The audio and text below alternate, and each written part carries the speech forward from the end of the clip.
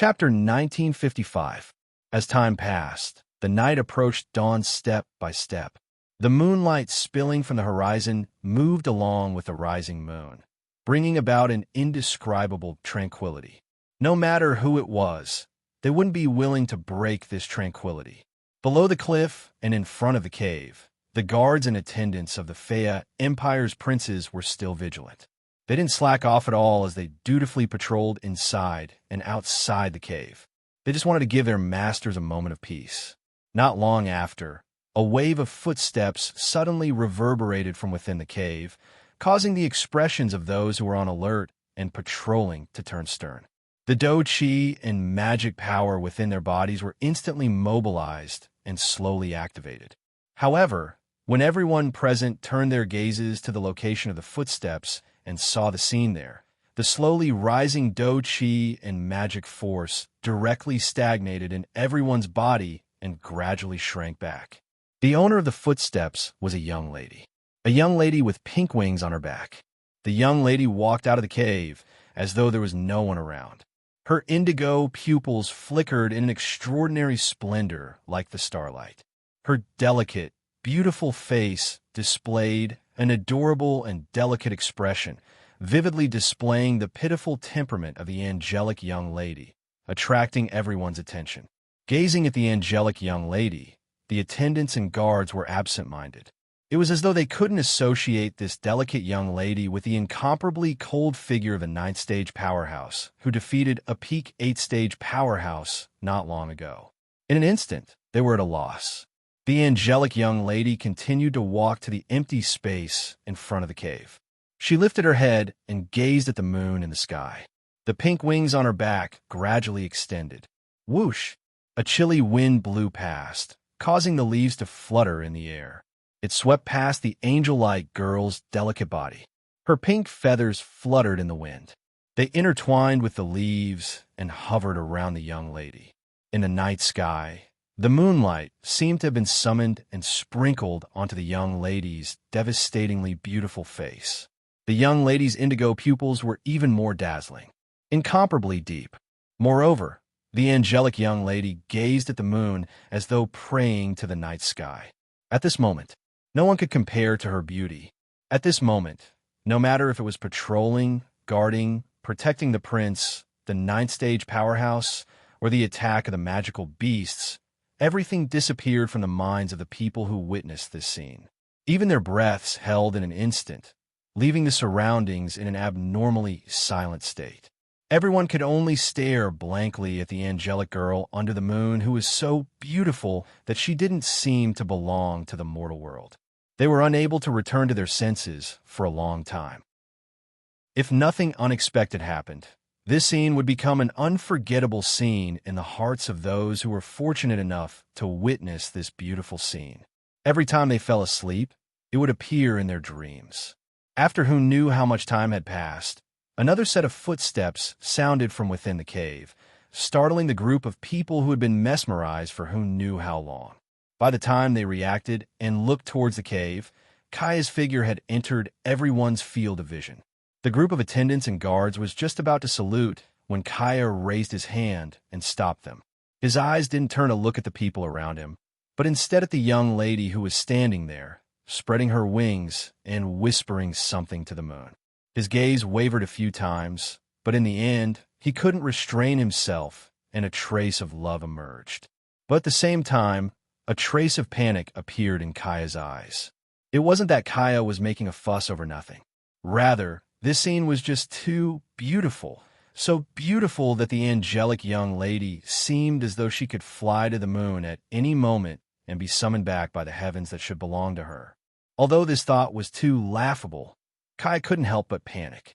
Unable to restrain himself, he walked forward but didn't reach the young lady's side. Instead, he stopped not far behind her. This wasn't of Kaya's own volition. His footsteps came to a natural stop. The distance between Kaya and the young lady seemed to be hinting at something, forming an invisible barrier that blocked Kaya's path. Miss Ikaros. Kaya fell silent for a moment before uttering a sentence that didn't hurt or itch. Why aren't you sleeping? Ikaros didn't seem to realize someone was approaching until now. She turned around, her indigo eyes staring straight at Kaya. Kaya felt like he could be sucked in at any moment, unable to extricate himself. He couldn't help but tilt his head away. Ikaros didn't understand why Kaya suddenly turned his head away. But that's that. Given Ikaros' simple-minded emotional circuitry, she couldn't understand anything. She could only answer Kaya's question honestly. I don't need to sleep. You don't need to sleep? This caused Kaya to be startled and puzzled. What do you mean? Ikaros lowered her head slightly. The expression on her face from beginning to end was one that made people feel pity for her. I don't have the ability to sleep. Of course, Kaya didn't understand what she was saying. Originally, he wanted to probe into the secrets of his goddess, but when he saw Ikaros' heartbreaking expression, he couldn't bring himself to ask. All he could do was silently curse himself for being like this. After all, Ka had always been a gentleman, his emotions rarely fluctuating. But not only did Ikaros' every move affect Ka's emotions, every time she did, Ka's status would drop by a notch. One can only say that everything has its vanquisher. In the end, Kai could only interpret it as Ikaros cultivating some sort of special technique. Even though it gave her strength that he couldn't catch up to, it came at the price of not being able to sleep. It's not uncommon to have techniques, or magic that require a certain price to cultivate. The more benefits there are, the more drawbacks there are as well. It's no wonder Kaya thought of this. Whenever he thought about how Ikaros was sighing at the sky alone in the middle of the night while he was sleeping soundly, Kaja couldn't help but feel a little upset. He couldn't help but ask, then, does Miss Ikaros feel lonely? Kaya regretted it as soon as he asked. Asking a girl if she's lonely in the middle of the night? Isn't this too frivolous? But Ikaros pondered seriously for a moment and was at a loss for what to do. When Master isn't around, my energy furnace becomes weird. Is this reaction called loneliness? A question mark almost floated above Ka's head. Obviously, he was confused by Ikaros' words. However, Ka understood the gist of it. Kaya knew this so-called master was how Ikaros addressed Wuyen. Kaya didn't know what that meant, but according to Ikaros' translation, once Wuyen isn't around, Ikaros will feel lonely. This made Kaya's heart ache a little, but for the first time, he looked directly at Ikaros and asked in a serious tone, "Do you love Wuyen?" Love. Ikaros froze. Ripples appeared in her indigo eyes. She pressed a hand to her chest, and after a moment of silence, she spoke. Her voice was as soft as a warm breeze, slowly spreading to the surroundings. Master said, when you're happy, you're happier than yourself. When you're sad, you're sadder than yourself. When you're happy, you're happier than yourself. When you're in pain 100 times, 1,000 times, 10,000 times more pain than yourself. That means that person loves you. Kaya tried to put himself in her shoes and couldn't help but nod. But Ikaros' next sentence froze him in place. If this is what love is, Ikaros said with a voice so soft that it could disappear at any moment, but her voice was firm and firm. Then I should be in love with Master. Kaya's body shuddered, and he lowered his head, his expression unreadable. After a while, he looked back up with a bitter expression. Is that so? In the next moment, Kaya turned around. As he walked towards the cave, he said those words with an indescribable tone. I wish you happiness. Watching Ka's back slowly disappear into the distance, Ikaros was a little confused. She lifted her head to look at the night sky, lost in her thoughts of her lover. Chapter 1956. The next morning, when the sunlight poured down, dyeing the entire forest a golden yellow, in front of the cave in a corner of the forest, Kaya and a group of attendants and guards were standing there as if they had been waiting for a long time. They were chatting and laughing in low voices.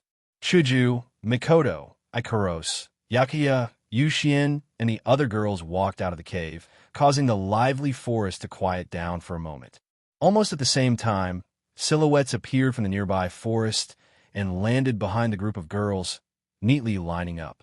These people were naturally the Misaka sisters who had been secretly protecting everyone present. Ka's entourage and guards couldn't help but looked curiously at the Misaka sisters. When they saw Chuju, Mikoto, Ikaros, Yakuya, and Yushin, their gazes turned into respect. Yesterday, Ikaros defeated the peak rank 8 old man in black. Chuju and Mikoto were famous people in the Spalier World Academy. For Yakuya and Yushin to be able to stand with them, there must be something special about them. Under such circumstances and thinking, even though the group of girls was ridiculously young, they were still young. In fact, amongst the attendants and guards present, there wasn't a single person younger than them. But power was power. The girls' reputation had long since surpassed that of everyone present, and they were now second only to Kaya.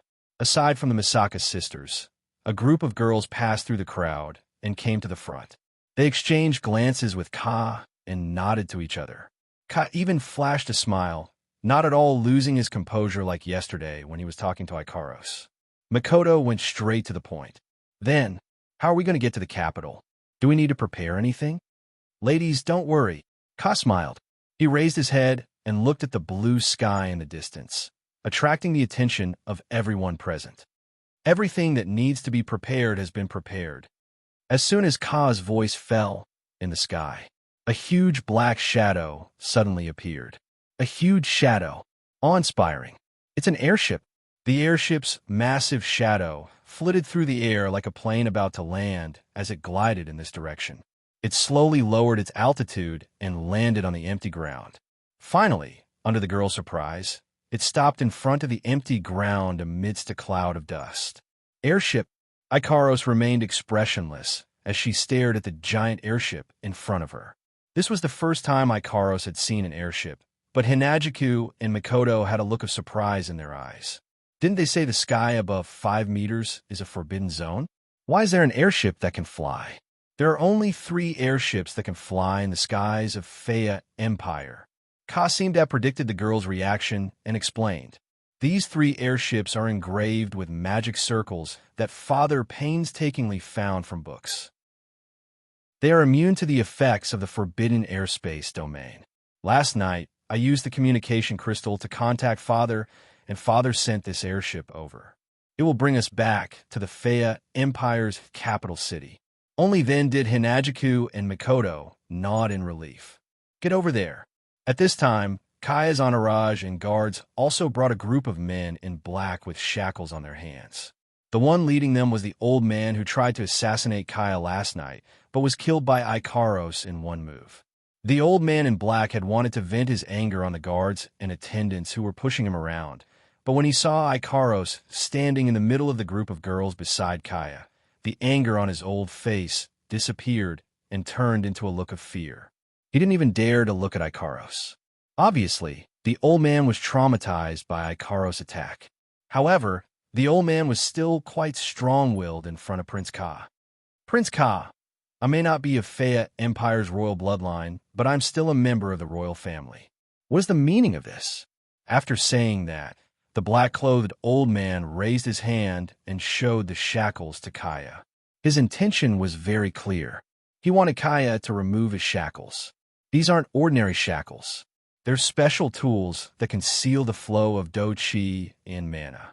Otherwise, Ka wouldn't be able to let a peak rank 8 who tried to assassinate him last night travel with him. Upon hearing the black-clothed old man's words, the expressions of the guards and attendants turned terrifyingly grim. They were filled with rage. Assassinating a prince is a serious crime. In the Spalier world, there's no such thing as 9 familial exterminations, but a man is responsible for his own actions. Since the old man tried to assassinate Ka, it's only natural that he'd be executed when he returns. Now, he's actually objecting to being restrained after the failed assassination. He's only allowed to kill and not allow others to shackle him. No matter how arrogant he is, there has to be a limit, right? A member of Faya Empire's royal family? Prince Kaya didn't retaliate against the black-clothed elder's shamelessness. He only said with a smile that wasn't a smile, I hope you'll still dare to say the same in front of my father. The old man's expression changed. The old man is indeed a member of Faya Empire's royal family. He's also a member of the branch family who tried to usurp the throne. This assassination attempt had already failed. It would have been fine if they had died, but since they had been captured alive, Wei would definitely think of a way to pry open the mouths of the black-clothed old man and the black-clothed men when they returned, forcing them to reveal the mastermind behind the scenes. If the old man really dares to say he's a member of Faya Empire's royal family, then wouldn't he be indirectly admitting that the person who ordered him to assassinate Ka is a branch family member of Faya Empire's royal family? Navia's rage will definitely cause the entire branch family to suffer a thunderous blow. Thus, the black-clothed old man immediately shut his mouth. Ka glanced at the old man and didn't ask any more questions. He waved his hand. Bring them up.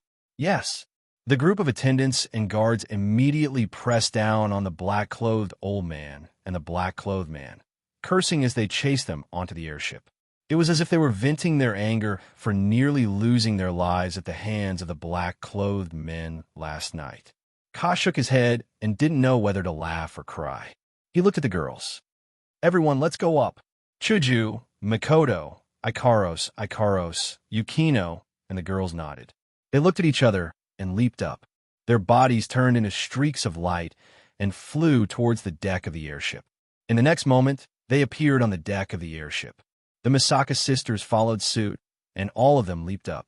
While making sure they weren't more than 5 meters above the ground, they flew up one after another.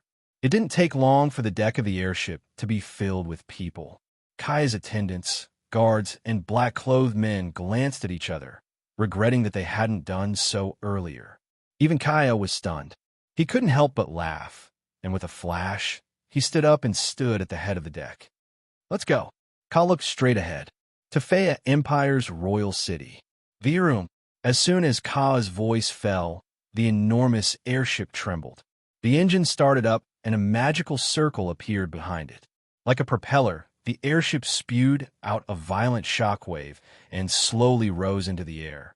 As the airship rose into the air, the forest below became smaller and smaller.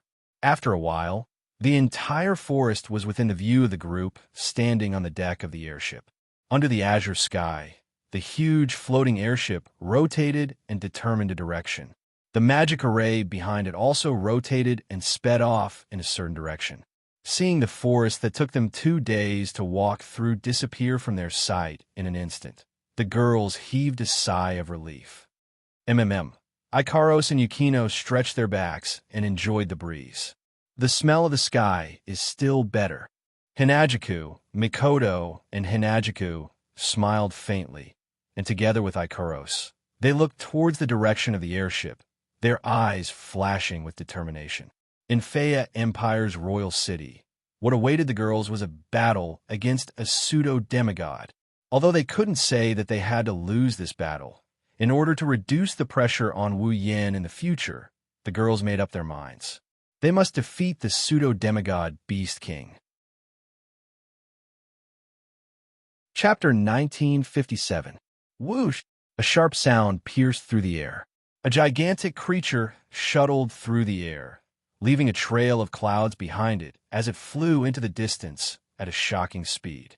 Watching the scenery around them recede at an extremely fast speed, Yigeya and Shixien leaned over the railing of the airship deck, leisurely enjoying the breeze as they gestured at the scenery around them. It seemed as though they were in the middle of a daily conversation. Chuju and Mikoto were amused and envious of the Bawu sisters' intimate actions that were comparable to a couple's. Sometimes they would quarrel with each other, sometimes they would play with each other, and sometimes they would glare at each other angrily. Chuju and Mikoto had heard a little about the Bawu sisters from Wuyan. Naturally, they knew that not only were the twin sisters once split from the same body, but they also knew that the Bawu sisters fought each other for the sake of the fate of only one of them surviving.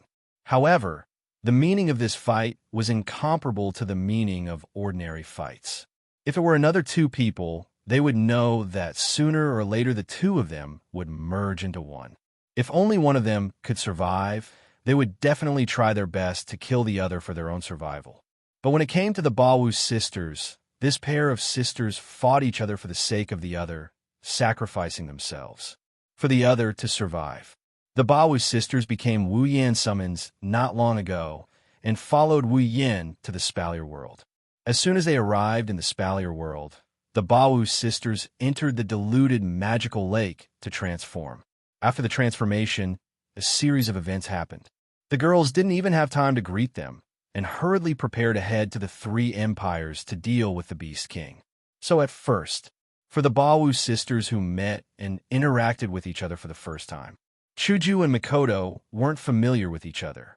But after hearing about this matter, whether it was Chuju, Mikoto, or the other girls, even Ikaros, they had a whole new level of respect for the Baowu sisters. They were filled with enthusiasm. They just met each other. He had just joined the team. The reason why Chuju, Mikoto, and Ikaros were able to get familiar with the Baba sisters in just 2 to 3 days. Therefore, the Baowu sisters were very close to each other and couldn't do without each other. Sometimes they would fight, sometimes they would quarrel, but in the next second, they would become close again. Hinajiku and Mikoto were very envious, but they also knew that this was a relationship that no one could imitate. Of course, even though they didn't have a special sisterly relationship like the Baba sisters, Chuju, Mikoto, and the other girls all saw each other as their own sisters, even if they weren't related by blood. It's just that Mikoto seems to be a blood-related sister, right? Moreover, there were 20,000 of them. Chuju's gaze inadvertently swept over the main seat of the airship deck. She saw Kaya standing there in a daze, gazing into the distance. After a moment of silence, she turned back to Ikaros. Ikaros, please take care of Yakuya and Yushin. Don't let them run around. Ikaros tilted her head. She didn't seem to understand the meaning of this sentence, but she still nodded and agreed. Mikoto. Chuju grabbed Mikoto's hand and walked towards Kaya. Come with me to find Kaya. Mikoto was surprised at first, but then she seemed to have guessed Chuju's intentions. She nodded and followed behind Kaya.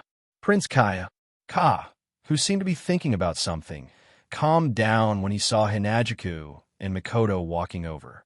He discreetly glanced at Ikaros's position, indirectly explaining what he was thinking about just now. Then, he revealed a graceful smile. Chuju-san, Mikoto-san, is there something you need? Chuju and Mikoto nodded. We'd like to ask you about the situation in Feidi's capital. Mikoto's brown eyes turned serious. Kaya, what's the situation between Feidi's capital and the demons? Hearing Hinajiku and Mikoto bring this up, Kaya was a little surprised, as if he was hesitating whether he should explain it or not. But when he thought of Ikaros's strength that could very well reach the 9th order, he changed his mind. The 12 elders of the council are all Tier 9 combatants, and they're the ones in charge of the 3 great clans and royalty of the 3 great empires. In other words, in the 3 great empires, other than the 3 guardian deities, the emperor of the royal family and the elders of the 3 great clans are the strongest combatants an empire can muster. And there were only 4 of them in a single empire. Now, Ikaros has displayed power that could very well be a Tier 9 combatant. Chuju and Mikoto were once famous fighters in the Spalier World Academy. Even Kaya couldn't tell how strong Ikaros and Yushin are. Clearly, they're going to be a huge help. In addition to the Misaka sisters who took care of 100 peak Tier 7 combatants in an instant last night, Kaya felt that he had to get this power to help Feidi Empire. Kaya nodded and spoke. Before I left the city, the demons of the demons had already come into contact with Feidi Empire's defensive barrier. Although they didn't break through, my father felt that if this continued, the barrier would eventually be destroyed. That's why he sent me out to activate the forbidden airspace domain to eliminate the threat of the flying demons. Currently, other than the battle prowess of level 9, both the Feiya Empire and the Magical Beast Army have sent level 8 fighters into battle several times. I believe that in the near future, even level 9 fighters and level 9 magical beasts will have no choice but to join the battle. At this point, Kaya sighed. Fortunately, Feidi Empire's guardian deity and the demons of the demons are still behind the scenes and haven't made a move yet. Otherwise, when the demigod combatants fight, the victor would be the one to decide victory. As long as one side's demigod combatant wins, then there's no need to continue fighting. Because if one side doesn't have a demigod combatant, even if the side with a demigod combatant doesn't send out a single soldier, just the strength of a demigod combatant alone can wipe out an army no matter how big it is. Unless the other side has 100 Tier 9 combatants, but that's just a pipe dream. That's why Kaya said this. Hinajiku and Mikoto were both surprised and speechless at the same time. According to Kaya's words, Fady Empire doesn't seem to know that their guardian deity is in the capital of a different era and can't leave. Fady Empire is the side without a demigod combatant and could be wiped out at any time. Perhaps Fady Empire's Emperor Weya already knows that their guardian deity isn't in the capital, but didn't say it out loud to prevent despair. The demons of the demons of the demons also don't know about this, so they haven't made a move yet. In other words, Fady Empire could be wiped out at any time. With that in mind, Hinajiku and Mikoto exchanged glances and decided not to mention it for the time being. At the very least, they couldn't mention it in front of everyone or it would cause panic and anger. Perhaps the attendants, guards, and even Kaya would be hostile towards them. So, should you change the topic? Then, did your father say what he plans to do next? Now, the flying demons are no longer of any use. The demons of the demons have been greatly weakened. Father said that if the situation is optimistic, he will take the initiative to attack. Kaya puffed out his chest as if he was proud. As long as the demons of the demons are eradicated, even if the demons are still around, they won't be able to attack Fady Empire without soldiers. With the guardian deity there, the demons won't be stupid enough to challenge us directly. Then, it will be Fady Empire's victory. Hearing this, Chuju and Mikoto couldn't help but admire Kaya. With the demons of the demons attacking Fady Empire, Weya would definitely discuss it with the guardian deity. Thus, Weya must have realized that the guardian deity isn't around, and in the absence of the guardian deity, Fady Empire could be wiped out at any time. Yet, Weya was still willing to take such a risk and take the initiative to eradicate the demons of the demons. If Weya could really eradicate the demons of the demons before the demons make a move, then the guardian deity would really be able to intimidate the demons. Without the demons of the demons wouldn't recklessly attack Fady Empire. In this way, Fady Empire would be able to win this war without the guardian deity. Provided that the demons don't make a move before the demons of the demons are destroyed, while everyone was preoccupied with their own thoughts, the Fey Empire's royal city appeared in everyone's line of sight. Chapter 1958. Fey Empire, King City. This was a city surrounded by tall city walls with a golden palace in the center. It was very similar to Ailu Empire's King City. The only difference was that Ailu Empire's King City was located in the middle of a mountain range. It was surrounded by mountains and looked like a basin. Fey Empire's King City was located in half a forest. Why half a forest? This was because the front of the Fey Empire's royal city was a vast expanse of flat land.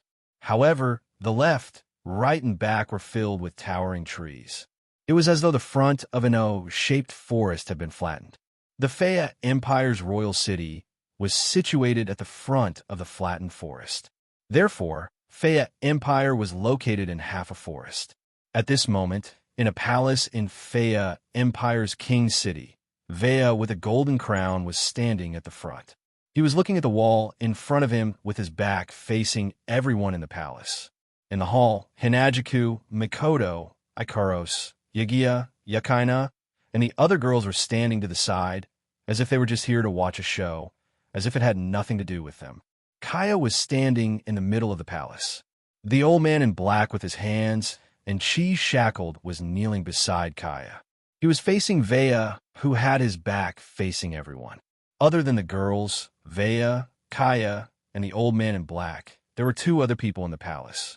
One of them was about the same age as Weya. He looked to be in his 40s or 50s. He wasn't considered old, but he was definitely older than middle-aged. One of them was about the same age as Kaya, looking to be in his 20s or 30s. His eyes kept sneaking furtive glances at the group of young girls. His eyes flashed with surprise, greed, wickedness, and other emotions. His clothes were luxurious, but his face was incomparably pale. It was clear that he had overindulged himself and was a man who couldn't be helped up to the wall. Naturally, the group of girls noticed that this nouveau riche, a rich young master, who gave off an extremely bad first impression, was peeking at them. But other than Yakuya and Yushien, who were treated this way for the first time and frowned in disgust, Hinajiku and Mikoto, who weren't treated this way for the first time, only glanced at it and completely ignored it. As for Ikaros, that goes without saying. Even if this guy's performance was better than Kaya's, Ikaros wouldn't even spare him half a glance. She'd just stand there and not say a word. After maintaining this scene for an unknown amount of time, Wea turned around and looked at the group of girls with a faint smile. "How's that little guy doing now?" The girls were stunned for a moment. Then Hinajiku and Mikoto realized who the little guy Wea was talking about was. Their faces darkened, and they smiled bitterly. "We don't know how Yin is doing." Chuju shook her head in front of Vea and Kaya's shocked faces. "He left the capital of another era to deal with the Beast King. We don't know how he is, but he must be doing his best. Is that so?" Vea nodded. He didn't ask anything about the to deal with the Beast King part, as if he already knew everything. "Then let's believe in that little guy. He's a super genius that Kite always praises." Chuju and Mikoto nodded heavily. Ikaros, Yakuya, and Yushien also had different expressions, but the trust they had for Yin Liqiang was the same. She didn't know if Wea really trusted Wu Yin, or if she chose to trust Wu Yin because of Kate's praise. Either way, it doesn't matter. When it comes to trust, no one would trust Wu Yin more than the girls. Only then did Wea turn his head and look at the old man in black who was kneeling on the ground. The smile he had when he was facing the group of girls was gone, and there was no anger because his son was almost killed by the man in front of him. There was only a strange calmness that made one's heart palpitate. Wea didn't interrogate him, nor did he question him. He just stared at the black-clothed old man. Even though there wasn't the slightest bit of magic power surging from his body, the black-clothed old man felt a heavy pressure coming from him. It made his heart tremble, and his back was instantly drenched in sweat. Just like this, after a minute had passed, the black-costume old man was unable to bear this strange silence and took the lead to speak. "I won't say anything." Clearly, no one had questioned him, but the black-clothed old man had said these words himself. Because if he didn't say such a sentence to strengthen his determination, the black-clothed elder was afraid that he would expose everything under the pressure of Wea's pressure. What the old man didn't know was that when he said it, Kaya curled his lips in mockery. A haze flashed in the eyes of the man who was beyond middle-aged. He needed to use words to strengthen his resolve. Wasn't that a sign that the black-clothed old man was beginning to waver? If Wea had directly interrogated him, perhaps as a peak 8th Order powerhouse, the black-robed old man might not have said anything. But now that the black-robed old man had wavered, it was hard to say what would happen next. Vea really had his ways, as expected of the emperor of the Fea Empire. "Won't say anything." Wea shook his head regretfully. His words sent chills down the spines of those who heard them. "Don't worry, I don't need you to say anything. I have plenty of ways to make the rat hiding behind you jump out." After saying that, Wea waved his hand, and 2 armored knights with swords in their hands pushed open the door and entered amidst the clanging sounds of footsteps. Looking at the aura on their bodies, they were actually 2 powerhouses of the 8th Order. Take him down, hang him on the floating plaza, and cripple his do-chi. The weather has been pretty good recently, and I believe the fierce sunlight will cause him to lose his mind. When the time comes, bring him to Fan Ku's side. Hearing those words, Kaya's eyes immediately lit up. An alarmed expression appeared on the black-clothed old man's face. As for the middle-aged man and the unsightly man, one's expression became even more gloomy, while the other's entire body began to tremble, revealing an expression of fear. Fan Ku was a strange magician that Vea had met in his early days before he became the emperor. Fan Ku was said to be unique because he didn't practice any series of magic, such as wind, water, fire, earth, thunder, ice, and other types of elemental magic that every magus would choose to practice, but didn't practice any of them. Instead, he liked to practice some side branches of magic that others rarely practiced. For example, curse-type magics were one of the magics that was most proficient in. If anyone offended this strange magician, it was best that they undergo a physical examination every day. Otherwise, who knew when he would secretly cast a few curses on them and torture them to death? Kaya had once seen could take action and place a curse on a death row prisoner. The curse only had one effect, and that was itching. In the end, on that day, the death row inmate scratched his own body like a madman. His nails scratched his skin, and his flesh was dug out by himself. However, the death row inmate kept scratching himself. The next day, he scratched himself until he was covered in blood.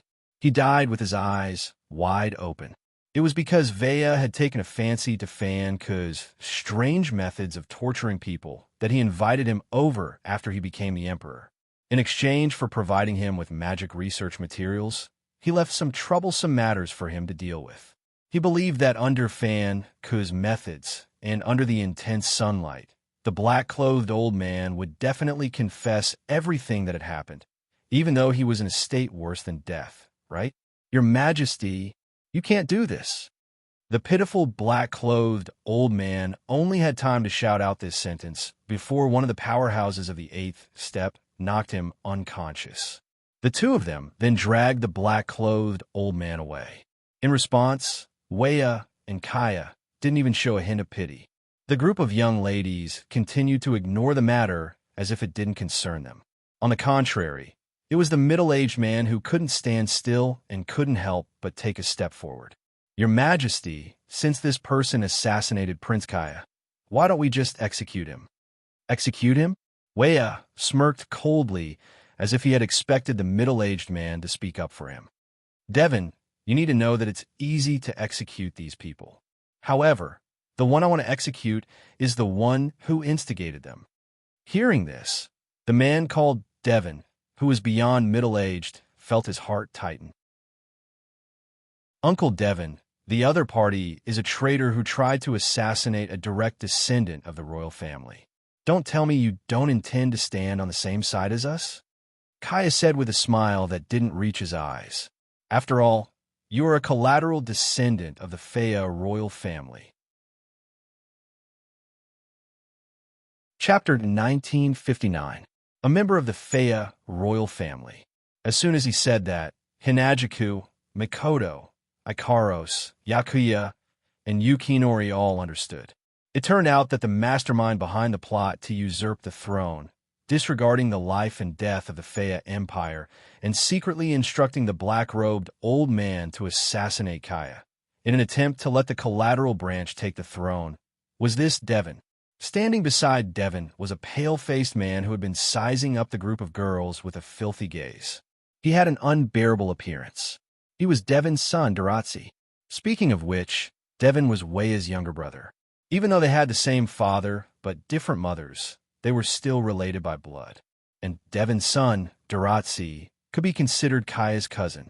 However, this pair of father and son had a tragic ending.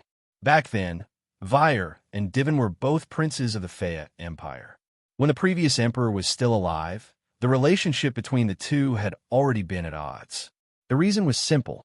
Devon was a genius who could reach the peak of the 7th step before the age of 20, while Wea was a super genius who could reach the 8th step before the age of 20. Whether it was strength, talent, appearance, temperament, or wisdom, his half-brother Wea had always been a level above Devon. This made Devon jealous of his older brother, to the point of madness. Later on, Devon trained with all his might. Finally, when he reached the peak of the 8th step at the age of 45, he thought he could finally catch up to Wea.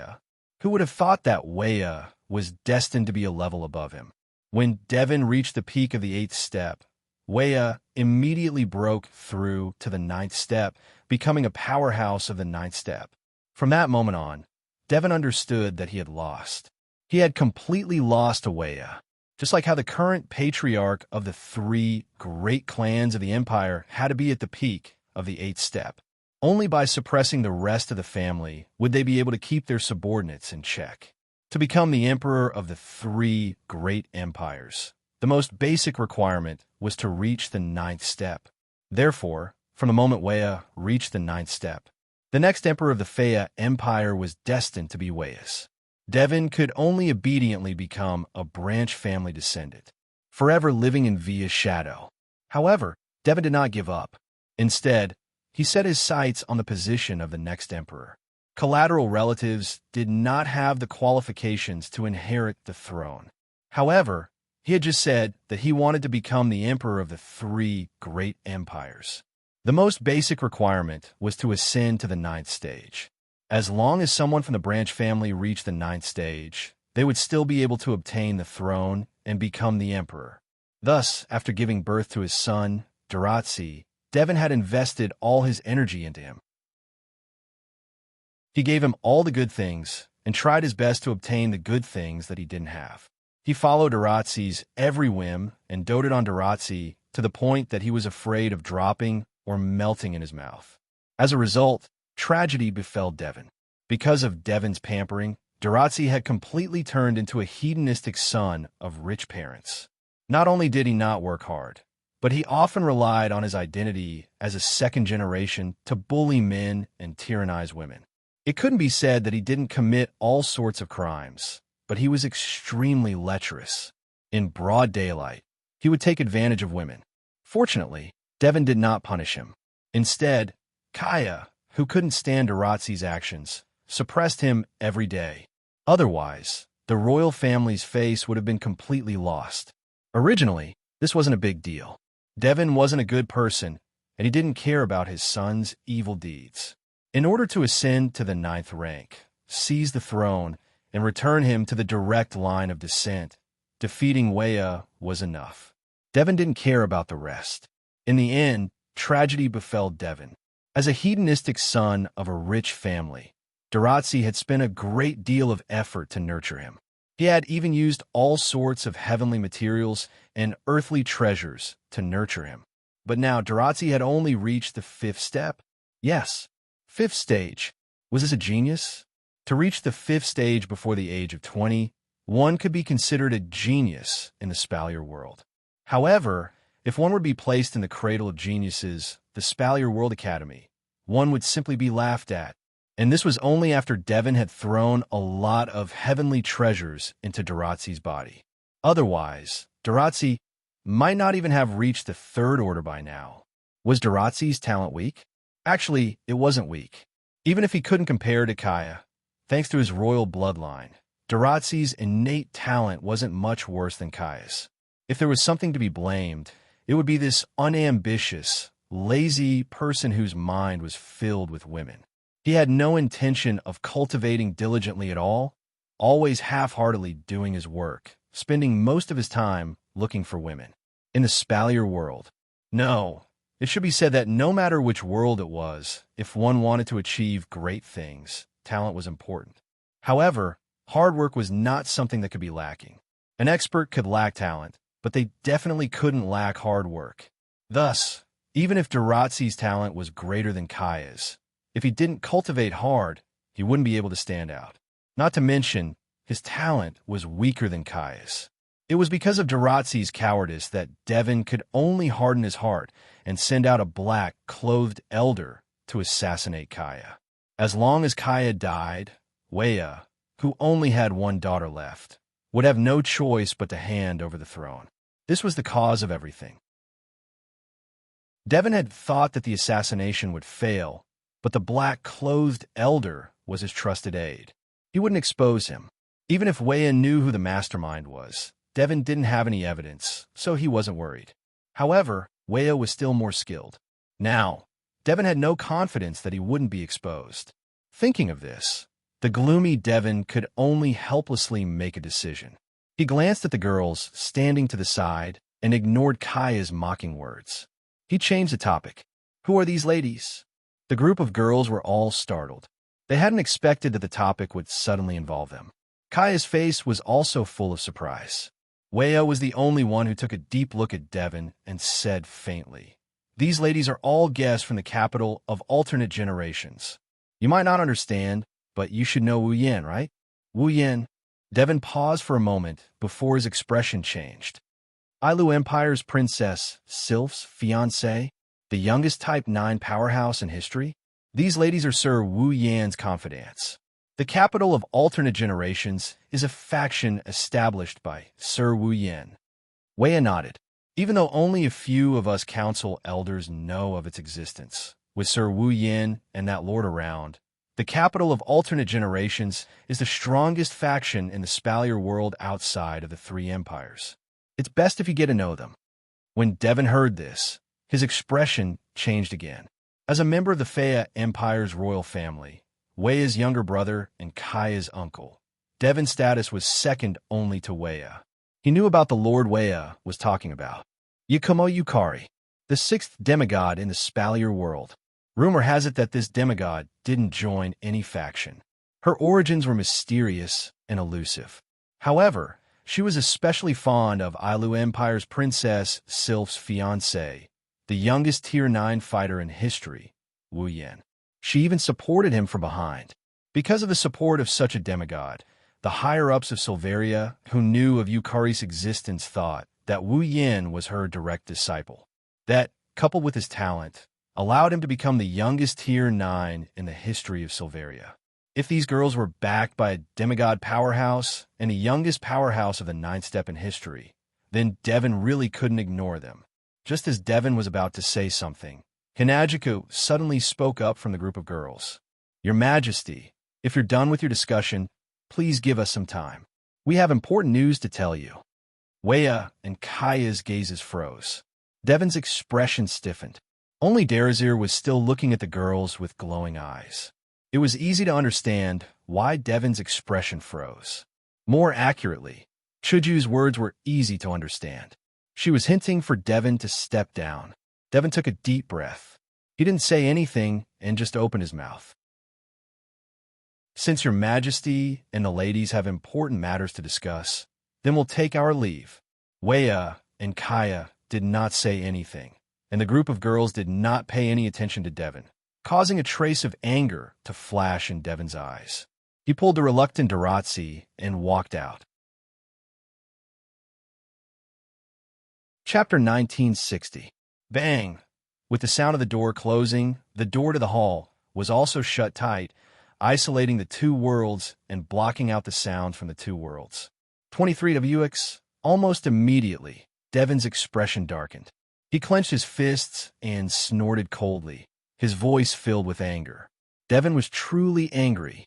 He was angry at the black-robed elder for not doing his job well. Nuya's methods were sharp. Of course, he was most angry at the group of young ladies for not giving him any face. Everything's going to go wrong. "Nuya, don't be happy too early," Devon said viciously. "You might have been able to suppress me in the past, but now that the magical beast army is attacking, even if you don't like me, you won't be able to focus on me. In this chaotic moment, I don't believe that I can't find a chance to pull you down from your pedestal." It had to be said that this sentence was both crazy and stupid. What was crazy about? Naturally, it was because Devon had decided to disregard the safety of the Fea Empire when the magical beast army was attacking the Fea Empire. He had even wholeheartedly wanted to harm his own people. What was stupid about that? He didn't even understand the principle of interdependence. Wasn't Devon stupid? From this point alone, Devon was destined to be inferior to Nuya.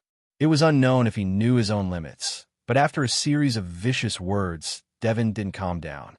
Not only did Devon not calm down, the anger in his eyes grew stronger and stronger. In the end, it was so strong that anyone with a bit of observation power could see it. Unfortunately, there was only one person present who was blind. Not to mention a bit of observation skills, he might even have a problem with his eyesight. "Hey, Father," Darazzi spoke with some excitement. "I want those women." That one sentence completely ignited Devon's anger. "Idiot." To prevent his voice from reaching the hall, Devon lowered his voice. He turned all the anger in his heart into a low roar. "Do you think you can touch any woman?" Because Devon had invested too much energy in Darazzi, he had no choice but to leave. She had placed too much hope on Durazzi and doted on him. When she found out that Durazzi's life was ruined, she didn't care about him at all. Therefore, Durazzi had never been yelled at by Devon before. Hence, Devon's beast-like roar caused Durazzi's heart to skip a beat and his face to turn pale. With a plop sound, his legs went soft, and he fell to the ground. His face was filled with terror. Seeing Durazzi's cowardly appearance, Devon was both furious and disappointed. But when he thought of Devia's son, Kaya's excellence, his fury and disappointment turned into hatred. He clenched his teeth and coldly said, "Listen, I don't care which women you want to mess with, but you'd better not touch the women inside." After saying that, Devon didn't want to look at Durazzi anymore and turn around to leave. While walking, his mind was still spinning. Now, Devon knew that Shuju, Mikoto, Ikaros, Yakuya, Yushin, and the other girls were from the capital of alternate generations. Behind them stood the youngest powerhouse of the ninth step and a demigod. Such a faction, even if their low-end strength wasn't as strong as the three royal families, their high-end strength was something that even the three royal families couldn't help but be wary of. Devon felt that if he wanted to take Devia's place, using the capital of alternate generations would be a good idea. Thinking of this, Devon had an idea. But before that, Devon felt that he had to deal with another problem first. "You want to use my men to force me to jump out?" Devon smiled coldly. "You're underestimating my courage, Devia. A peak powerhouse of the eighth step might be precious, but I've already abandoned him." However, Devon, who was completely focused on the black-clothed old man and the group of young ladies, didn't notice that his cowardly son, who was so scared by him that his legs went soft, was looking at him with unprecedented resentment. Because of excessive indulgence, his incomparably pale face had an expression that all humans once had. It was a rebellious expression. "Don't touch." Durazzi spat out a mouthful of saliva and smiled evilly. "You say don't touch and I won't touch? Then I'll touch."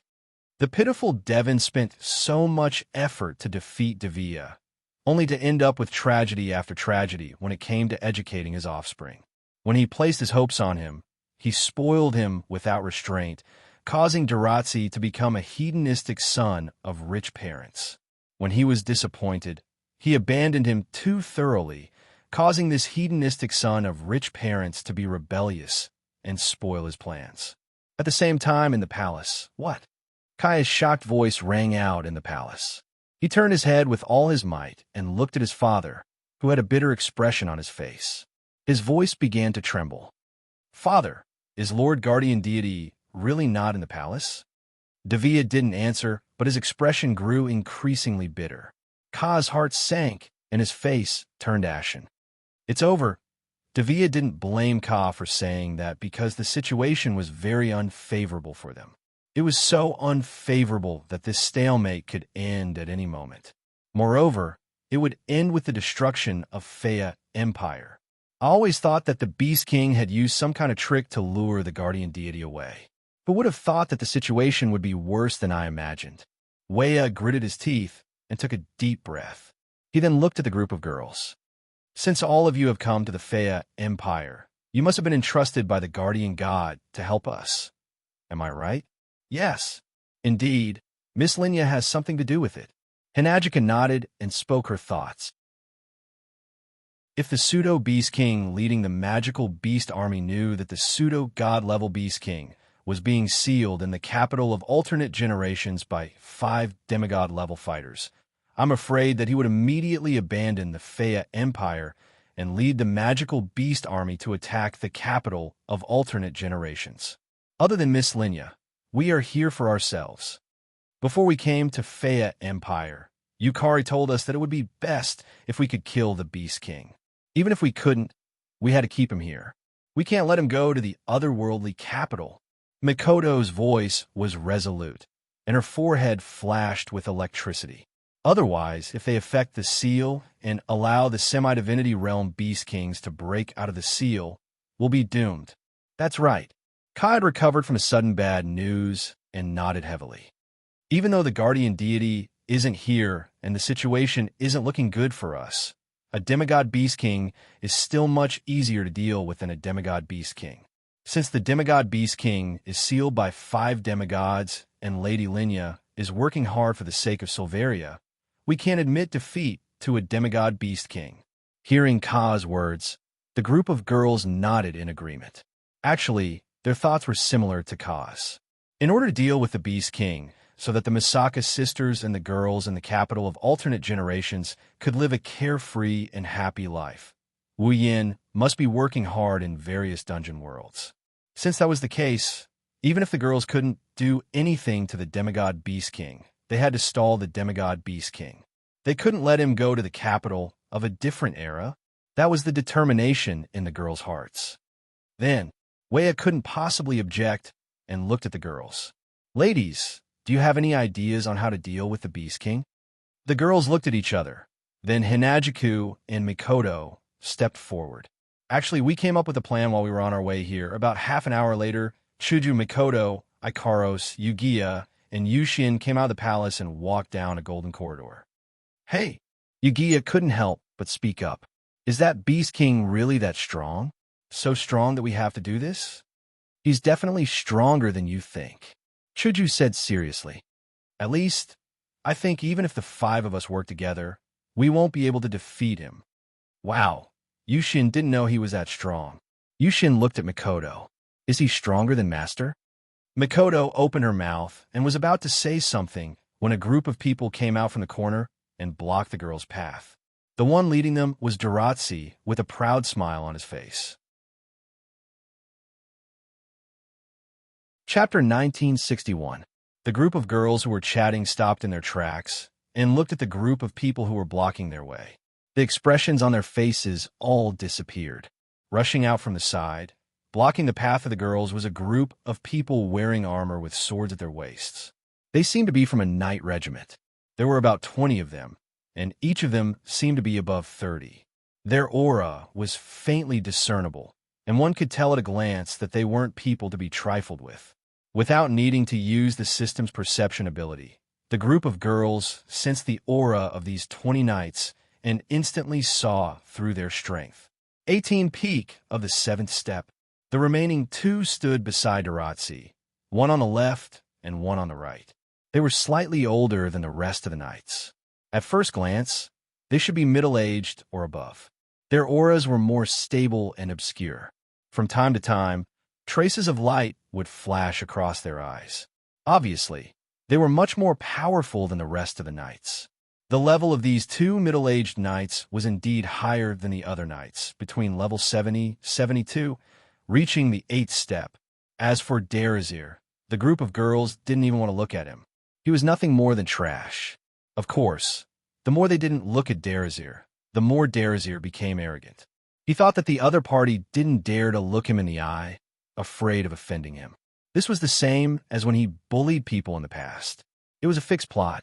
Therefore, Derazir unscrupulously swept his fanatical gaze over the group of girls, especially when his gaze swept over Ikaros and Shixian's protruding chest. The fanaticism in his eyes directly turned into lust, and he couldn't help but reach out his hands to the girls.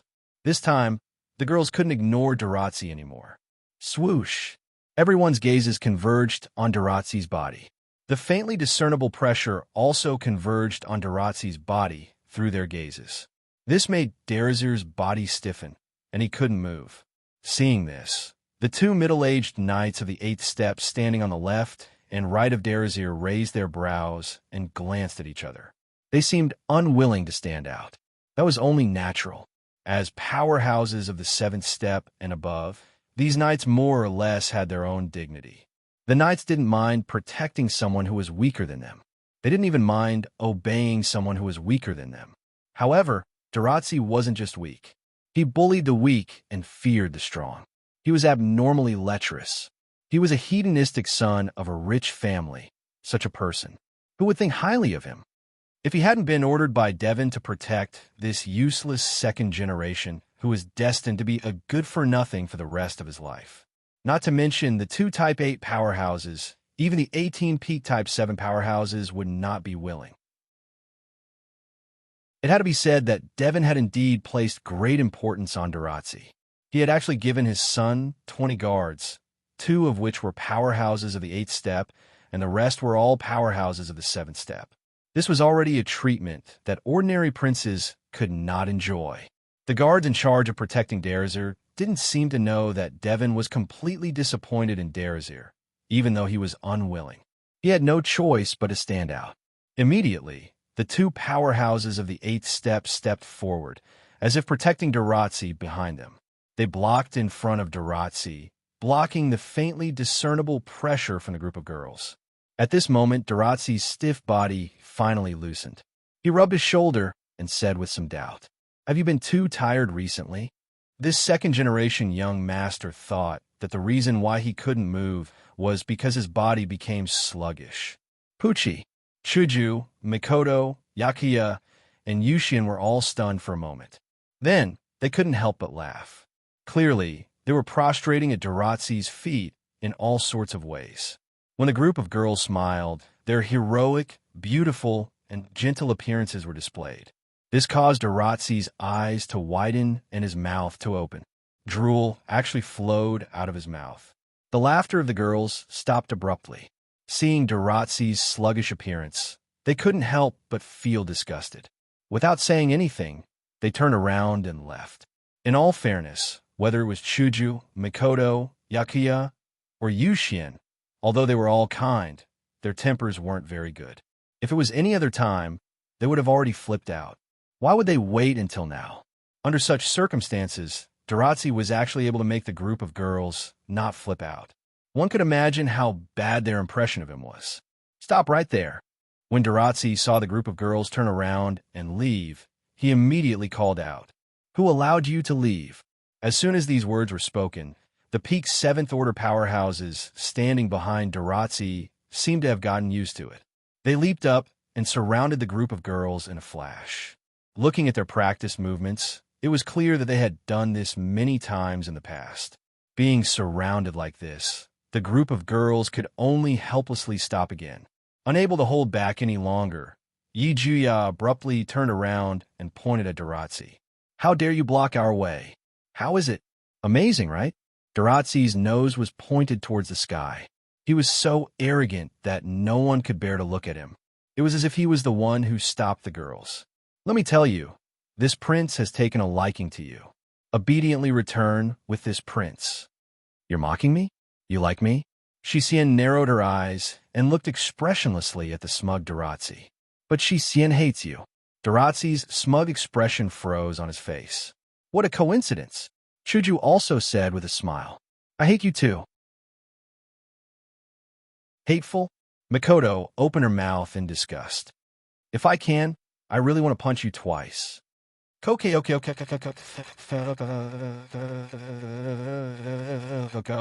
Yiju sure crossed his arms and smiled evilly. His words had offended everyone present. "Do you commoners also want to taste my pitch-black demonic spear?" Hearing that, the group of peak Type 7 powerhouses who had been expressionless and numb to do things for Durazzi were enraged. The 2 Type 8 powerhouses also frowned, while Durazzi was trembling in anger as he cried out, You dare call me a commoner?" Jejuya laughed maniacally. Just as he was about to continue attacking Durazzi with his Chinibu speech, he was stopped by Chuju. "That's enough. Don't waste your time on people like him." Chuju shook her head. "We still have things we need to prepare." Mikoto, Yiju sure, and Shixien glanced at the furious Durazzi. Recalling his pale face and the way he was drooling just now, they also felt that it was a waste of time to stay with such a person. They nodded. "This prince is pissed to death. This prince is pissed to death." Because of Devon's endless pampering, he didn't discipline or guide him strictly. With his status as a branch prince, everyone outside has to give in to him, fear him, and even listen to his orders. When has Durazzi ever been treated like this? Because of this, after being yelled at by Devon for the first time, Durazzi started to have rebellious thoughts. Now that the group of girls are ignoring Durazzi, Durazzi's eyes were filled with hatred as he shouted, "Capture all of them. I will enjoy them immediately." Enjoy? What does that mean? It's self-explanatory. This time, other than Ikaros, who didn't react at all, Chuju, Mikoto, Yiju Sure, and Shisien were also angered. But before they could do anything, when the two Tier 8 fighters spoke up, Prince Daratsi, Prince Kaya said before that if you use forceful means to coerce others, he won't let you go. Did you forget? Daratsi shrunk his head back. Fear flashed in his eyes. Kaya doesn't like Daratsi. He once said openly that if Daratsi dares to use forceful means to coerce others, he'll show him who's boss. If it wasn't for Kaya's words, who knows how many girls would have suffered at Daratsi's hands already. Daratsi also seemed to be afraid of Kaya, but when he saw the country-toppling beauty of these girls and recalled his father's yelling at him, Daratsi hardened his heart and shouted, "Who cares? At most, I'll just kill them after I'm done with them. I'll just silence them." The girls' gazes finally turned cold. Chapter 1962. Originally, Chuju, Mikoto, Ikaros, Yugiya, and the other girls didn't have a good impression of Darazir, but they didn't think of doing anything to him. This wasn't strange. Among the 5 young ladies, every single one of them was kind-hearted. Even Yijuya and Shisien, who were elves and wouldn't be affected by the deaths of strangers, wouldn't want to kill them just because they were disgusted by them a few times. Because of this, Darazir was able to survive until now. If Wu Yin was here and saw Darazir looking at his wives with such disgusting eyes, he wouldn't care about the Prince of Fea Empire side family. He might even castrate Darazir on the spot. If Divin stepped out to stop him, he would take care of both of them. Wea, Kaya, and Fea Empire side family wouldn't fall out with the capital of alternate generations just because of these 2 side family members. And now, the girls were really angry. Darazir popped out of nowhere and said that he wanted to take them back and enjoy them. He even dared to silence them? The girls only met Darazir today, not to mention offending him. They didn't even exchange a few words. Not only is this person a coward, his heart is also so vicious. Now, the girl's impression of him was no longer bad. Instead, it was extremely bad. Darazir didn't know that he had offended someone he shouldn't have. He yelled at the guards beside him in exasperation. "What are you waiting for?" Hearing this, the 2 Tier 8 fighters and the group of Tier 7 knights looked at each other. Even though their eyes were filled with annoyance, they still obediently did as they were told. "Little girl, don't blame us." One of the Tier 8 fighters even said indifferently, "If you want to blame someone, you can only blame your bad luck." With that person waved his hand. A group of knights at the peak of the 7th step gathered together without taking any weapons. They didn't use any do-chi and just grabbed them with their bare hands. Needless to say, when these people saw that the group of girls were so young, they all thought that they were pushovers. That's true. Mikoto lowered her head. His short brown bangs flashed with electric arcs. "If you want to blame someone, you can only blame your bad luck." As soon as she finished speaking, Mikoto abruptly raised her slightly angry face. Her body suddenly flashed violently with blue and white lightning. Beep, beep, beep. Amidst the loud sound of electricity, arcs of electric arcs the size of an arm suddenly flashed, as if a tornado was expanding in all directions. As the strong blue and white light flickered, it brushed against the ground and swept to the surroundings. It struck a group of peak Type 7 powerhouses who could not react in time. Beep, beep, beep. Oh! Another electric sound was heard, but this time it came from the knights at the peak of the 7th step who were covered in violent electric arcs. Blue and white lightning leaped around the peak of the 7th step knights, mercilessly attacking their bodies, causing them to scream in agony. The 2 powerhouses at the 8th step had a drastic change in expression, but before they could say anything, the indiscriminate electric arcs that swept through the surroundings also shot towards their direction, causing their pupils to shrink. They hurriedly raised their swords and hurriedly circulated their do-chi. Bang! Along with a neat, overlapping sound, a muffled sound was heard. Thick electric arcs violently struck the swords of the 2 powerhouses at the 8th step. Oomph! The 2 powerhouses only felt an unparalleled force from the swords in their hands, causing them to groan and stagger back a few steps. It wasn't until they retreated in front of Darcy that they stabilized themselves. Their eyes were filled with horror as they looked at Mikoto. Bam, bam, bam, bam. The group of peak-type 7 powerhouses fell to the ground one by one, emitting smoke all over their body. Their eyes rolled back, and with scorch marks, they fell to the ground, unable to get up again. From the beginning to the end, Darcy didn't react to what happened. His face was full of confusion, and he even cried out, "You? Why are you all down? Hurry up and get up to capture them." Hearing this, the 2 powerhouses at the 8th step really wanted to send Darcy flying with a kick. Don't you understand? They kicked an iron plate. You? The 2 powerhouses could only stare at Mikoto, who was stroking her bangs, her body flashing with blue and white electric arcs. Who the hell are you? It doesn't matter who I am. Mikoto snorted coldly. She stretched out her hand and lightly tossed 2 shiny silver coins. It was clearly a simple action, but it caused the 2 powerhouses to have goosebumps all over their body. Didn't you want to attack us? Then come face to face. Such a bold statement caused the 2 powerhouses of the 8th step to feel their chests tighten. Anger appeared on their faces as they felt like they were being looked down upon. They even forgot about the feeling of goosebumps. Instead, they raised their swords and charged towards Mikoto with a loud roar. As the saying goes, one is marked by the company one keeps. Although these 2 powerhouses and the 18 peak-type 7 powerhouses looked down on Darcy, they still followed his orders. Their actions of helping a villain cause trouble had already made them into jackals of the same lair as Darcy. Who knew if they had really been infected by Daratzi's disease of having no limit to intelligence? Even after knowing that they had kicked an iron plate, they still foolishly rushed forward. It had to be said that these 2 powerhouses of the 8th step were truly unbearable. No wonder they would walk together with Daratzi. In response, Mikoto wanted to make a move and ruthlessly deal a killing blow to the 2 powerhouses, but someone else beat her to it. Chi! Amidst the sonic boom, 2 figures that were almost identical turned into afterimages, their bodies shrouded in gusts of wind. In a flash, they appeared in front of the 2 Type 8 powerhouses and kicked out at their chests. Pump! Before they could even let out a scream, the 2 powerhouses of the 8th stage who were helping the tyrant were sent flying by this kick. They were less than a meter away from Daratzi as they flew out fiercely.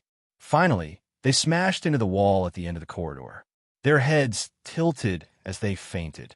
Clap, clap, clap. Yi Juya clapped his hands lightly as if he was dusting off the dust on his hands. He curled his lips. So weak, I feel the same. Shi Xian patted her skirt, although she still had a half-asleep and lazy appearance. And even her tone was soft and powerless. The disdain and arrogance in her words were almost exactly the same as Yi Juya's. Dealt with in one move? You all. Daratzi's mouth trembled as he looked at the guards who had fallen to the ground. Then, he looked at the group of young girls who were looking at him with a smile that was not a smile. His face paled as he cried out in panic. Get up! Get up! Protect me! Seeing this scene, the gazes of the group of young ladies towards Daratzi changed from faint smiles to pity. He was destined to be a clown who would never amount to anything in his life. At that moment, Mikoto waved her fingers and walked past the guards, as well as Yagiya and Shi Xian, towards Daratzi. You, what are you trying to do? Darcy's face was filled with fear as he looked at the approaching Mikoto. His legs trembled as he retreated step by step. He even tried to put up a brave front as he screamed. I am the Prince of Fia Empire. If you dare to touch me, Fia Empire will not let you off. However, Daratzi's threatening words didn't cause fear and panic like he had imagined. Instead, it caused Mikoto's expression to become dissatisfied. A trace of disdain slowly surfaced in her brown eyes. You. Daratzi's heart grew more and more panicked. He stumbled and sat on the ground. As he moved back, he kept shaking his head. Slowly, his eyes became moist. Even his pants were wet. Help! Help! So noisy. Seeing Daratzi's unbearable performance, Mikoto's disgust for a person reached its peak for the first time. With a shout, an electric current shot out from her body and heavily hit Daratzi's body. Beep beep. Ah! In the next moment, the screams of a pig being slaughtered echoed throughout the palace. Finally, it startled everyone and caused a complete commotion in the palace. Chapter 1963. Ah! When the screams echoed throughout the Faya Imperial Palace, no matter if it was the members of the Faya Imperial family living in the Imperial Palace, or those who happened to be in the Imperial Palace, or even the servants in the Imperial Palace, they were all shocked when they heard the screams. Those who were slightly slower were astonished. Why would such a blood-curdling scream be heard from the palace? Those with sharp senses immediately realized that something had happened. However, they didn't understand who dared to cause trouble in the palace. Devin belonged to the latter. Originally, Devin was still walking to his bedroom while thinking about how to establish a relationship with the capital of a different era to obtain the support of the capital of a different era to pull Weya down from his position. However, before he could come up with a result, an extremely tragic cry resounded, startling Devin. "What's wrong?" Devin stared blankly as he didn't understand who dared to cause trouble in the palace. But shortly after, his expression changed. The blood-curdling scream was extremely mournful. But Devin still recognized the owner of the voice. If it wasn't his useless son, who else could it be? Devin had a bad premonition as soon as he recognized his son's voice. Indeed, Devin had pushed all the blame for Duratzi's failure to live up to expectations. He didn't feel that it was his fault at all and had given up on Duratzi. But giving up on Duratzi didn't mean that Devin wouldn't care about his son. After all, no matter how useless Duratzi was, Devin's blood flowed in Duratzi's veins. Devin only had Duratzi as his only son and was counting on him to carry on the family line. Therefore, as long as Duratzi could bear children, nothing else mattered. And now, after hearing Duratzi's blood-curdling scream, Devin had a bad premonition. Devin knitted his brows deeply. Without hesitation, dense mana surged from Devin's body as he cast a speed-increasing wind-type spell. He darted toward the direction where the blood-curdling scream came from, even though the palace was huge. But Duratzi's speed was terrifyingly fast after casting a spell. Furthermore, as Devin had been considering how to establish a relationship with the capital of otherworldly beings, he didn't travel too far and arrived at the scene in just 10 seconds. Shortly after, Devin's expression changed once again, and this time, it was a drastic change. The first thing that caught his eye was Chuju, Mikoto, Ikaros, Yakiya, Yuxian, and the other young ladies who were still standing at the scene. Around the group of girls, knights in armor and swords were lying unconscious on the ground. At the end of the corridor where the girls were at, there were 2 middle-aged knights who were embedded into the wall. Their eyes were rolled back, and it was obvious that they wouldn't wake up in a short period of time. In front of the group of girls, or to be more precise, in front of Mikoto, was Duratzi. He was foaming at the mouth, his eyes were lifeless, and his mouth was filled with saliva. The ground beneath him was completely soaked, and his body was emitting light smoke. He looked like a fool, and had also fainted. Devin's SSF. Even if Devin used his knee to think, he could roughly guess what happened. But that was the thing that Devin didn't want to see the most. If it was really as Devin thought, that idiot Duratzi didn't listen to him and went to provoke the young ladies of the capital of otherworldly beings, then his plan to establish a relationship with the capital of otherworldly beings would be ruined by Duratzi. No, not only would it be ruined, it might even push this huge helper to the side of Weya. That was something that Devin didn't want to see even if he died. That idiot. Devin could only swallow his bitterness. As he listened to the sounds of footsteps and disturbances gathering around him, he gritted his teeth and rushed forward. "Ladies, please stop." The group of young ladies who were looking at Duratzi's unbearable appearance with disdain raised their heads and looked at Devin, who was standing in front of Duratzi. Their expressions were unsightly. Seeing this, Devin's heart sank once more. He glanced at Duratzi, who was drooling and had a dazed expression. Even the floor under his crotch was drenched wet. The anger in his heart soared. He knew that he had lost a lot of face this time. Sure enough, many people who heard the commotion gathered on both sides of the corridor. Looking at Duratzi's unbearable appearance and Devon, who was confronting the group of young ladies, they pointed and whispered as though they had expected this to happen. Actually, no matter who it was, as long as they knew how unbearable Duratzi was, they would be able to guess the whole process of the matter. Thus, the onlookers all pointed at Duratzi, their eyes and faces filled with disdain and disgust. Even Devon, who was standing in front of Duratzi, seemed to be standing up for Duratzi, was looked at with strange gazes, and the noise became louder and louder. "What are you all doing?" At this moment, at one end of the corridor, the spectators who had gathered there made a path in fear and trepidation. Waya and Kaya walked in from outside. Seeing this scene, their faces darkened. Obviously, if the crowd could guess what was going on, it's impossible for the Emperor and Prince to not guess it. "Ladies!" Kaya immediately stepped forward and hurriedly called out, "What's going on?" Chuju, Ikaros, Yagoya, and Yushin didn't speak. Only Makoto, who crossed her arms, suddenly spoke. "This guy brought people to stop us. He threatened to take us back and enjoy us. He even said that he would kill us to silence us. That's why we took him down." When she said that, Waya, Kaya, and Devon's faces turned ugly. The three of them had thought that Duratzi couldn't hold back his lust and had brought people to tease the group of girls.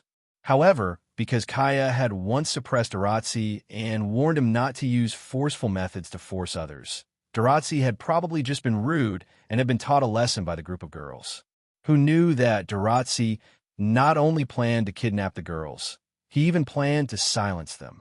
This isn't something that can be solved with a few lessons. Uncle Devon, before Waya could say anything, Kaya spoke first. "Your good son sure has guts." After being provoked by Ka's words, Devon's face became more and more unsightly. His anger towards Duratzi also became more and more intense. He took a few deep breaths and forced out a smile. "Ladies, it's my fault for not teaching him well. I apologize on behalf of my useless son." Devon still didn't think it was enough and continued with gritted teeth. "This is his own fault. He should take responsibility for it. That's why I'll leave this idiot to you ladies to deal with." An uproar immediately broke out in the crowd. Even the group of girls, Waya and Kaya, were stunned. What's the meaning of this? Is Devon not going to plead for his son? What they didn't know was that Devon had already given up on his son. Now, he was prepared to sacrifice his son in exchange for the favor of the girls. This wasn't surprising. To Devon, Duratzi was only useful for producing offspring. If Duratzi was to die, Devon might consider it. But Devon felt that the girls wouldn't directly kill Duratzi. Thus, he made this decision. This way, not only would he be able to appease the anger of the girls, he would also be able to increase the favor of the capital of another generation. It would be more beneficial for him when he interacted with them in the future. Why not? As for what would happen to Duratzi, Devon didn't care. As long as he didn't die or get castrated, anything was fine. However, Devon was measuring the heart of a gentleman with the yardstick of a villain. If Wu Yin was here, he would have given Duratzi an unforgettable lesson. But the girls were kind-hearted. Their anger had mostly dissipated after Makoto taught Duratzi a lesson. Naturally, they had no interest in Duratzi. "No need." Chuju frowned and waved her hand as if she didn't want to see Duratzi. "Take him away. Don't let us see him in the future." Hinajika's original intention was to let Duratzi off the hook, but this sentence made Devon's heart tighten. Could it be that these girls from the capital of another generation weren't willing to let this go and wanted to pursue the matter? Chapter 1964. Looking at the cold faces of the girls, Devon was even more certain that they weren't going to let the matter rest and wanted to pursue the matter to the end. It was no wonder that Devon would think this way. He clearly wanted to hand Duratzi over and let Duratzi bear all the responsibility to resolve this matter. However, the group of girls wasn't willing to accept this and even put on a cold expression. Weren't they intending to continue pursuing the matter? That's why they said Devon was measuring the heart of a gentleman with his own yardstick. The girls didn't accept Devon's suggestion because they wanted to let Derazir off the hook and let the curtains fall on this matter. Their cold faces made it even easier to understand. Chuju, Mikoto, Yakuya, and Yushin couldn't stand Devon's actions of abandoning his own son. Ikaros didn't show any emotions. She's always been like this. The pitiful Devon was too paranoid and narrow-minded. He thought that the girls were unwilling to let this matter pass, so he made a decision that he regretted for the rest of his life. If you ladies still feel unsatisfied, Devon puffed out his chest, looking like he was ready to die. Then punch me. As soon as these words came out, the noisy crowd instantly disappeared without a trace. Uncle Devon. Vea and Kaya didn't expect Devon to make such a decision. Their faces were filled with shock. For a moment, he was at a loss. Punch you? If the others were only stunned, the group of girls looked at each other in dismay. They didn't know what was going on, and they looked at Devon with strange gazes, asking others to punch him for no reason. What's wrong with him? Could it be that this was the masochist that Yin, Master, had mentioned before? With that thought in mind, the group of girls looked at Devon weirdly. Even Sis Cannon, who was used to solving problems by force, felt a little uncomfortable. She smiled awkwardly. And no need. How can you not use force? Devon said righteously. Even though you have to bear the consequences of your own actions, Derazir is still my son. I have to bear a part of the responsibility. That sentence. Of course, Devon was just speaking casually. If Devon really had the awareness of being a father, Derazir wouldn't have been taught to act like a dog. He also wouldn't have been thrown out like a piece of trash to be sacrificed when he got into trouble. Upon witnessing Devon's righteous look, the crowd continued to whisper among themselves. There was a hint of admiration in his eyes as he looked at Devon. Kaya still had an expression of surprise on his face. She didn't know what was wrong with her uncle, but he suddenly became so righteous. Only Wea gave Devon a deep look. He glanced at the group of girls who were scratching their heads and seemed to have understood something. His eyes flashed with a hint of a smile. He coughed and said to the group of girls, "Since Devon has said so, ladies, please give him a chance." The group of girls looked at each other. In the end, it was Chuju who asked hesitantly, "Really?" "Of course." Diwan nodded heavily with a graceful demeanor. "Ladies, please give me a chance." Hearing this, Chuju, Mikoto, Ikaros, Yakaina, and the other girls looked at each other. They could see the confusion and helplessness in each other's eyes. "Then let me do it." Yakaina stepped forward. Her eyes shone with eagerness, as if she found this very interesting. But it is indeed interesting.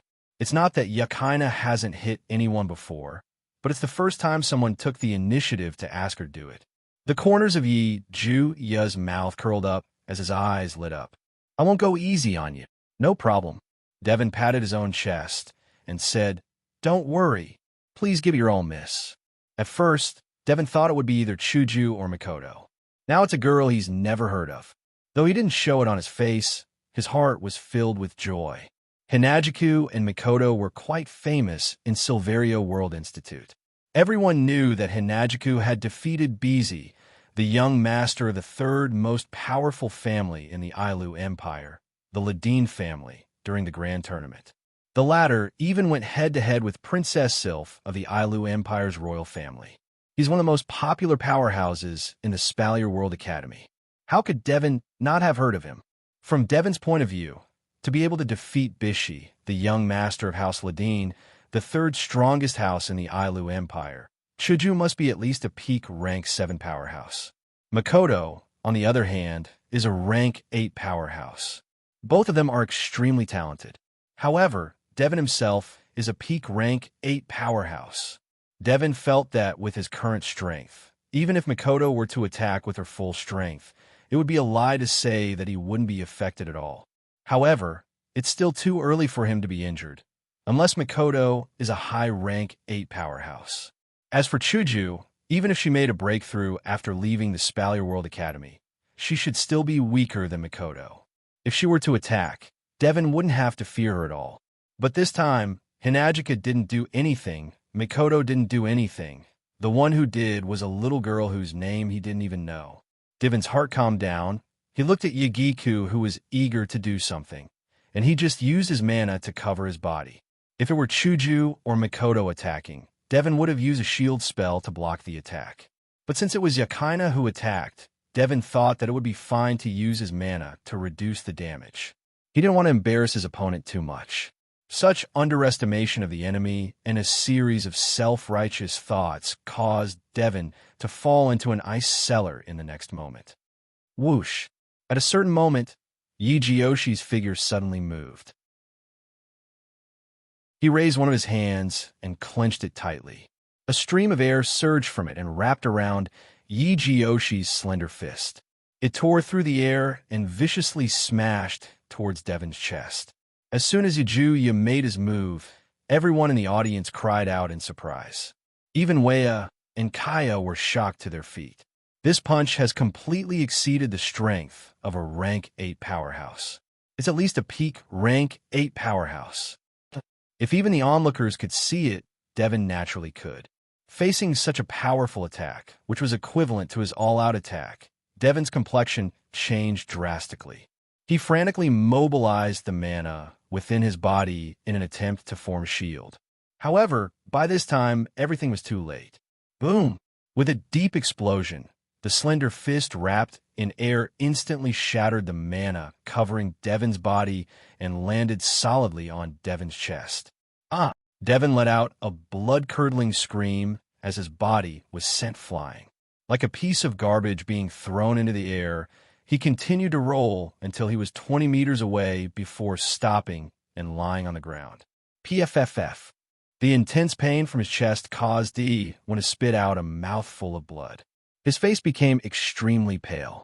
He raised his trembling finger and pointed at Yi Sure as he cried out in disbelief. "You're also a peak rank 8 powerhouse?" The crowd looked at Yuya with shock in their eyes. This young lady, who was at most 20 years old, was actually a peak rank 8 powerhouse?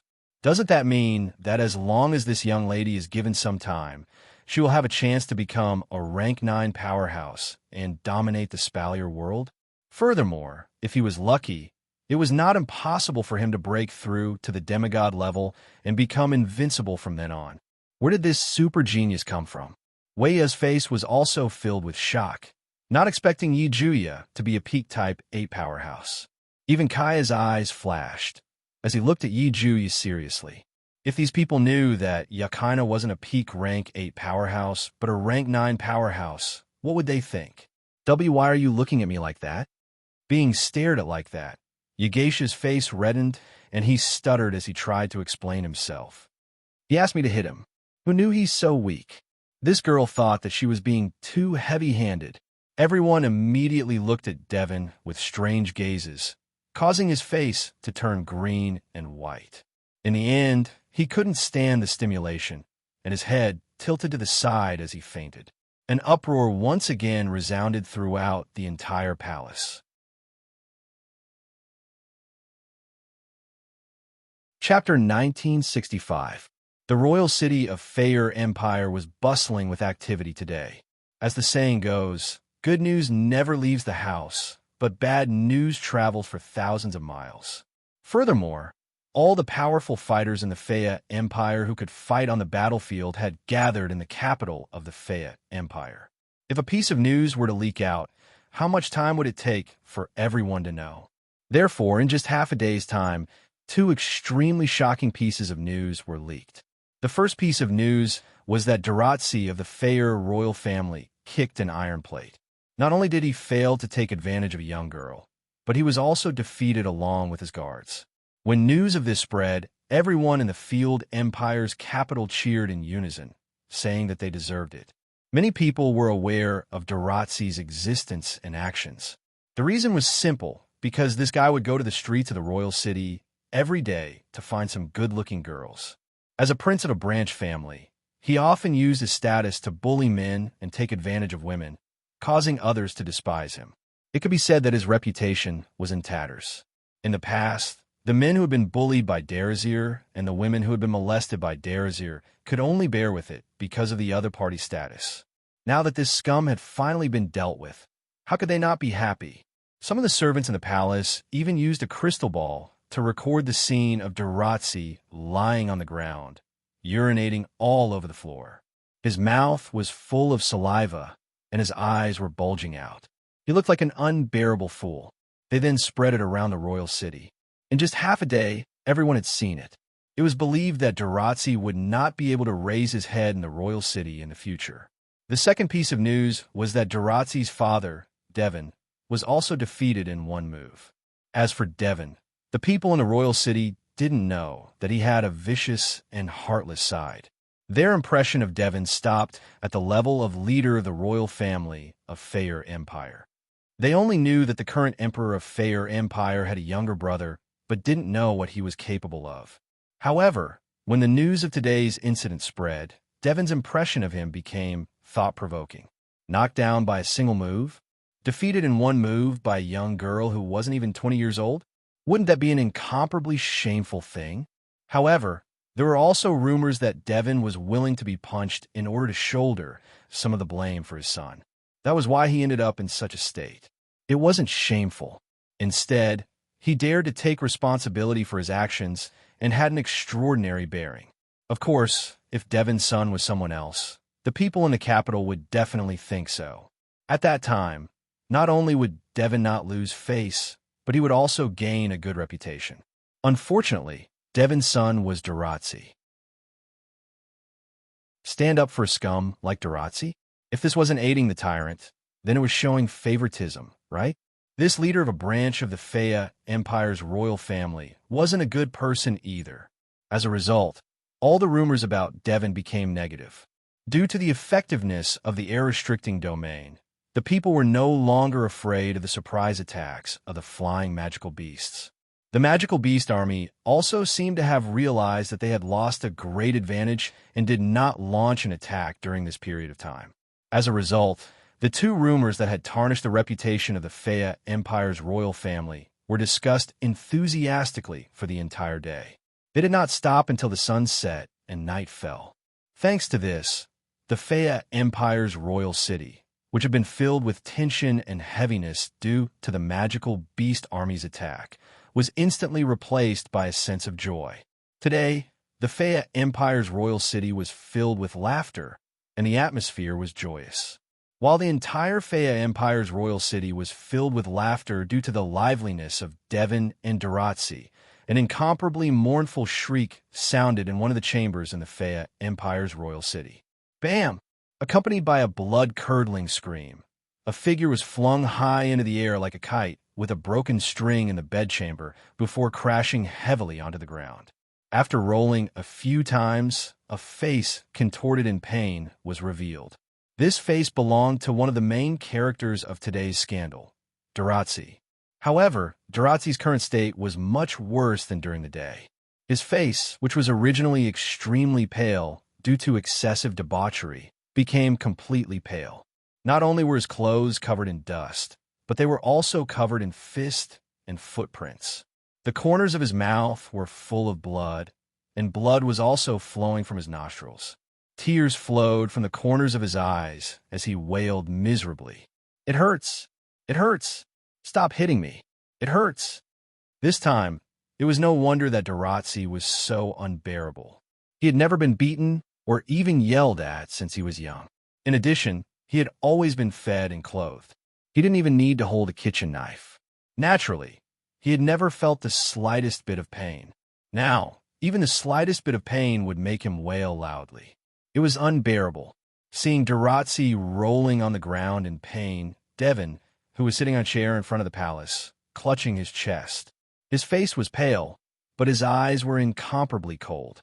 He waved his hand, and the surrounding air twisted. A gust of wind blew, and the wind gathered into a huge fist. It flew in Durazzi's direction and heavily smashed into his body. Bam! A muffled sound and a blood-curdling scream rang out once again. Durazzi's body was sent flying just like before. He landed on the ground at the side and howled in pain. Devon was actually torturing his own son. This was something that even the heavens couldn't tolerate. Not only did Devon do it without any pressure, but he also became more and more ruthless. If not, he wouldn't be able to vent his anger. If it weren't for Durazzi, Devon wouldn't have stood up and done something that he would regret for the rest of his life. If it weren't for Durazzi, Devon wouldn't have embarrassed himself and become the laughingstock of the entire Furred Empire's royal city. Would Devon be able to swallow his anger? Of course not. Thus, when Devon returned, he didn't hesitate to sit on his seat and personally torture his own son. He punched him at least 100 times and kicked him 300 times. All of them were attacks condensed for magic. Durazzi was in so much pain that it seeped into his bones. His screams lasted for an entire hour. Bastard! Bastard! As he tortured Durazzi, Devon spat out words filled with resentment. How dare you treat me like this and humiliate me? Capital of a different era. Don't think that I'll let this go. Indeed, Devon wanted to establish a relationship with the capital of a different era and get them to help Durazzi step down from the throne. It would be best if they could help him ascend the throne and become the emperor of the Furred Empire. However, that was only Devon's wishful thinking. He didn't think about the rewards he would have to pay if he succeeded. Not only was he self-righteous, but he was also extremely conceited. Therefore, Devon wouldn't give up on revenge just because he wanted to use the power of the capital of a different era. To Devon, it was only right for him to seek revenge. And that bast asterisk RD Durazzi. Devon recalled how Durazzi didn't stop the group of young ladies from attacking him and even encouraged them. At first, he was baffled as to why Durazzi would be so kind as to help him. But now, it seemed that Durazzi had more or less guessed that Devon would be humiliated. Devon couldn't help but clench his fists. His face was filled with resentment. I will make you pay the price. Pay the price. Extremely venomous words reverberated throughout the entire chamber, causing Durazzi, who was rolling on the ground in pain, to feel extreme fear. He didn't care about his face, or rather, he didn't have any face to begin with. He crawled on the ground like a worm and crawled under Devon's body. He hugged Devon's leg and began to beg in a sharp voice. Father, I won't do it again. Don't hit me anymore. I'll listen to you.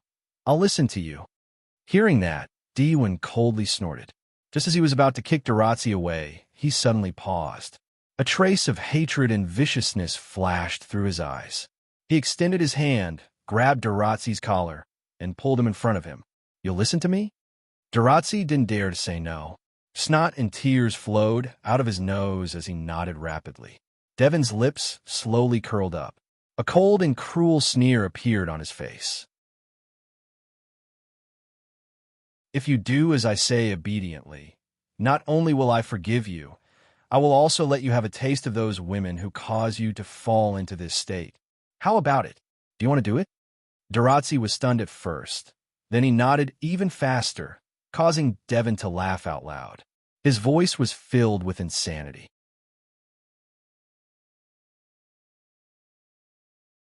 Chapter 1966. Many thanks to Thunder, Maple Withering, and for their tips. Faya Empire, Palace, in the middle of the night. In the resting area for guests, two silhouettes silently appeared in front of a rather large building. To be more precise, it should be said that one person had appeared here silently while holding the collar of another person. He raised his head and looked at the pavilion in front of him. His eyes shone with a ruthless and cruel light. The person who was carried out fell to the ground with a plop. Just as he was about to cry out in pain, he was glanced at by a sharp gaze. He shut his mouth, stood up in fear, and asked in a timid voice, Father, can I really play with those women? Of course, it's Devon and Durazzi. Devon didn't say anything and tossed a scroll to Durazzi. Durazzi hurriedly caught it. Do as I said, and you'll succeed. But if you do anything stupid again, I won't. I won't. Durazzi hurriedly said when he heard Devon's cold voice. I'll listen to you this time. That's good. Devon relaxed and didn't say anything else. He turned around and disappeared into the shadows. Seeing this, Durazzi's eyes flashed with a filthy light.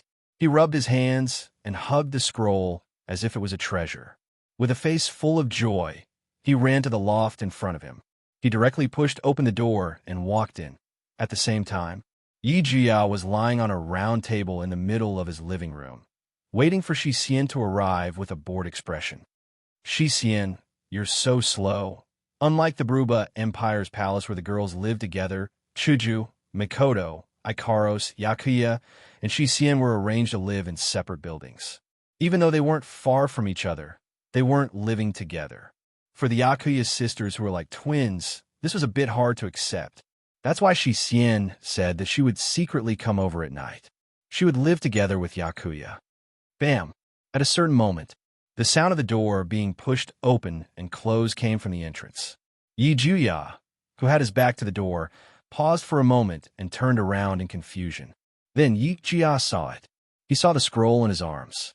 Daratzi slowly walked over with a silly grin on his face. Yi Jia couldn't help but be stunned. There was no denying it. Although Yakuya's figure wasn't as good as Ikaros or Shisien's, it was still quite impressive. But it was definitely not bad. Needless to say, it was very difficult to find someone who could surpass Yi Juya in terms of looks, and Yi Juya's figure belonged to the slender type. She couldn't be considered petite, but she gave people the feeling that she would break with just a little bit of force. Daratzi's saliva nearly flowed out from his mouth as he gazed at Jeju's peerlessly beautiful appearance and tiny waist. Almost uncontrollably, Daratzi tossed aside Devon's repeated exhortations of using scrolls the instant he saw Jejuya. Instead, he muttered with a greedy and obscene tone, "Little beauty, this prince is coming. Why is it you?" She frowned and shouted angrily, "What are you talking about?" She frowned and shouted, "Thou actually dared to barge into my sacred palace? Get out. Little beauty, don't be angry." Daratzi licked his lips. Seeing that Jejuya was about to teach him a lesson, he finally remembered what he came for and stopped hesitating. "Let's do something fun." Daratzi fiercely tore open the scroll in his hand, and a dazzling light flashed. Jejuya felt his vision turn white. A strange wave of energy suddenly entered his body and rushed to his brain, causing him to groan. His body froze on the spot, and his mind went blank. His eyes became dazed, and he lost all consciousness. After using the scroll, Daratzi's face paled, and he felt dizzy. It took him a while to recover. He wiped the cold sweat off his forehead and looked at Yi Juya, who was standing there in a daze, with a look of ecstasy on his face. "Father really didn't lie to me. As long as I use this scroll, this woman will be at my mercy." Daratzi didn't know that the scroll he casually tore open was a scroll made by a demigod rank expert. It is a scroll that can make people fall into an illusion. As long as this scroll was used, the illusion magic attached to it would take effect. Apart from a user, everyone within a certain range would be dragged into a chaotic illusion and lose all perception. The content of the illusion would be determined by the content engraved in the scroll in advance. Thinking back, when he accidentally obtained this scroll from a ruin, Devon was so excited that he danced with joy. But soon, he discovered that this illusion magic scroll wasn't as powerful as he had imagined. First, it can't be used on someone stronger than the person who made the scroll. It can't even be used on someone of the same rank. In other words, this scroll wouldn't be effective against demigod rank powerhouses, and it would be difficult for it to even work on peak rank 9 powerhouses. If the target had a certain level of resistance to illusions, it would be difficult for it to work as well. Originally, Devon wanted to use it to deal with Vaya, but Vaya has magic that can dispel illusions. Even Kaya has magic that can dispel illusions. Thus, this plan can only be aborted. Secondly, the amount of magic required to activate it is so high that it can make one's hair stand on end. It is comparable to the magic of a peak of the 9th rank. God knows, in order to fill up the magic required to use the scroll, Devon fell into a weakened state for an entire month. If not for the scroll automatically storing magic for the user to use, Devon wouldn't have been able to use it. Of course, these drawbacks weren't a big deal. This illusory realm magic scroll was still very formidable. However, the problem was that the strength of the person who used this scroll would drop by an entire level. Yes,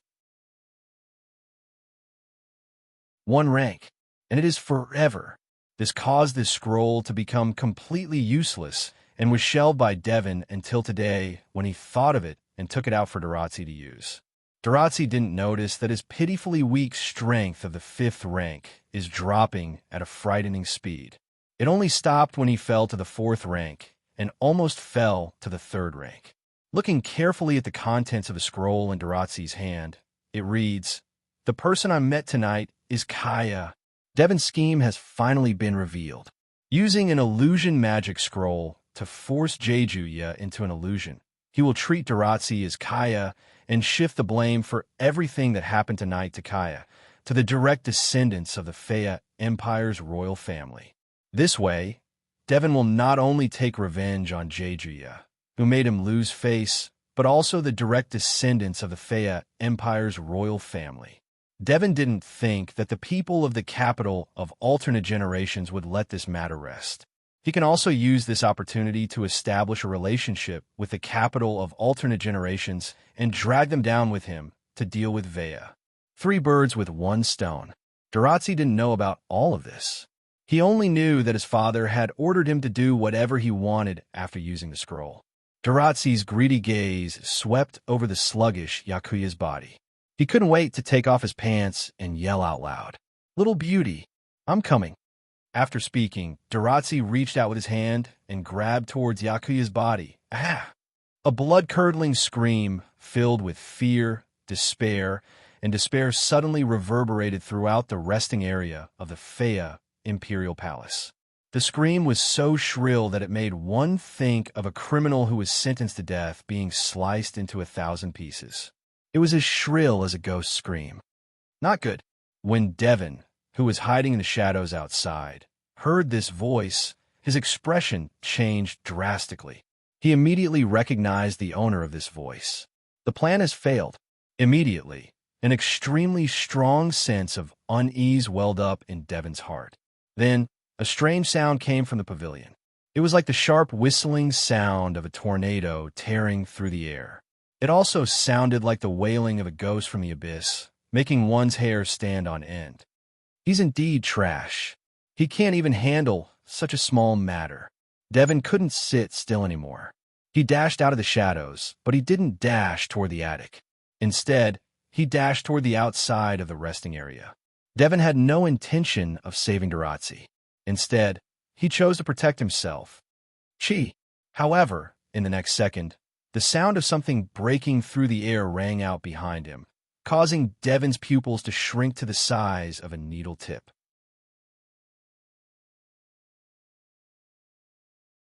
Chapter 1967. Chi. Almost at the same time, Devon felt a chill in his heart. With a flip of his hand, a sparkling white staff appeared in his hand, and the crystal ball on top of it suddenly lit up. Buzz! Mana fluctuations were transmitted from Devon's body, and a whirlwind suddenly surged behind Devon's back. With a swirl, the whirlwind actually converged into a pair of sparkling wind wings. With a slight flap, the whistling of the wind resounded, and Devon's figure became blurry. Chi! A long sword that seemed to be made of crystal appeared behind Devon's back without any warning, ruthlessly stabbing into Devon's shoulder. However, there was only a tearing sound, as if the sword had pierced through the air. Not even a drop of blood was drawn as it pierced through Devon's body. That was actually an afterimage. With a cold snort, the long sword made of crystal heavily twisted, and a terrifying force burst out, crushing the afterimage in front of it. Soon after, the owner of the crystal longsword slowly appeared in the air, exposed under the moonlight. It was Chuju. Turning around and raising her head, Chuju held the white cherry in her hand and looked ahead. Over there, Devon, who had gathered wind wings behind his back, was floating a low altitude of less than 5 meters. Chongfeng looked down at the scene of Hinajiku, crushing his afterimage, and a drop of cold sweat slid down his cheek. Devon could imagine that if he hadn't decisively used the flight magic that he had hidden, his shoulder would have been pierced. If that was the case, then his shoulder would have been pierced through by the sword earlier. The severity of the injury would definitely cause him to lose his ability to fight in an instant. In addition, when Chuju arrived, Devon only felt a trace of sound and nothing else. This made Devon very inconceivable thought emerge in his mind. Could it be that this little girl was also a powerhouse at the peak of the 8th step? But wasn't she only at the peak of the 7th step in the Spalier World Academy? Even if she made a breakthrough during the time she left the Spalier World Academy, she would only be at the beginning of the 8th step. If her talent was good, she might reach the beginning of the 8th step. How could she suddenly reach the peak of the 8th step? Originally, Devon still wanted to deceive them and push away the possibility of being exposed. He believed that the royal family of the Fea Empire wouldn't be able to prove that he was the one who instigated it. He definitely couldn't attack him directly. However, this was an inconceivable thought. However, Devon had forgotten about it for a moment. Thus, Hinajiku's yellow-green eyes flashed with anger and coldness. While Devon was still in disbelief, Hinajiku tapped her toes on the ground. Her figure turned into a stream of pink light, streaking across the sky like a meteor. In an instant, she arrived in front of Devon. She raised the crystal sword in her hand, and like a flash of sword light, she stabbed out with lightning speed. Exclamation point. The sharp tip of the sword enlarged in Devon's eyes, causing his expression to change drastically. It wasn't that Devon was making a fuss over nothing. Instead, Chuju was simply too fast. She was so fast that Devon didn't even have time to raise his staff, cast a spell, or say a single word before he was met with such an attack. At the crucial moment, Devon could only loudly shout as he roused all the mana within his body and crazily poured it into the wind wings on his back, making the wind wings tremble and swell up due to the excessive amount of mana. Bang! With an explosion, the wings of wind behind Devon instantly exploded, turning into an extremely berserk wave that engulfed the surroundings. Bang! In the next moment, that berserk wave turned into a substantial impact. Not only did it hit Devon, but it also sent him flying with a groan. It also surged towards Chuju, who was thrusting her sword at him. The whistling sound of the surging wave reverberated through the entire space, causing one's scalp to feel numb. Even Devon suffered a self-inflicted blow and was sent flying. His face flushed red, and he almost spat out a mouthful of blood. However, in the face of this berserk wave, Chuju's expression remained the same. The crystal sword in her hand flashed with a sharp arc of light. Instead of retreating, she advanced and ruthlessly stabbed at the wave of wind before her. Swish! With a clear, tearing sound, the shock wave that was rushing towards Hinajiku was sliced apart like a piece of cloth. With the tip of the crystal sword as the center, the shock wave was sliced in half by Hinajiku's sword. The shock wave brushed past Hinajiku's body and blew to the back. What? Devon almost didn't dare to believe his eyes. His eyes almost popped out of their sockets. It must be known that this was not an ordinary storm, but a storm born after Devon poured all his magic power into the wind wings condensed due to the use of flight magic like detonating a bomb. Therefore, the storm was also filled with Devon's demonic energy, and its might was extraordinary. Even Devon himself had been injured. So, if a powerhouse at the peak of the 8th step had been in his place, they would have definitely been heavily injured. This kind of attack formed by self-detonation was a trump card used by many mages. Devon was the same. How could Devon not be shocked when such a trump card was cut in half by a single sword strike? However, Devon forgot that under Chuju's terrifying speed, the time he spent in shock had led to him almost being in danger. This time, it was naturally the same. Whoosh! With a whistling sound, the pink figure passed through the wave of wind in all directions. With a turn in the air, a dive, and a turn like a Z-bolt of lightning, she flashed behind Devon, who was still flying backward with a face full of shock. Then, the sharp crystal sword changed from a stab to a slap, and like swatting a fly, it heavily struck Devon's back. Bang! A muffled sound and a scream sounded at the same time. Devon's figure was like an arrow leaving the bow. He was thrown forward at a speed faster than when he came.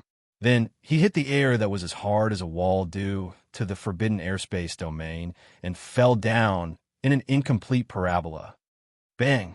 The roof of an attic was directly smashed by Devon, who fell down.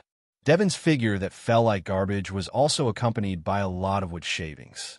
In a burst of crackling sounds, he fell to the ground and was almost buried by the wood shavings. Ugh. Devon dizzily stretched out his trembling hand to support himself from the ground. He struggled to support half of his body. His face was pale, and his heart was full of panic. What's going on with that woman in the capital of a different era? How can she have such terrifying speed and strength? Could it be? The moment that could it be appeared in his heart. Devon frantically shook his head as if he was escaping from reality, trying to shake off that absurd thought. At this moment, an extremely weak voice full of fear and pleading entered Devon's ears. "Save my father. Save me." Hearing that voice that was weaker than a mosquito, but made one's heart tremble, Devon subconsciously raised his head with difficulty. Immediately, Devon's pupils abruptly shrunk. This was because, in front of Devon, there was a person whose hands were strangely twisted outwards at an impossible angle. He was struggling to crawl towards Devon while spitting out blood. His eyes were filled with pain and despair. He was crawling while calling for help with a weak voice. "Father, father, save, save, save me." It was Durazzi whose hands had been ruthlessly broken. Behind Durazzi stood Shi Xian, who was holding the dazed Yijuya. Her pair of half-squinted eyes were still normal, but at this moment, her mercury-like pupils were filled with rage and coldness that would never appear in the past. Her body was also surging with terrifying spiritual energy. Shi Xian, who wasn't easily angered, finally released her true killing intent for the first time after witnessing Devon and Durazzi's actions against Yijuya. Seeing the anger, coldness, and killing intent surging in Shi Xian's mercury-like pupils, Devon's heart burst with fear and a shadow of death. At this moment, Devon finally realized. He realized that he shouldn't have provoked this group of young girls in front of him. Of course, Devon also realized this. Today, perhaps, was the day of his true death. In the next instant, a chain with a diamond-shaped blade appeared in Shi Xian's hand. Under Shi Xian's wave, it pierced towards the immobile Devon.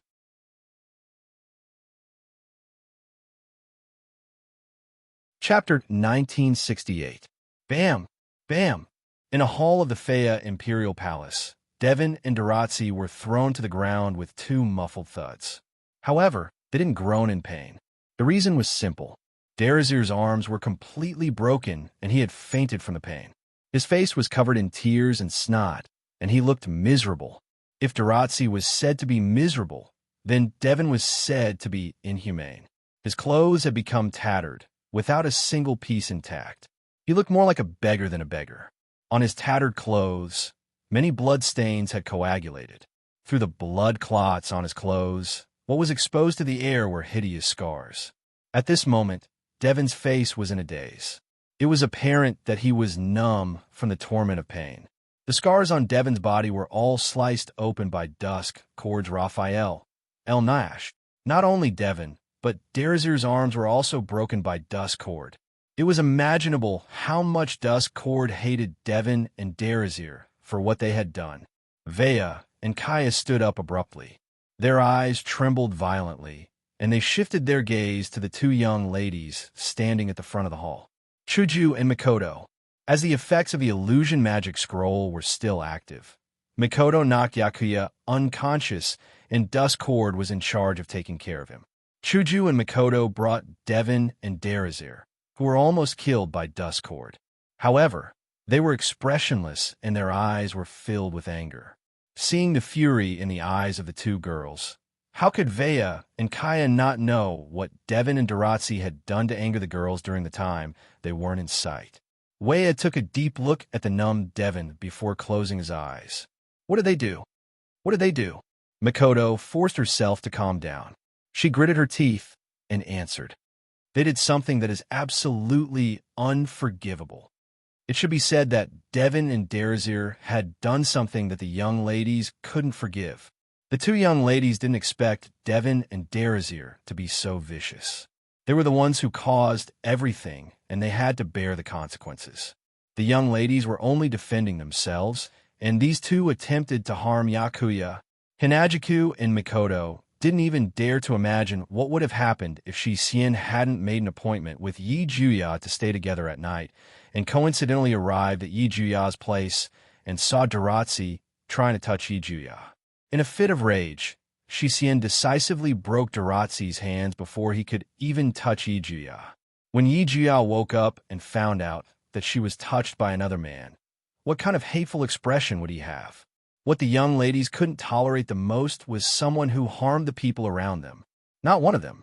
It was also because of this that Hinajiku, who was closest to Yakuya's residence, immediately attacked Devon without hesitation after learning about the situation from Yushin. And this was also the reason why the kind-hearted Hinajiku and Mikoto would show a cold face to someone who was tortured to such a state by their own people. After hearing the whole story from Hinajiku and Mikoto, Weia was silent, but Kaya spoke with hatred.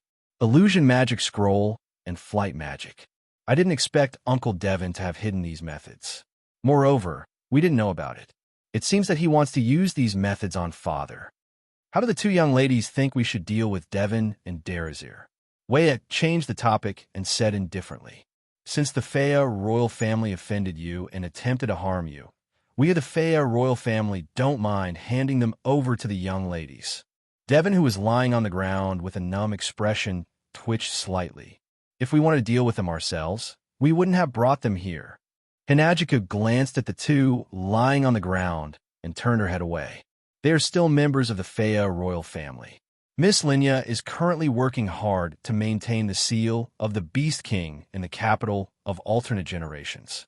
She saved the capital of alternate generations from the hands of the Beast King, and we owe her a debt of gratitude. We will leave this pair of father and son to you. But Mikoto followed up with a tone that sounded both like a warning and reminder. We don't want this to happen a second time. Hearing this, Weia fell silent once more, while Kaya let out a bitter laugh. Even though he hadn't known Hinajiku and Mikoto for very long, Kaya knew their personalities quite well. Knowing that these two girls would speak so bluntly, he knew they must be furious. If Veia's punishment for Devon and Derazir didn't satisfy Chuju and Mikoto, perhaps the capital of alternate generations would have a bad impression of the Fea Empire. Moreover, the Fea royal family was in the wrong in this matter. Kaya didn't want to see this happen. Veia seemed to have the same thoughts. After a moment of silence, he spoke again. As members of the Fea royal family, Devon and Derazir attempted to molest important guests. Their actions can be described as unscrupulous and vicious. They deserve to be executed. As soon as he finished speaking, the entire hall fell silent. Veia's words had clearly stated the punishment for Devon and Daratzi. Sentence: the death penalty. Ha ha, ha ha ha ha.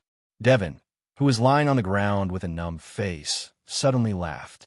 His laughter grew louder and louder, louder and louder. In the end, he was laughing out loud. Hearing Devon's maniacal laughter, everyone present frowned. Before they could say anything, Devon's laughter stopped abruptly, and he suddenly said such a sentence. I once found 3 items left behind by a demigod in an ancient ruin. Chuju, Mikoto, Veia, and Kaya were stunned. Of these 3 items, the first is an illusion magic scroll that is effective against powerhouses below the demigod rank who don't have any means of resisting illusions, and the second is a wind-attributed flying magic. Devon revealed a strange smile. The third item is a teleportation crystal that can record sound and images. It can be used to send messages to any coordinates in the Spalier world. Teleportation crystal? Chuju, Mikoto, and Kaya were puzzled. Veia, on the other hand, seemed to have thought of something. Ha ha ha! Devon burst into maniacal laughter. Veia, do you think you're the only one who has been to the royal treasury? Hearing this, everyone's expression finally changed. Devon has been to the royal treasury? If that's the case, then Devon must have heard the news. The news that the guardian deity wasn't in the Fea Empire.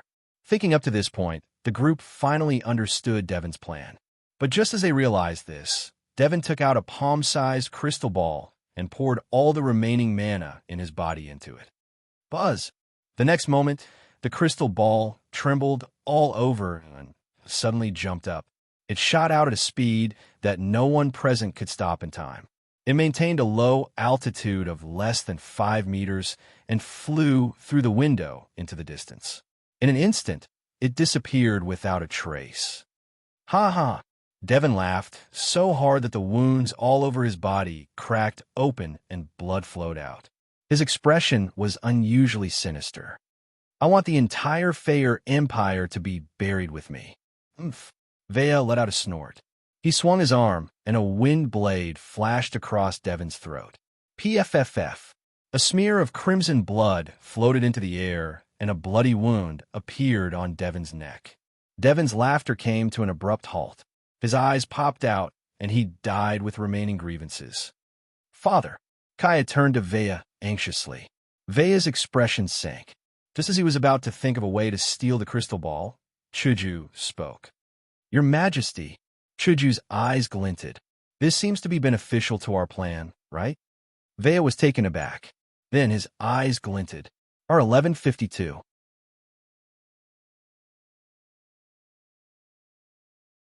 Chapter 1969. Within the borders of the Fea Empire, there was such a vast forest. It was a forest that could nurture all sorts of precious medicinal herbs and provide all sorts of precious food ingredients. However, today this forest was occupied by a group of uninvited guests. A group of demonic beasts. Roar, roar, roar. Amidst the roars of various demonic beasts, every once in a while, a ferocious aura would reverberate in this natural treasure land. Huge magical beasts were moving back and forth in the boundless sea of trees. From time to time, they would reveal themselves, making this forest a true land of death. If one were to observe carefully, they would discover that magical beasts with wings and feathers were frequently attempting to fly into the sky from the huge trees of this forest. However, every time these magical beasts flew 5 meters above the ground, they would be blocked by an invisible solid barrier. No matter how hard they tried, they were unable to break through, causing these magical beasts to anxiously roar. In the next second, they would happily try again. At this moment, a stream of light suddenly flew over from afar. It entered the forest at an extremely fast speed, brushing past the demonic beasts and bursting into the depths of the forest. Roar, roar, roar. The demonic beasts that discovered the stream of light lifted their heads and roared at it. Occasionally, there would be some demonic beasts that chased after the stream of light, but it didn't take long before they were left behind by the stream of light. Of course, not all demonic beasts couldn't catch up to the stream of light. In a vast forest, the number of demonic beasts could only be described as terrifying. They almost filled up the entire forest. Among them, naturally, there wasn't a lack of powerful demonic beasts or powerful demonic beasts that had an advantage in speed. Roar, roar, roar. These powerful demonic beasts ignored the stream of light and charged at the crystal ball that flew out from the depths of the forest, letting out furious roars. During this period of time, the flowing light flew all the way. All kinds of magical beasts followed behind, one after another. Not long after, a long line of magical beasts formed behind flowing light. However, the speed of flowing light was indeed astonishingly fast. Under the charge of the waves of magical beasts, flowing light did not allow any of them to catch up. It continued to fly at a height of less than 5 meters in the air, passing by magical beasts one after another, passing by trees one after another. After flying for nearly an hour in such a reckless and playful manner, Zhang Xian finally stopped. The speed of the flowing light gradually slowed down and revealed its original form. It was a crystal ball the size of a palm, just as the palm-sized crystal ball was slowing down. With the speed of the pursuing magical beasts, it wouldn't take long for them to catch up to this uninvited guest and smash him into pieces. However, the strange thing was that when the speed of the crystal ball slowed down, the speed of the magical beasts also slowed down. Even their roars were lowered, as if there was something terrifying in front of them. After a certain distance, no magical beast continued to chase after the crystal ball. At this moment, the crystal ball stopped in front of a waterfall. With a spin, it landed on a rock below the waterfall. On the rock, a person was sitting there with his legs crossed. He was naked and allowed the waterfall to wash his body. His eyes were closed and the muscles on his body bulged. He looked very healthy and strong. This was naturally a man. Moreover, it was a man who looked to be in his 30s. He had short brown hair that reached his shoulders, and there was a scar on his face.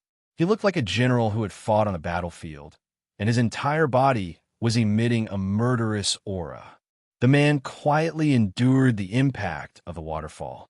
The cold water and the huge impact seemed to have no effect on him at all. The man couldn't even move. Until a certain moment, the man suddenly stretched out his hand and tightly grasped the crystal ball in his hand. Only then did he slowly open his eyes, revealing a pair of eyes that faintly flashed with murderous intent and ferocious aura in the air. Looking at the palm-sized crystal ball, the man frowned. "Isn't this a human thing?" As soon as the words left his mouth, the human thing in the man's mouth began to flash with a rich light, causing the man to slowly narrow his eyes. He was no longer afraid that the strange thing in his hand would harm him as he quietly observed it. However, after a while, the man's expression changed to one of ecstasy. This was because an image had appeared on the crystal ball in his hand. It was the image of a dazzling national treasury, the national treasury of Faya Empire's royal palace. It was because of this that the man was so ecstatic. No one, that's right, no one. The man knew that.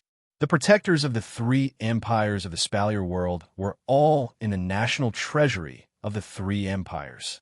Since there was no one in the national treasury of Faya Empire, it meant that the protectors weren't there. Could it be? The man couldn't help but have such a thought. The protectors of Faya Empire aren't in Faya Empire's royal palace? Even though it was just an image of an unknown origin, it only proved that there was no one in the national treasury of Faya Empire when the crystal ball recorded it. It didn't prove that the person who was supposed to be in the national treasury would be back in the next second. It also didn't prove that the person was somewhere else. However, the man couldn't help but think that way. Because if that's the case, he could directly charge into the human camp and take down Faya Empire in one fell swoop. Of course, this could also be a trap to lure the man in. However, unlike the suspicious humans, as a magical beast, even though the man had the intelligence of a human after transforming into a human, his personality couldn't be compared to humans. Therefore, even if he knew that this could be a trap or a fake, the man still made such a decision. Let's sneak into Faya Empire's royal palace and see what's going on. Yes, sneak into Faya Empire's royal palace. If the man was alone, he believed that if he wanted to escape, no one could stop him, not even the protectors of Faya Empire. At that moment, the man smiled coldly and crushed the crystal ball in his hand. "Humans, let me see what tricks you have up your sleeves." Night had already quietly arrived on top of the city walls of the Third Empire. A group of city guards stood there loyally. They were either holding a longbow or a staff in their hands. They silently lined up and looked into the distance. They were constantly circulating their combat aura and mana in their bodies. They kept them in an active state, ready to be used at any time. There was an abnormal pattern to their actions. These loyal city guards did not notice that a figure had unknowingly appeared from a dark corner of the city wall. He raised his head and glanced at these city guards. His eyes flashed with a trace of hostility and murderous intent, as if he wanted to kill these city guards very much. But in the end, the figure suppressed the thought of killing all the humans in front of him. He swayed slightly and arrived at a corner that wasn't easily discovered. He extended one of his hands and placed it on the city wall in front of him. Immediately after, an obscure black mist spread out from the figure's hand and covered the city wall. To be precise, it covered the ripple-like barrier around the city wall. It began to squirm slightly. With a very soft sound of corrosion, the barrier of the Feyre kingdom was easily melted. When a hole big enough for a person to pass through was formed, the figure retracted the black mist and flashed into the inside of the barrier. At this time, the barrier of Faya Empire's royal palace began to wriggle. The corroded hole slowly returned to normal. Seeing this, the figure sneered. Human barriers are quite high level, huh? They can even repair themselves. After saying this, the figure looked up and glanced at the city guards. He smiled eerily and turned into a shadow. He moved to the top of the city walls and hid in a dark corner where the city guards couldn't see. With a flash, he charged into the royal palace.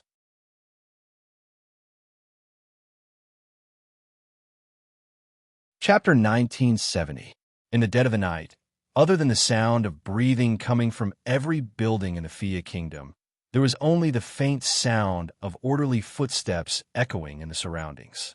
Those were the footsteps of knights patrolling the streets of the Ferdian kingdom's royal city. They were fully equipped with armor and at least rare-grade equipment at their waists. The knights had solemn expressions on their faces. They had one hand on the armors at their waists, while the other was swinging casually. They were lined up in an orderly manner. The leader of the knights was holding a magic lamp that emitted a faint light. They patrolled the streets in an orderly manner. Among these knights, there was not a single magician wearing a long robe. Compared to the warriors who focused on cultivating battle aura and had strong bodies, the magicians who cultivated magic power and cast spells were undoubtedly weaker. Of course, in the Spalier world, there were many spells that could improve the target's body in a short period of time. However, that was not only temporary. Casting spells meant using up mana. Compared to the warriors who did not need to use combat aura to maintain a strong body, the magicians were at a disadvantage. Therefore, magicians were not very suitable for patrolling jobs that required long periods of time and constant vigilance. Guarding the city on top of the city walls was more suitable for a magician's job. Naturally, in the dead of the night, most of the people assigned to guard the city were magicians. Most of the patrolling work was done by the warriors. Under the illumination of the faint light, the knights paced back and forth in the streets. The rhythmic footsteps and breathing of the resting people echoed throughout the Ferdian kingdom. This scene was unusually serene. Unfortunately, in this serene and quiet night, no one knew that a fatal threat that could instantly turn Royal City, where thousands of people were hidden, into a land of death, had drifted into Royal City as silently as a ghost. This person was none other than the one who had infiltrated the Feyre kingdom. The pseudo-demigod beast king that led the magical beast army to attack the entire Fia empire. His name was Blackbat. This was the name given to him by the pseudo-demigod beast king after he was bestowed with the power of a pseudo-demigod and evolved into a human. It was worth mentioning that the pseudo-beast king that led the magical beast army to attack the Ailu empire was called Wild Bear. His true form was a peak level 9 stormy cave bear. The true form of Dark Scorpion that led the magical beast army to attack the Baruba Empire was a peak level 9 Bloodwing Scorpion. This way, Blackbat's true form was not hard to guess. A bat. A peak level 9 latent shadow bat. Therefore, to Blackbat, the night was his world. His ability could only be fully displayed in the dark of the night. Unlike ordinary bats, which relied on their small and delicate bodies to move stealthily in black clothes, black bats were magical beasts. Before they were transformed by the power of the false god, the magic they were best at was all kinds of magic related to shadows. Even if they were transformed by the power of the false god, these magics still existed. With the help of the power of a pseudo-demigod, Blackbat turned into a slender shadow. Like a poisonous snake that slithered on the ground, walls, and various buildings, he moved silently. Although he could not be said to be moving openly in the city, he was completely undetected by the patrolling knights. Sometimes he even hid in the shadows, disappearing completely. When he reappeared, he was already in another shadow.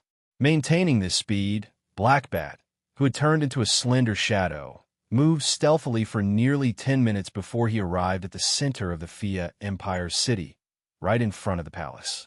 This time, Blackbat's destination was the palace's treasury. He wanted to see if the guardian deity was really not in the Fia Empire city. If the guardian deity was really not in the Fia Empire city, Blackbat could directly launch an attack in the Fia Empire city. By then, there would be no need for the magical beast army to act. Black Bat alone would be enough to destroy the entire Fia Empire's city.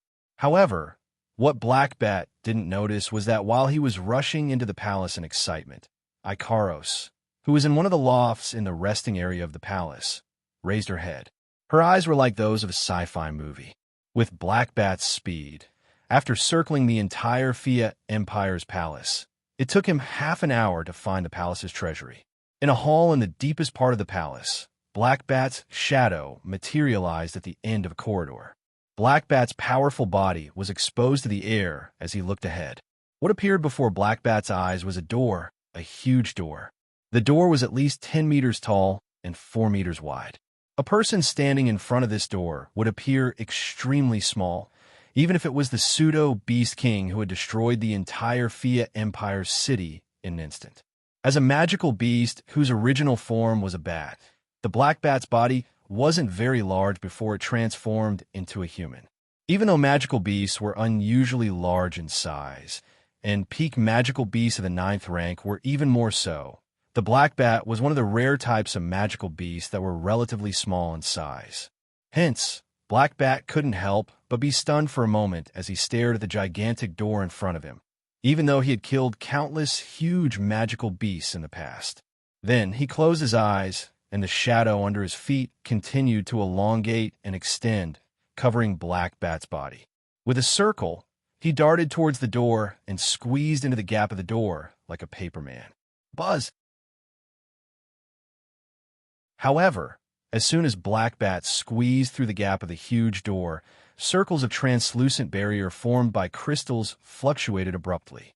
In the blink of an eye, the barrier enveloped the entire hall and imprisoned the Fia Empire's palace treasury within. Tertori, Field of Will. And it was a Tertori, Field of Will, cast by 50 Misaka sisters at the same time. Not good. Black Bat, who had crawled into the crack of the door, realized that something was wrong after noticing a trace of abnormality. He also understood that he might have fallen into a trap. He turned his body into a shadow and rushed in the direction of the door at extremely fast speed. He then slammed into the door heavily. Boom! As a loud sound reverberated, the entire Fia Empire's palace treasury shook. The sound was so loud that it was enough to shatter an ordinary person's eardrums. Even the ground began to rumble. The gigantic door that Black Bat had turned into a shadow shook violently as well. The Tertori that covered the door started to crack like glass. However, it did not shatter. Instead, Black Bat was knocked back and revealed his original form. His expression was very ugly. After all, this was the combined power of 5,000 of the Misaka sisters who could unleash the power of a Tier 8 fighter. This was the Tertori that was formed by the combined power of 5,000 of them. Even if Black Bat was a pseudo-demigod, his attack power in his shadow form was definitely not as strong as when he was in his true form. It was normal that he couldn't break through the Tertori, Field of Will, cast by 50 Misaka sisters in his shadow form. Black Bat seemed to have realized this as well. A thick black fog surged from his body. Just as he was about to unleash his full strength to shatter the Tertori, Field of Will, a violent whirlwind descended from the sky and landed on his body. Black Bat's gaze turned cold, and he decisively retreated. He stomped heavily on the ground, and with a muffled sound, his body retreated like a bullet fired from a barrel. Boom! The violent whirlwind descended from the sky and landed on Black Bat's original position. With a loud boom, the whirlwind expanded like an explosion, setting off a cloud of dust and turbulence that spread in all directions. Black Bat, who had stabilized himself, finally realized what was going on. There was not even a slightly bigger box in the Fia Empire's palace treasury that was supposed to be filled with treasures of the Fia Empire's royal family. There was only an extremely vast, empty hall. Seeing this, how could Black Bat not understand? The items in the Fia Empire's palace treasury had all been moved away. All that was left was an empty hall, waiting for him to jump in. As expected, this was a trap. With this thought in mind, Black Bat calmed down. He opened his mouth slightly and revealed 2 sharp fangs.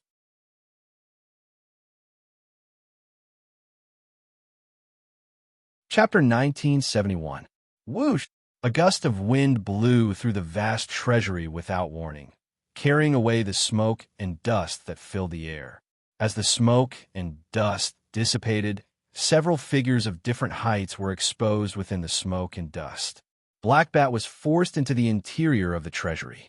Chuju, Mikoto, Ikaros, Yagiya, Duskcord. Blackbat's eyes were filled with murderous intent as he watched the group of girls appear in front of him. Although demonic beasts were called demonic beasts, since they were beasts, they had their own habits, and most of their personalities were determined by this. Take Baron Bear, for example. His true form was a bear, so he had an unusually violent temper. Among the 3 demonic beast kings, he was the most violent. He had developed limbs, but a simple mind. Dark Scorpion's true form was a scorpion. He had a vicious heart, and every time he opened his mouth, he wanted to exterminate humans and turn them into livestock. On the other hand, Blackbat's true form was a bat. His personality naturally leaned toward the cold and bloodthirsty side.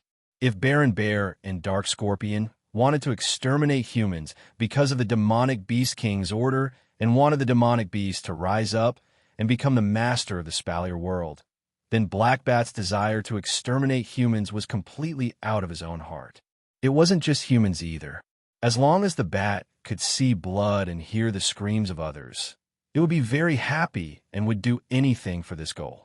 And now, a group of girls was standing in front of Blackbat in broad daylight. They even set a trap for him to jump into. How could Blackbat's murderous intent not be suppressed at all? However, Blackbat's bloodthirsty nature didn't mean he was an idiot. Under such circumstances, he took a deep breath, calmed his emotions, and looked around. He saw that everything in the treasury had been moved away, leaving behind only the walls, ceiling, floor, and entrance. They were all covered by a thick layer of Terde Tori. It made one wonder if even air couldn't enter. Not only that, but on top of that thick layer of Terde Tori, circles of dim light were rippling like water. This was a familiar scene. Blackbat immediately recognized the body of the dim light. Barrier? You guessed right. Chuju, who was holding the crystal sword, suddenly smiled. It's not just the Terde Tori that my sisters have deployed. Outside the palace, Yi Zichen looked around. There are also 3 Type 9 powerhouses and 333 Type 8 powerhouses from the Fea Empire. Fea's Emperor Weya and Prince Kaya are also outside. Mikoto smoothed out the bangs on her forehead. Her delicate face had the same confident and heroic expression as before. You know the wind of dissolution, right? Blackbat wasn't a very smart person, but he did know that the dissolving wind belonged to the members of the Fea royal family. It was a spell that could dissolve all energy attacks. Coupled with Mikoto's words, Blackbat immediately understood. Other than the Terde Tori and the barrier, the Fea royal family's dissolving wind was also working in this palace. In other words, if Blackbat wanted to escape from the treasury, not only would he not be able to use energy attacks, he would also need to have the pure physical strength to shatter the Tier Tori cast by the 5,000 Misaka sisters who could unleash the power of Tier 8, as well as the highest level barrier cast by the 3 Tier 9 and 333 Tier 8 champions of the Fea Empire. Did Blackbat have such strength? Of course he did, but it wasn't something that could be done in a short amount of time. Blackbat felt that if he could only rely on pure physical strength, he would need at least 100 punches to break these bindings and escape. During this period of time, the human girls in front of him wouldn't just watch from the side. Blackbat wouldn't be stupid enough to give up all his defenses to escape under the watchful eyes of a group of human girls. Trapping me here is useless, Blackbat said coldly. You should understand, right? Of course. Hinajiku raised the crystal sword in her hand and pointed it at Blackbat from afar. That's why we are here. You? Blackbat glanced at the group of girls and spoke in a mocking tone. You think you can stop me with just you? Of course. Of course. Mikoto repeated Chuju's answer. Her brown eyes stared at Blackbat, and a flash of lightning appeared on her forehead. Did you think that we deliberately lured you in and stood here just to trap you here for a period of time and let you see what we look like? Hearing this, Blackbat's face sank, and a few wisps of black light flashed in his eyes. Where's the guardian of the Fea Empire? Call him out. Apparently, Blackbat thought that the girls had trapped him here to prevent him from escaping. Then, the guardian of the Fea Empire would kill him on the spot. Chuju and Mikoto looked at each other after reading Blackbat's thoughts. You've misunderstood. Chuju looked at Blackbat. The guardian of the Fea Empire isn't in the city. Blackbat's eyes narrowed, and he laughed. His laughter was cold and bloody. Was this real or fake? Blackbat didn't know, but it didn't matter. Since the guardian of the Fea Empire wasn't coming out, there was no need to think about how to deal with these girls. Kill. Womp. Just as Blackbat was about to deal the killing blow, a dazzling light suddenly flickered, setting off a frenzied airflow. Blackbat, who was about to charge towards the group of girls without saying a word, suddenly paused. He crossed his arms and placed them in front of his face to block the blinding light. He narrowed his eyes and looked ahead. Then, Blackbat was stunned. The reason for that was because the source of that bright light came from a young girl. A girl with a pair of pink wings. Then, under the bright light, the girl's figure began to change. Unknowingly, the strong light around her turned pink. Pink dots of light were stirred up, as if they were setting off the girl's body. The girl's clothes began to disintegrate under the strong light. Under the cover of the strong light, only some of the curves of her voluptuous and alluring body could be vaguely seen. At the next moment, a pure white feather shirt and a pair of pure white shorts that reached her thighs appeared on her body, covering her voluptuous figure. 2 pairs of pink wings spread out from the girl's back. A pure white halo floated above the girl's head. 2 sets of armor, like shoulder guards and leg guards, separated from her body and floated in the air around the girl. The girl's entire body emitted a holy aura, causing Blackbat, who had no tender feelings for the fairer sex, to be stunned. With this pause, the control of the battle completely changed to someone else. Ikaros, who had entered Pandora mode, slowly opened her eyes. She lifted her head and looked at Blackbat, her lips parting slightly. Arte Mystique, permanent rear-end missile 2, like a pink flower blooming in this world. Ikaros spread her 2 pairs of pink wings on her back. In the next moment, countless streaks of pink flowing light, enough to cover Blackbat's entire field of vision, shot out, drawing a perfect parabola in the air. Amidst the chaotic and sharp sound of the air being torn apart, they converged in the direction of Blackbat. When Blackbat came back to his senses, he realized that he had been stunned by a human woman and that she had taken the initiative. He couldn't help but feel angry. A violent black mist erupted from his body, enveloping Blackbat's entire body. With a spin, Blackbat turned into a pitch-black shadow.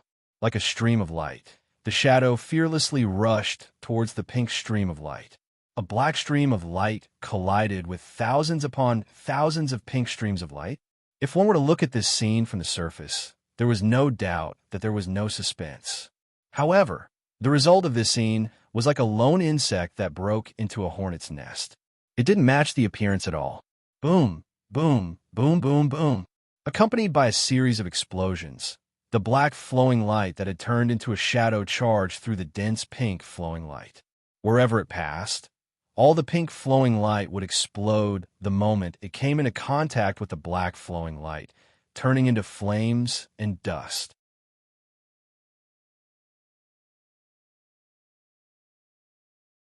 Chapter 1972. Whoosh! The pink streams of light that blossomed like flowers flashed across the sky like meteors falling from the sky, crazily attacking the front like a storm. Bang, bang, bang, bang, bang, bang. The black stream of light, transformed from the shadow, was like a stone that broke into a group of eggs. Amidst a series of muffled explosions, it collided with the storm of missiles, causing them to explode one after another, setting off bursts of smoke and fire. Ikaros, who had entered Pandora mode, wasn't as cold as she was when she was in Sky Queen mode. Instead, she maintained a pure and holy aura as she closed her eyes and spread her arms as though she was praying. Ikaros closed her eyes and spread her arms wide open. Ijizii, absolute defense circle 2. Instantly, a circle of dense color appeared around her. It was so transparent that one could see Ikaros's pure and holy aura. Like a protective shield, it protected her within. TSK. Almost at the same time, a pitch-black stream of light flew out from the missile rain of Arte Mystique 2. His speed suddenly doubled, and with a tearing sound in the air, he arrived in front of Ikaros and slammed into the Aegis 2, Absolute Defense Circle 2. Clang! Along with the crisp sound of steel colliding with steel, a shockwave spread out in all directions from the center of the collision. Smoke and dust filled the sky and instantly enveloped half of the Fea Empire's treasury. Bam! Then, a crisp shattering sound came from the center of the shockwave and dust cloud. Small protrusions appeared on both ends of the dust cloud that covered half of the Fea Empire's treasury. It was as if he had spat out something. Two figures flew out from within. They were none other than Ikaros and Blackbat. Ikaros, who was sent flying, had a touch of redness on her face. Blackbat's fist was also dripping with blood.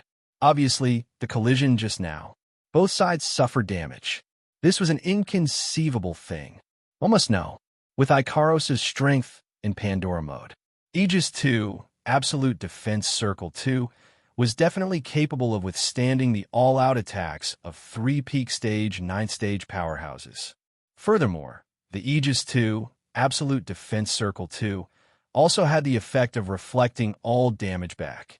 If 3 peak tier combatants of the 9th step really went all out against Ikaros who had activated Aegis 2, Absolute Defense Circle 2, the result would be Ikaros would be unscathed while the 3 peak tier 9 combatants would be killed by their own attacks. Looking at the current situation, Blackbat did seem to have suffered a bit of recoil damage, but it was only a scratch on his fist. Ikaros, on the other hand, obviously suffered a bit of damage, proving that Aegis 2, Absolute Defense Circle 2, was destroyed by Blackbat. From this, one could more or less see how powerful a pseudo-demigod powerhouse was. Honestly speaking, with Ikaros' strength, there was almost no chance of winning against Blackbat. But don't forget, Ikaros wasn't alone. In the next moment, along with a delicate shout, a burst of rich blue and white lightning flashed in the sealed treasury. Blackbat discovered that when the blue and white lightning flashed, the light above his head seemed to be suddenly blinded. A large shadow suddenly appeared on the ground, causing Blackbat to raise his head and look at the sky. Immediately, a wave of iron sand rushed down like a pitch-black waterfall into Blackbat's vision. "Get down here!" Makoto's delicate voice rang out once again. Following that, the blue-white electric light became even denser, and the pitch-black iron sand wave crazily rampaged. It was as if a pitch-black mountain was pressing down, heavily crashing down. If it was someone else, even a peak tier 9 combatant wouldn't be able to ignore such a powerful attack. But not only did Blackbat ignore it, he even sneered. "That's all you got?" As his voice faded, a cluster of pitch-black fog suddenly erupted from Bat's body. It was like an arrow that had been released from a bow as it suddenly soared into the sky from Bat's body. Like an ant that had collided with an elephant, it violently collided with the iron sand wave that was charging down. Then, something strange happened. TSK, TSK. Amidst the sound of water being poured on fire, all the iron sand wave that came into contact with the black gas seemed to have disappeared into thin air. They were crushed into nothingness amidst a series of sizzling sounds. At this moment, 2 completely different voices entered Bat's ears. His expression stiffened as he turned his head and looked in a direction not far away. There, Yi Juya and Shi Xian were standing side by side, holding different weapons in their hands. Their bodies were wrapped in purple-blue restraints. Their hands, legs, and necks were all shackled. Broken chains were still attached to the shackles. Yi Juya and Shi Xian stood side by side, holding different weapons in their hands. Yeju Shi's right shoulder sprouted a pair of inanimate steel-like wings. A gauntlet appeared on his right hand. He held a huge spiked spear with a sharp top and rounded bottom. Whirlwinds swirled around the spear, making whooshing sounds. Yeju Xian's left shoulder sprouted a pair of inanimate steel-like wings. A gauntlet appeared on her left hand. She held a chain with a diamond-shaped blade in front of it. The chain moved up and down, creating gusts of wind. The spiritual equipment, and angel, unique to elves, appeared on the Bawu sisters' bodies at the same time. Mikoto and Ikaros silently appeared on the left and right sides of Yeju Shi and Yeju Xian. The four young ladies exchanged glances with one another. Their eyes flashed with a strange glint as they uttered similar words. Let's end this quickly. Violent energy ripples swept across the entire treasury of the Fea Empire's imperial palace.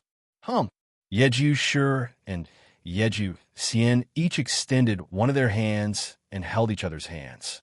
Violent spiritual energy radiance gushed out from their bodies, illuminating every corner of the battlefield.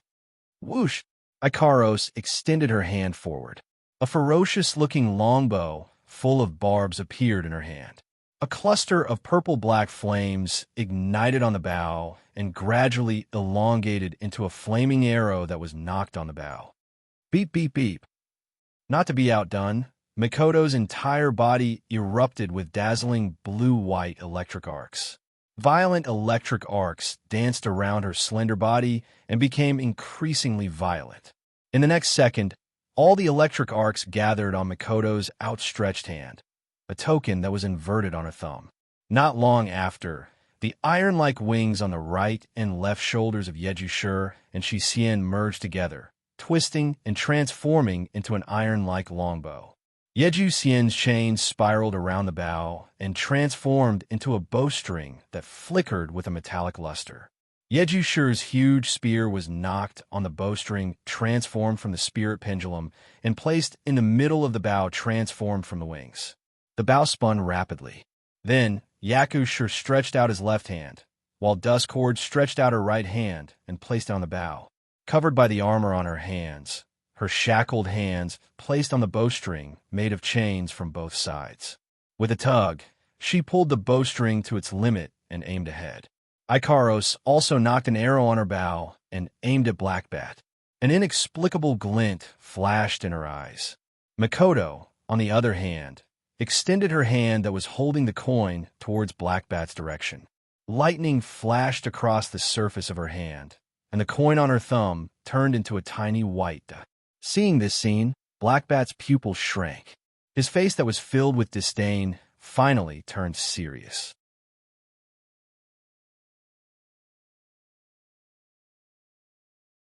Chapter 1973.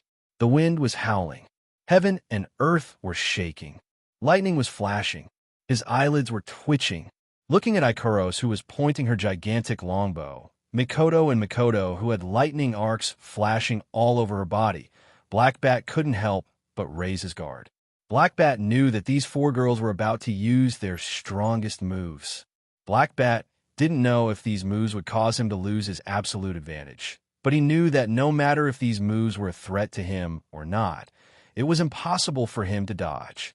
There was no other reason other than there was no place to dodge. Although the treasury of the Fea Empire's royal palace was vast enough to hold a castle, with four powerhouses of at least the 9th rank using their strongest attacks, even 10 castles would be destroyed in an instant, right? Therefore, regardless of whether Blackbat chose to dodge or not, if these attacks landed in the Fea Imperial Palace's treasury, the aftershocks would still sweep Blackbat away. Long? Wind? Go in. In other words, Blackbat didn't know if these attacks would threaten him or not. If he didn't dodge, he would be hit. If he dodged, he would still be hit. Just a bunch of human women. Blackbat's sharp fangs poked out his mouth, his eyes flashing with killing intent. Why would I need to dodge? After saying that, Blackbat abruptly propped himself up, and a burst of black and red mist immediately gushed out from every part of his body. Like spiraling, ghostly shadows, the mist began to hover around Blackbat amidst a series of sharp G noises. As a result, the ghostly shadows flew at an extremely fast speed like black flags, circling back and forth around Blackbat's body in the form of a protective barrier. It kept spinning around Blackbat's body. Blackbat didn't see it. When he chose to defend with all his might, that is, he didn't evade, nor did he rush forward to take the initiative before the girls could unleash their attacks, including Ikaros. Mikoto, Ikaros, and Mikoto's eyes lit up. Hurricane Rider, Raphael, Sky Racer, Elkanaf, Apollo, Apollon, Railgun, Super Railgun. The next moment, shouts that seemed to come from the edge of the sky reverberated throughout the Fea Empire's imperial treasury. This caused the world to fall silent for a moment. This silence seemed to last for a second, but also for a minute. It seemed like a moment, but also like an eternity.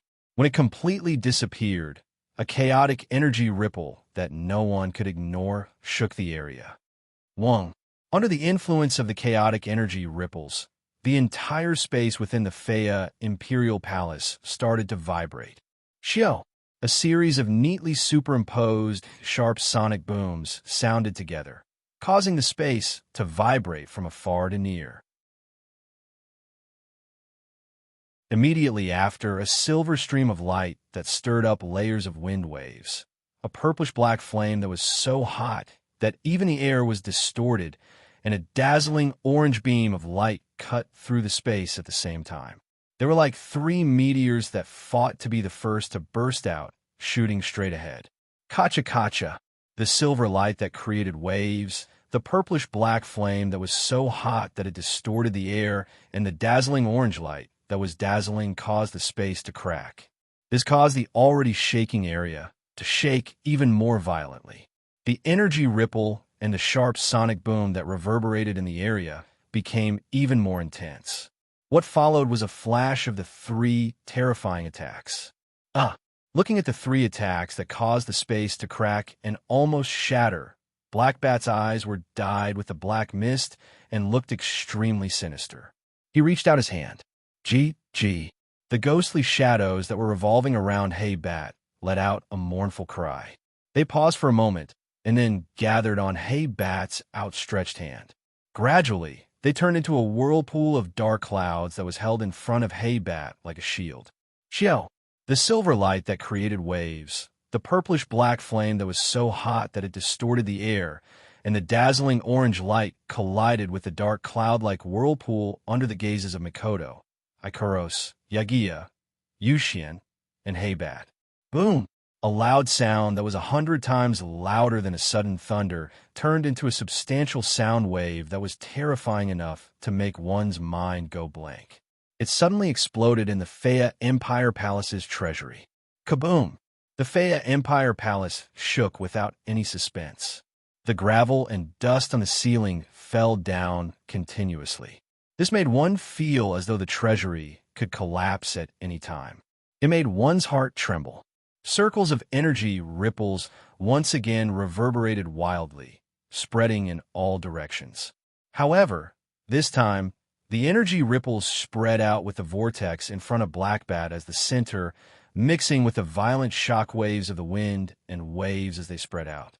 To be more precise, it should be said that it spread out from the center of the silver light that rolled up layers upon layers of wind and waves, the purplish-black flames that were so hot that even the air was distorted, the dazzling orange light beam, and the dark cloud-like vortex.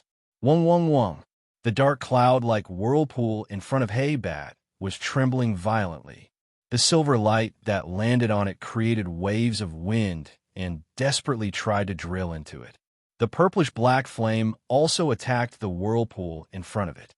The orange light shook again and again as it tried to break through the sturdy barrier in front of it and land on its master's body. As the silver light, purplish-black flame, and orange light collided with the whirlpool, waves of wong sounds and circles of energy ripples spread out. The aftershocks were starting to take effect. Hey Bat, who was holding up the whirlpool and blocking the attacks of Mikoto, Ikaros, Yakuya, and Yuxian, was surrounded by black mist. His face was alternating between black, white, red, and green. A vicious glint appeared in his eyes. It was obvious that he was giving it his all. Under Blackbat's all-out defense, the silver stream of light, purplish-black flame, an orange beam of light that constantly battered the shield-like pitch-black vortex began to weaken. Their might also gradually faded. Seeing this, Hey-Bat's eyes flashed with mockery. Although he didn't expect these human girls to be able to use attacks of this level, and if he didn't defend with all his strength, he might have been injured, but this was the end of it. With attacks of this level, it would be difficult for them to injure him.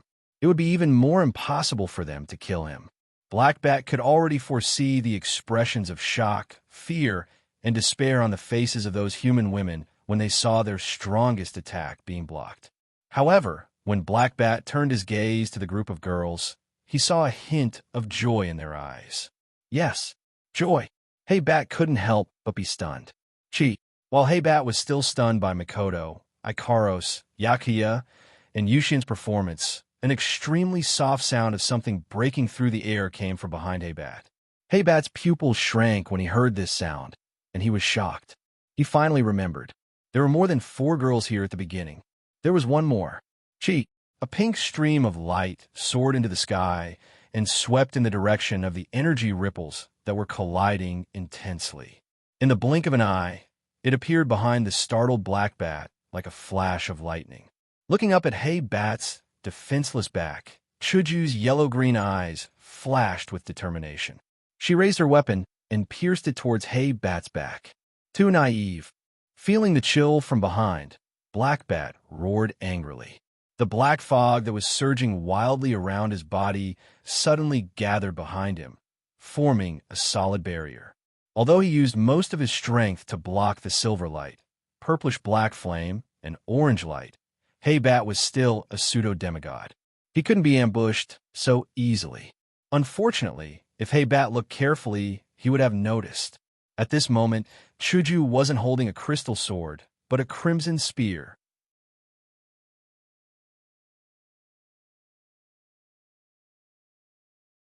Chapter 1974. Swish! Like a scarlet flash, the crimson long spear flashed past with a speed that was comparable to lightning. It ruthlessly pierced towards the black fog that permeated the air. Clink! Amidst a light and agile sound, the crimson spear that fiercely pierced through the black mist seemed to have crashed into a steel wall, causing sparks to fly. Black Bat, who was diverting most of his attention and strength to block the 3 attacks in front of him, noticed this and sneered in his heart. But in the next moment, that sneer froze in Black Bat's mind, which suddenly went blank. Buzz! The crimson spear that pierced the steel-like black fog was suddenly jolted away. A burst of scarlet light flashed all over and reverberated like a ripple. Bang! The black fog that had spread out from Black Bat's back suddenly became sluggish. With a crisp, muffled sound, all of it disappeared as if it had been crushed. What? Black Bat's pair of pupils that were surging with a cold glint a moment ago slowly shrank to the size of a needle tip. His sneer also froze on his face. In his mind, a bell-like warning was ringing frantically, but it was all too late. The crimson spear wiped out the black fog with irresistible force. Before it could dissipate, the crimson spear once again turned into a scarlet flash amidst bursts of sparks. Amidst a shrill sonic boom, it tore through the air and mercilessly landed on the defenseless back of the man. Black Bat, who used most of his attention and strength to resist the 3 strongest attacks released by Mikoto, Ikaros, Yakuya, and Dushin, didn't have the chance to retreat. The moment his last line of defense was broken, the most crucial result was already destined. Poochie! When the crisp tearing sound entered everyone's ears, crimson blood also sputtered in all directions and sprinkled on the ground. All sound between heaven and earth disappeared. Ugh! The muscles on Black Bat's face completely froze. A pair of eyes that were originally filled with blood, ferocious, and murderous intent violently trembled. His expression gradually became lax. But under the control of his master, he lowered his head and cast his gaze on his master. In the next second, Black Bat saw it, on the part of his chest. To be more precise, it was on his heart, a section that was completely crimson. The tip of the spear, covered in blood, was sticking out from there. Not only did Chuju's spear effortlessly break through Blackbat's last line of defense, it also pierced through his body. Blackbat's heart. Fatal wound. Staring at the tip of the scarlet spear that protruded from his heart, Blackbat's eyes trembled even more intensely. In the end, blood flowed from the corner of his mouth as he spat out a few words. No. Can impossible? No. Nothing is impossible. That's because the red spear in Hinajika's hand is the fantasy killer that Wu Yin has been hiding for a long time because she rarely gets a chance to use it. It was the fantasy killer that could erase all abilities that didn't exist in common sense. Naturally, this ability that didn't exist in common sense also included Blackbat's false god's power. Thus, no matter how strong Blackbat was, when he used his false god's power to form a defense against the fantasy killer, he was destined to lose. The fantasy killer was also the method that Chuju, Mikoto, Ikaros, Yagiya, and Yushin used to kill Blackbat.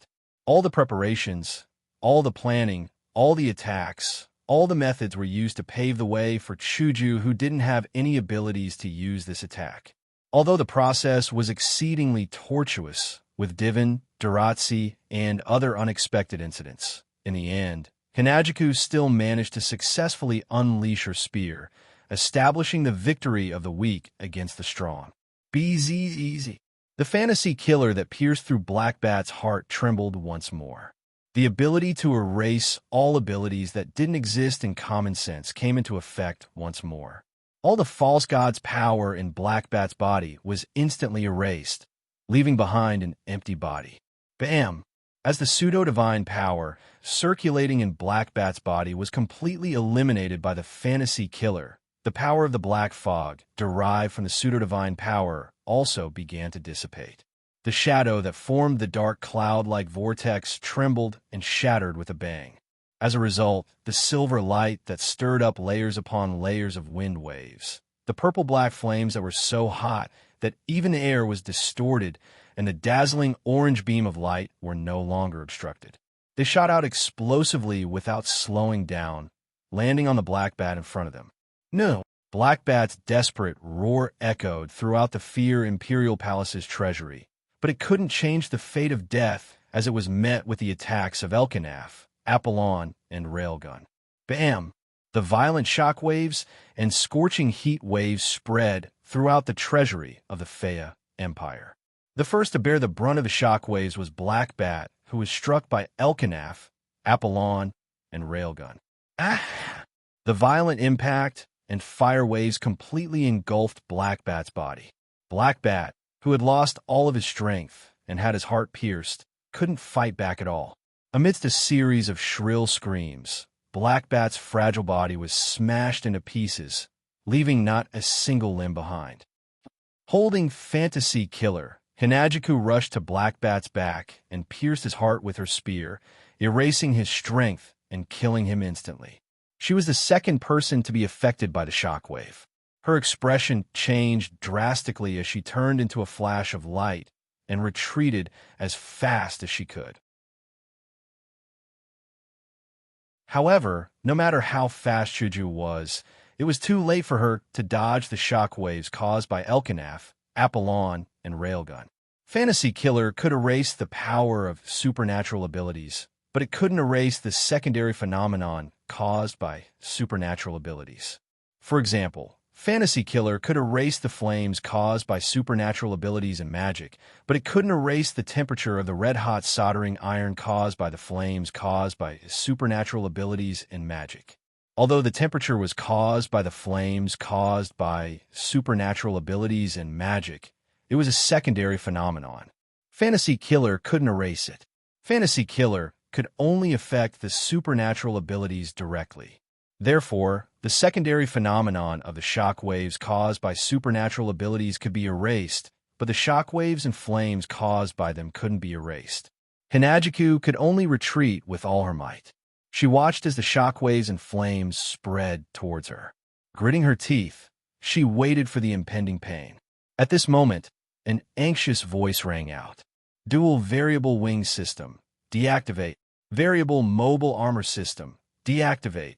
armor reduced by 60%, rotation performance increased by 550%, accelerate.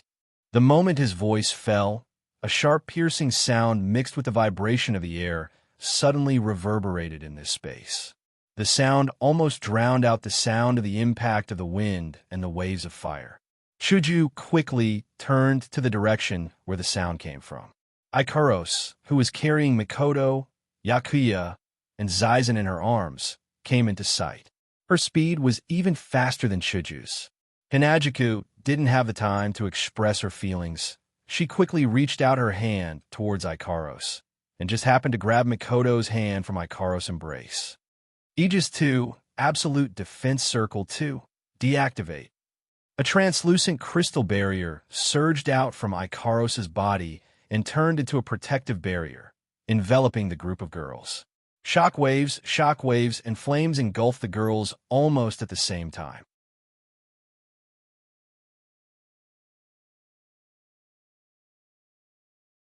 Chapter 1975.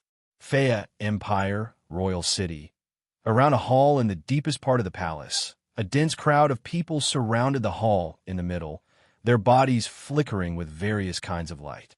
Surrounding them were the Misaka sisters, who were wearing circuit suits and equipped with CR units. A total of 5,000 Misaka sisters were present, forming an army with the largest number of people. They stood at the periphery and surrounded the palace. Their slender hands were raised in the direction of the palace, and traces of mana could be seen rippling around them. It was not the magical energy used by mages in the Spalier world or any other world. It was a type of energy used to activate the manifestation device. This type of energy was called magical energy. The Misaka sisters were using these CR units on their bodies to generate magical energy. They then used the magical energy to create an RY, random field. The entire palace was covered in a thick layer of RY, random field. Standing in front of the 5,000 Misaka sisters was a group of people of different ages, appearances, height, and genders. They were either wearing armor or long robes. Although these people were different in appearance compared to the Misaka sisters, the combat aura and magical energy that surged from their bodies were similar to the magical energy that the Misaka sisters were emitting. The similarity here referred to the strength. Obviously, these people were different in appearance compared to the Misaka sisters. However, in terms of individual strength, they were definitely not weaker than any of the Misaka sisters. However, in terms of numbers, there was a huge difference. At most, there were 300 to 400 of them. Compared to the 5,000 Misaka sisters, there was a huge difference. However, these people raised their hands in the direction of the palace. Their combat aura and magical energy surged from their hands and formed a rippling barrier. It covered the area around the RY, random field, and strengthened the RY, random field. As for the innermost circle, in front of the group of Misaka sisters, warriors, and mages, Weya and Kaya were seated at the head of the table, which was closest to the palace. At this moment, the two of them also raised their magic staffs, continuously pouring their mana into them. The crystal ball at the tip of their staffs glowed brightly. It turned into a circle of strange turbulence. It spun and channeled into the RY, random field, and the barrier that covered the palace. Needless to say, this was the specialty of the Faya Empire's royal family. It was the wind of dissolution that could dissolve all energy attacks. There were a total of 5,000 Misaka sisters who could exert the power of the 8th stage at their full power, as well as 3 9th-stage powerhouses and 333 8th-stage powerhouses to create a barrier, as well as Weya and Kaya's wind of dissolution, that could dissolve all energy attacks. Even a demigod powerhouse would not be able to enter the palace. He would not be able to enter. Of course, that was referring to the human demigods. Magical beasts were generally physically stronger than humans. Therefore, even if he wasn't a demigod, Black Bat had the ability to break through. Because they knew this, Weya and Kaya's expressions were solemn from beginning to end. They didn't say a single word and focused on casting Dissolving Wind. They were doing their job faithfully. Boom! At a certain moment, the palace that was covered by layers of random field, wind of dissolution, and the barrier created by the 3 Tier 9 powerhouses and 333 Tier 8 powerhouses shook violently. Apart from the Misaka sisters who were always calm, everyone was shocked. At the scene, everyone was shocked by this shock and started to clamor. Weia's and Kaya's expressions changed as well, and they hurriedly shouted, "Increase your strength by 1 level." Hearing this, the 3 powerhouses of the 9th stage and 333 powerhouses of the 8th stage finally calmed down. Their do-chi and mana became even denser and more violent, causing the barrier to become even more sturdy. Not only did the 3 Tier 9 powerhouses and 333 Tier 8 powerhouses do the same, but the Misaka sisters also activated the magical power generation device to speed up the production of magical powers. Then, they infused the magical powers into the random field, making the random field even more solid. Boom! However, under these circumstances, the hall still began to shake violently. An extremely strange feeling surged into everyone's hearts, causing their expressions to change. In the senses of everyone present, the violently trembling palace seemed to have turned into a cage, imprisoning a ferocious beast within. And now, the beast seemed to be about to break free from its cage and see the light of day again. This sent chills down everyone's spine. Kaya opened his mouth as if he wanted to say something. But before he could say anything, Weia's expression suddenly changed, and he cried out loudly, "Get down!" Almost at the instant Weia yelled, the palace that was enveloped by the layers of random field, wind of dissolution, and the barrier created by the 3 Tier 9 powerhouses and 333 Tier 8 powerhouses stopped shaking. Then, it exploded abruptly. Boom! Along with an earth-shattering explosion that resounded throughout the entire Fea Imperial Palace, the Domain of Will, and barrier that shrouded the palace exploded under the sudden impact. As though it had transformed into a bomb, it set off a circle of strong wind waves and dense flames that spread in all directions and attacked the surroundings. Under Weia's timely command, the 3 Tier 9 powerhouses and 333 Tier 8 powerhouses fell to the ground almost instantly when the palace exploded. Weia and Kaya were also caught off guard and fell to the ground. In an instant, cries of alarm echoed along with the earth-shattering explosion. The Misaka sisters were the only ones who didn't listen to Weia's order and didn't get caught off guard. Instead, they leaped into the air in unison and charged toward the gust of wind and fire with the help of the thrusters on their backs. Once again, the light of territory at will, shone and rippled out from their bodies. Buzz!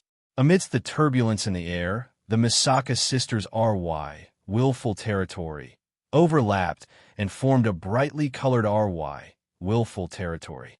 It opened and closed like a giant mouth, engulfing the strong wind and the intense flames that were gushing at them. Boom! The violent airwaves and flames collided with the random field. Kacha! The random field, formed by the 5,000 Misaka sisters, began to crack. Perhaps it was because he had used up most of his strength when he exploded the palace, but this time, the violent shockwave and fire did crack the Domain of Will, but they weren't able to break the Domain of Will. It didn't take long for the Domain of Will to dissipate. At this moment, the people lying on the ground lifted their heads with lingering fear. They saw a translucent barrier made of crystals flying toward them and landing on the ground. Boom! The translucent barrier made of crystals shattered instantly. Inside, Hinajiku, Mikoto, Ikaros, Yukino, and the other girls were all sitting on the ground. They were all panting, and their eyes were filled with exhaustion. The entire place fell into silence.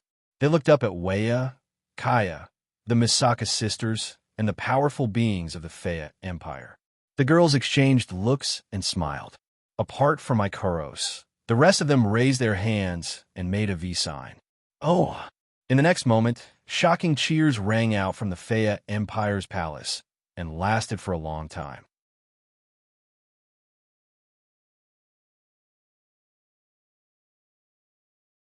Chapter 1976. Behemoth Forest, the capital of a different generation.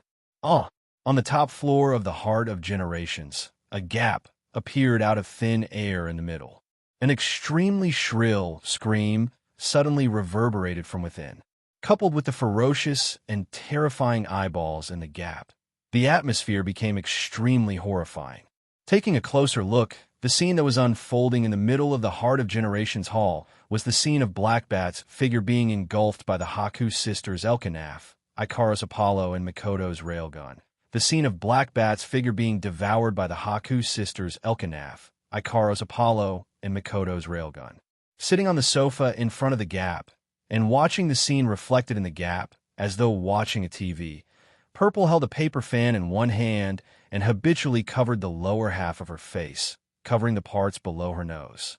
With a smile flashing across her eyes, she stood up. Buzz! A crack suddenly appeared in front of Purple like a door. Under the gaze of those ferocious and terrifying eyes, Purple walked into the gap and disappeared from the hall of the Heart of the Generation. Ooh! A gust of wind mixed with traces of fighting aura and magic power drifted past the area. A gust of dust and gravel blew through this space, blowing past the swaying green leaves. The wind blew past the spotless platform, as well as the big tree that stood in front and behind the platform, emitting a soft green light. In the middle of the platform, a palm-sized transparent whirlpool was spinning. The whirlpool was covered with a circle of dim light. There was a person standing in each of the 5 directions around the whirlpool. The remnant aura and magic power that was mixed in the wind came from these people.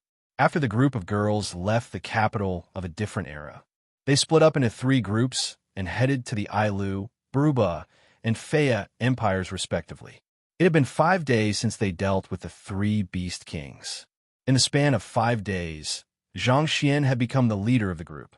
Garin, Mura, Lena, Cynthia, and Magnubi, the 5 demigods of the Spalier world, had been guarding this place with legendary armaments.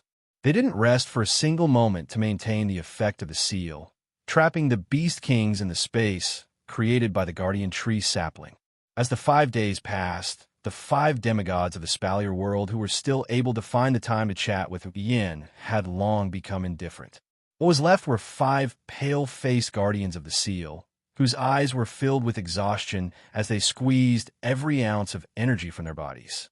They tried to prolong the Beast King's time. However, anyone with a discerning eye could see that Garin, Mura, Lena, Cynthia, and Magnubi were like arrows at the end of its flight. Even the light of the Do Chi and magic energy that was originally comparable to a torrential flood had become much dimmer. This caused the Do Chi and magic energy to not be completely used. A portion of them was separated and mixed into the surrounding wind. It was natural, from the time the Beast Kings were sealed to Wu Yan's departure, to the time when the group of girls came out from the lake. The entire journey to the 3 empires added up to 7 days. About 7 days had passed since then. 7 days wasn't a long time, but it wasn't short either. However, it was enough for Garin, Mura, Lena, Cynthia, and Magnubi, the 5 demigods of the Spalier world, to use up all their energy. Not only did he have to continuously strengthen the seal by activating the legendary armament, but he also had to guard the Beast King within the seal. How could the amount of combat energy and mana he had to consume during this period of time be calculated? In the past 7 days, Garin, Mura, Lena, Cynthia, and Magnubi, the 5 demigods of the Spalier world, had each taken potions to recover their aura, magic power, and stamina no less than 10 times. That was how they managed to hold on until now. However, as everyone knew, if one took too many potions, the human body would develop a corresponding immunity. Now, the demigods of the Spalier world wouldn't be able to recover much if they took more potions. In addition, they had been guarding the seal for 7 days without any rest since the Beast Kings were sealed. Their mental and spiritual fatigue was much more serious than their physical fatigue. It was already their limit to hold on until now. Compared to the 5 demigods of the Spalier world, Lena, Cynthia, and Magnubi. The Beast Kings had been resting and accumulating energy for the past 7 days in order to break the seal. What would happen in the end? Was there need to say? Garin, Mura, Lena, Cynthia, and Magnubi, the 5 demigods of the Spalier world, were naturally aware of this. However, they continued to squeeze out the remaining aura and magic power in their bodies to strengthen the seal and delay the arrival of the disaster. Buzz! Right at this moment, pitch-black cracks filled with malevolent eyeballs appeared in the space in front of the platform, instantly attracting the attention of the group of demigods. However, the group of demigods didn't have the energy to divert their attention, so they could only watch in silence. Violet leisurely walked out of the gap with a paper fan in her hand and arrived in front of the seal. She didn't even look at the group of demigods around her. Instead, she fixed her gaze on the seal in front of her and broke into a smile. Your 3 subordinates won't be able to see you again. As soon as he said that, the whirlpool that was spinning suddenly stopped, and the group of demigod powerhouses around him were startled. Soon after, they were overjoyed. If it weren't for the fact that they had no energy left, they would have cried out. Violet didn't seem to have any intention of explaining. Instead, she flipped her hand, and a cube-shaped enchanted field the size of a palm appeared in her hand. Inside the cube-shaped enchanted field, 2 strange black lights wriggled and crashed into the enchanted field like earthworms. They were the pseudo-god powers captured from Wildbear and Dark Scorpion. We can only retrieve 2 of them. The other one has disappeared with its master. Holding the enchanted field that imprisoned the black lights, Violet said with a sarcastic smile. You've lost.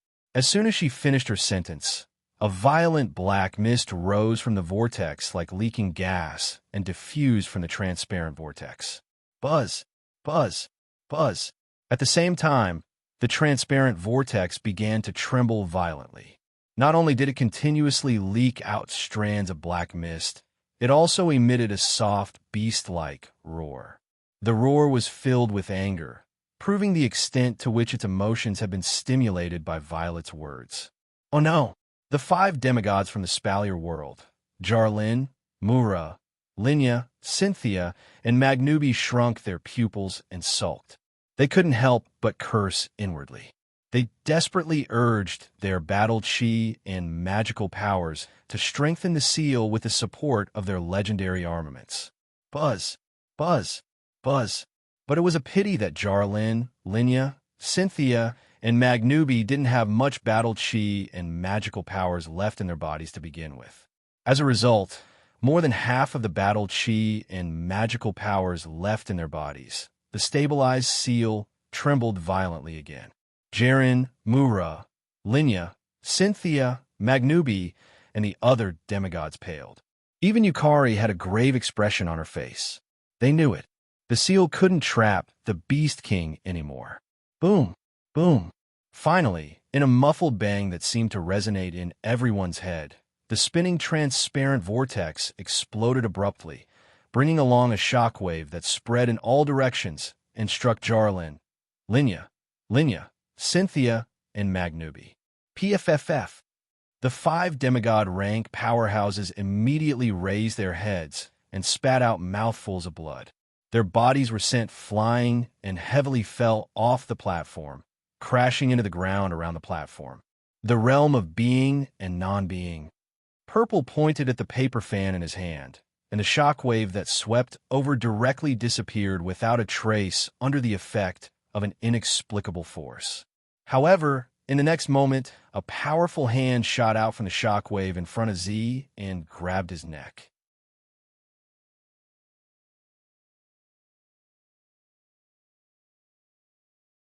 Chapter 1977. Whoosh! As the shockwaves rolled up and down several times, the ferocious shockwaves also reverberated throughout the entire platform, spreading out like circles of substantial ripples. Cough, cough, cough. Under the platform, Garland, Mura, Linya, Cynthia, and Magnubi were lying on the ground in different postures. Their faces were pale, and blood was dripping from the corner of their mouths. They raised their heads with difficulty and looked at the platform. When they saw what was happening on the platform, their faces turned even paler. On the platform where the shock waves gradually calmed down, a majestic figure covered in black mist stood tall at the spot where the vortex used to be. His hand reached forward and grabbed Violet's neck tightly, lifting her up in the air. His eyes and face were filled with coldness. After 7 days, the Beast King finally broke through the seal left behind by Jaren, Mura, Linya, Cynthia, and Magnubi, the 4 demigods of Silveria, and the guardian tree sapling. The Beast King reappeared in the world once again. The moment they sensed the decayed, dark, murderous, cold, and violent aura from the Beast King, Jaren, Mura, Linya, Cynthia, Magnubi, and the other demigod from Silveria felt their hearts tremble. They couldn't help but shudder. This was the Beast King, a pseudo-god Beast King, less than half a step away. A Beast King that could become a peak god beast. Slap! The paper fan that belonged to Violet slipped from her hand and fell to the ground. Ugh! Violet, who was held by the neck by the Beast King, didn't make any unnecessary resistance. She only held the Beast King's hand that was on her neck and suppressed the unsightly expression on her face due to suffocation. She looked at the Beast King in front of her. On the surface, she looked relaxed and even smiled, but in her heart, she was quite surprised. Violet was not surprised that the Beast King had the power to take her down instantly. The pseudo-god Beast King was invincible in this spallier world where there were no gods. There was a huge gap between each level in the demigod level. Only the level 96 purple was above level 99. It wasn't strange that they couldn't fight back in front of a level 100 Beast King. In the previous battle, if the Beast King hadn't held back a bit of his strength, he would have died. He intended to intimidate everyone. Garen, Mura, Linya, Cynthia, Magnubi, and the other 5 demigods from the spallier world came to help. Violet alone wouldn't even have the chance to deal with the Beast King. Therefore, Violet was not surprised that she was taken down by the Beast King in an instant. What was truly surprising was that Z discovered that while the Beast King was holding her captive, the demonic chi that was constantly flowing in her body seemed to be under his control. No matter how hard she tried to urge it, it was still like a tortoise crawling.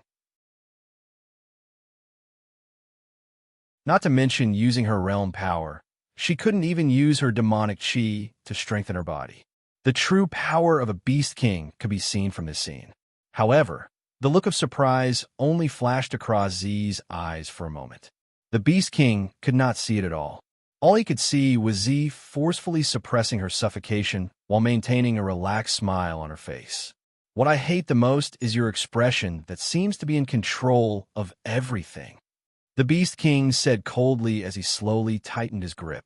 Finally, a pained expression appeared on Purple's face.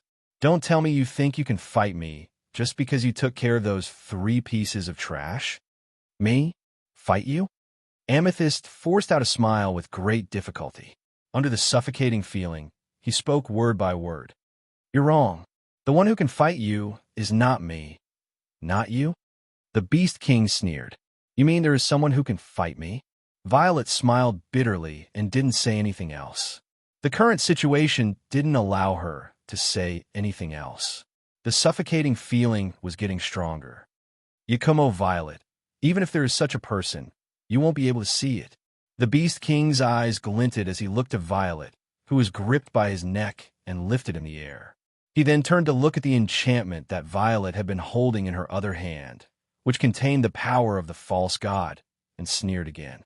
But I have to thank you for delivering the demonic chi to me. It just so happens that I used up some of my strength to break free from the seal. It's a good chance to replenish it. After saying that, the Beast King stretched out his other hand and pointed at the enchantment that imprisoned the false god's power in Violet's hand. Boom! Just like that, the boundary that imprisoned the pseudo-god power was destroyed by the ordinary finger. The pseudo-god power flew out and was caught by the Beast King. With a tremble, the pseudo-god power drilled into the Beast King's body and became an insignificant part of the trillions of pseudo-god power in the Beast King's body.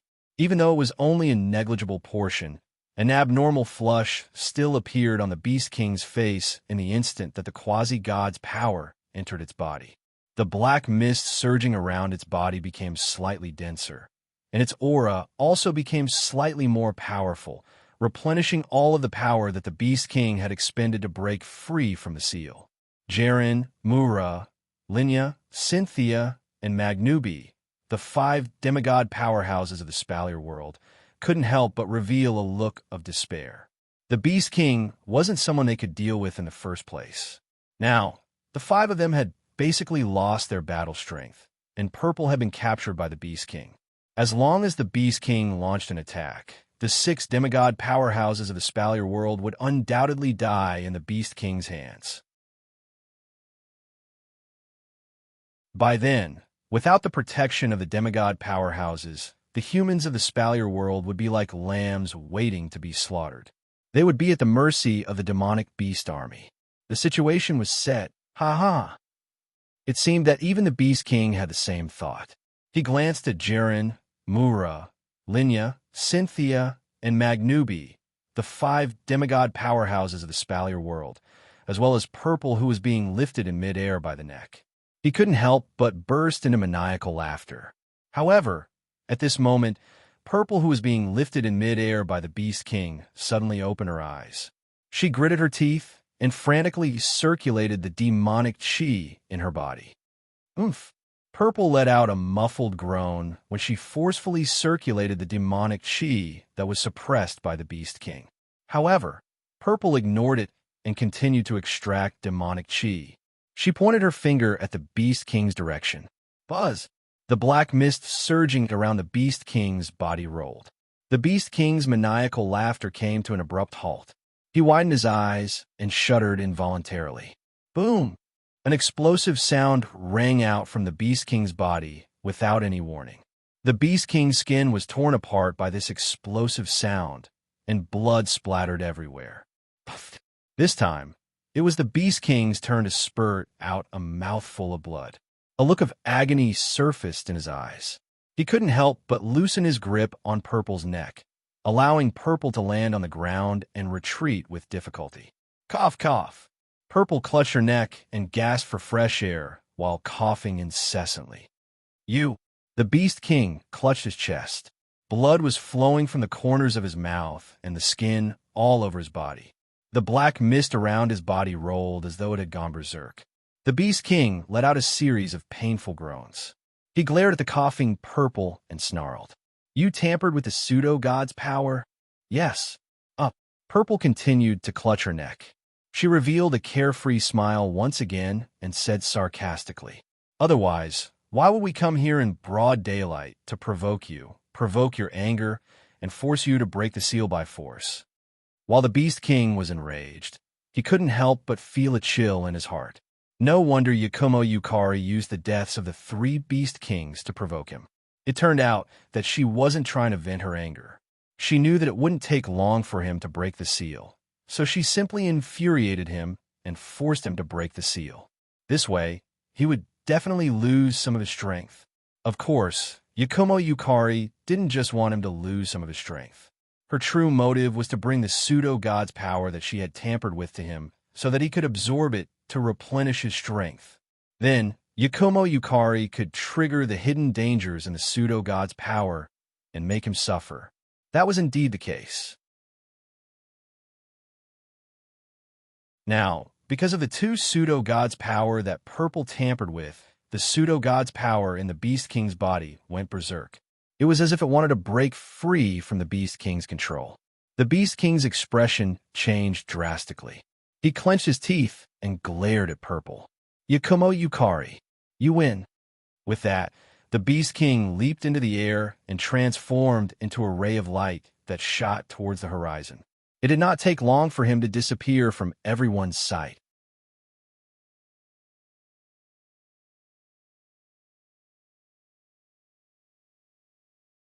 Chapter 1978.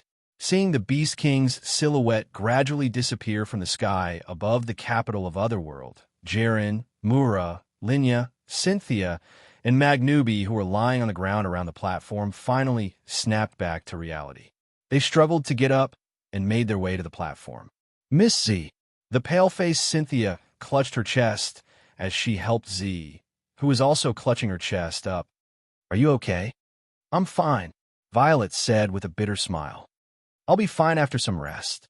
That was the truth. Violet did not suffer any injuries. The reason why she looked pale was because she had forcefully mobilized her demonic energy and was caught off guard by the Beast King's attack. Her entire body was in great pain from the forceful mobilization of her demonic energy. She would recover after some rest. However, due to the forceful mobilization of her demonic energy and the Beast King's suppression on Violet's demonic energy, the realm of illusion and reality around the capital of alternate generations had disappeared. Everyone could vaguely hear the roar of the demonic beasts, and the sound was getting further and further away. Come to think of it, the demonic beast army must have realized that the Beast King had left the capital of alternate generations and was recovering from the realm of illusion and reality. Long after the wind came out, it chased after the Beast King and left. Fortunately, the demonic beast army did not ignore the Beast King and attack the capital of alternate generations directly.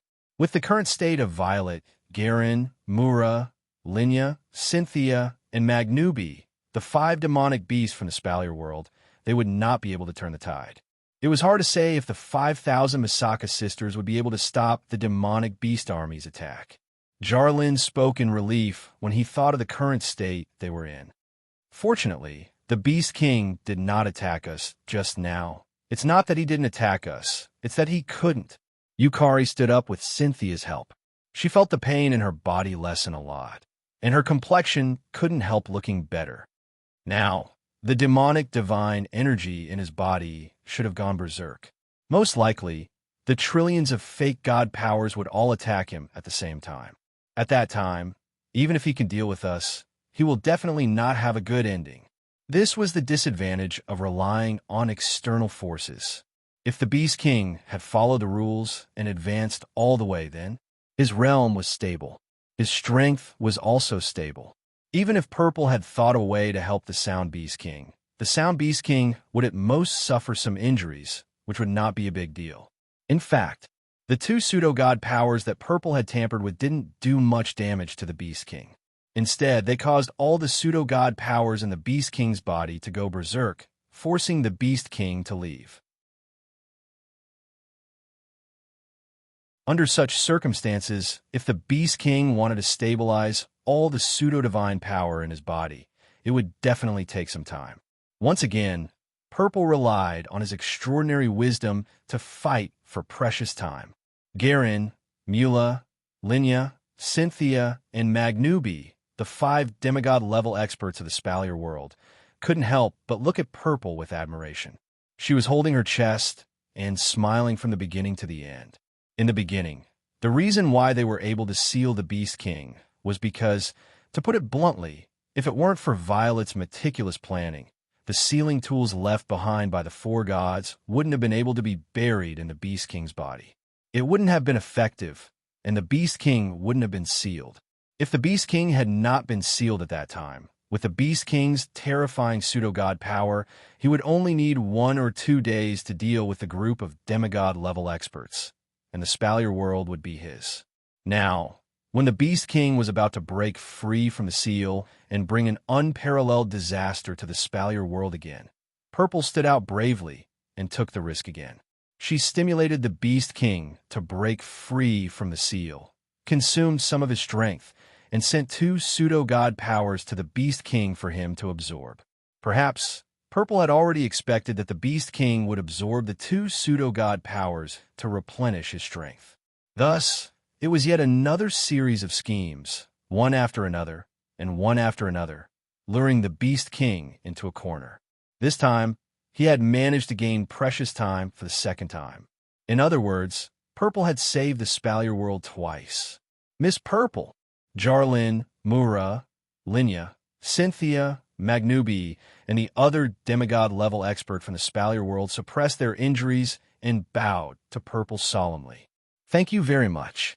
Hearing this, Purple smiled calmly as if she had already expected that Jarlin, Mura, Linya, Cynthia, and Magnubi would do this.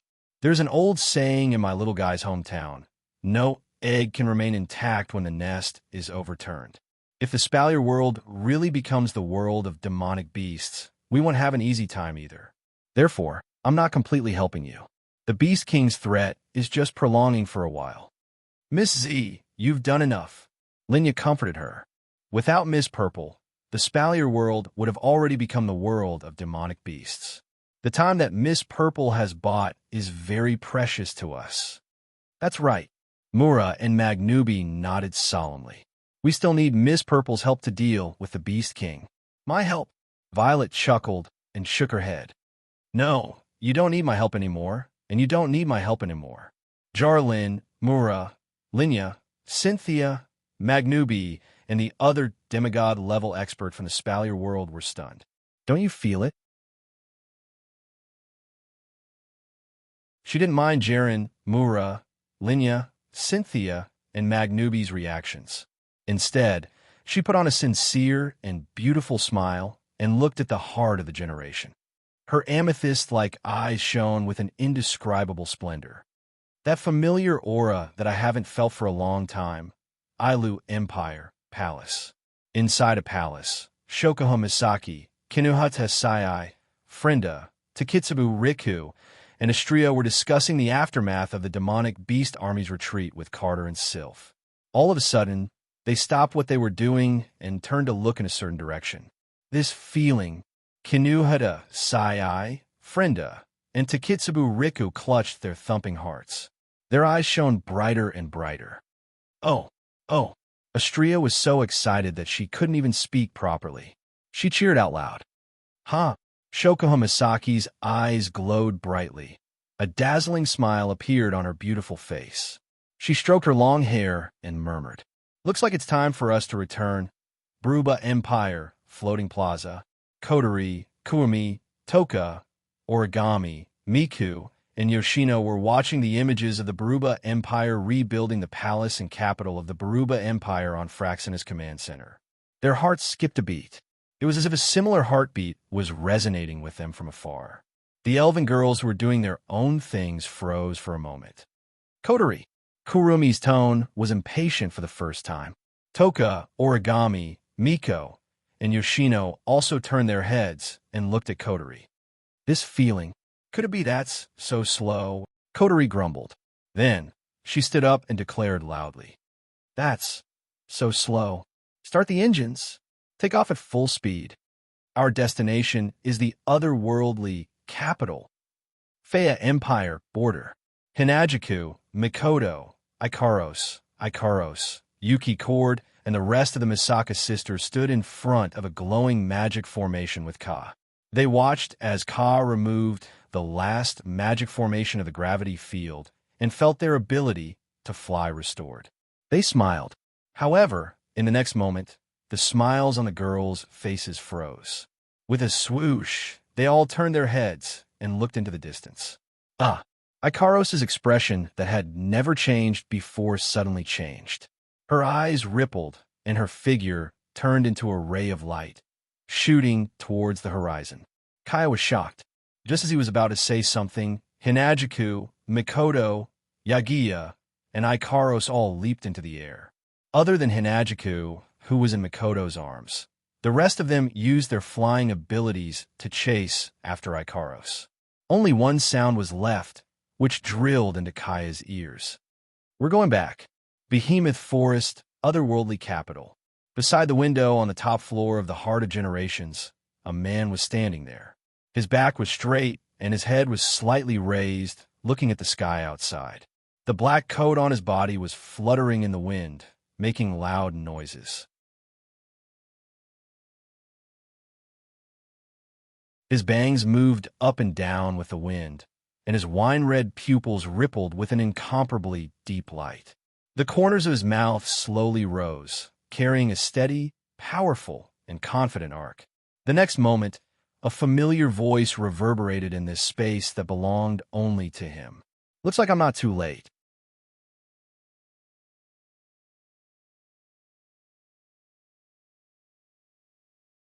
Chapter 1979.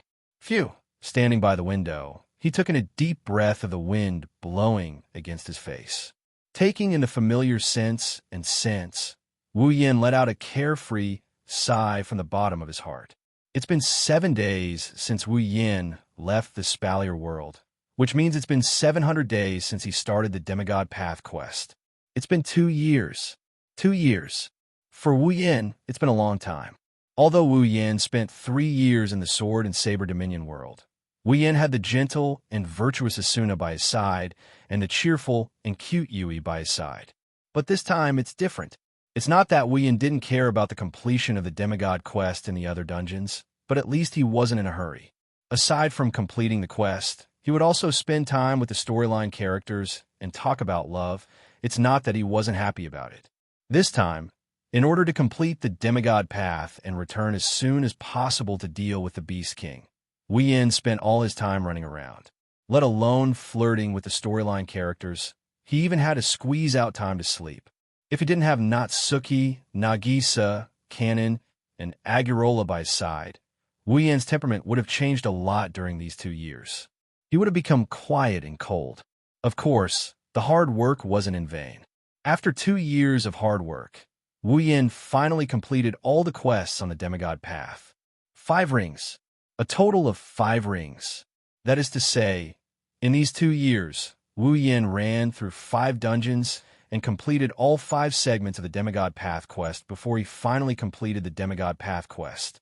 In addition to the previous 4 rings, Wu Yin completed a total of 9 rings of the Demigod Path quest.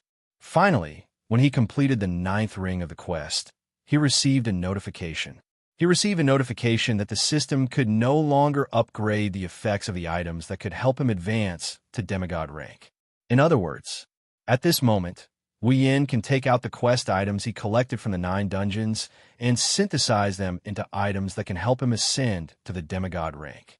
No, it should be the item to upgrade to the peak of demigod rank. Thinking of this, Wu Yin smiled again. His eyes emitted a cold light. Although he had just returned, the sapling was Wu Yin's noble phantasm. As the owner of the noble phantasm, Wu Yin could feel that the space created by the sapling had been destroyed. The Beast King had broken out of the seal. However, the Beast King didn't attack when it broke out of the seal. After thinking about it, Wu Yin understood. Yui must have contributed to this. The Beast King? Wu Yin hid his expression and glanced at the platform through the window. I won't let you be smug for long. After saying this, Wu Yin turned around and walked back to his room without saying goodbye to Yui, who was still on the platform. After entering the room that he hadn't seen for 2 years, Wu Yin closed the door tightly and sat down. He raised his hand and waved at the space in front of him. Buzz! Suddenly, a circle of crimson ripples appeared in the space in front of him. It slowly expanded as if something was being spat out. Under the tremor of the crimson ripples, items and props emerged from within and gently fell to the ground.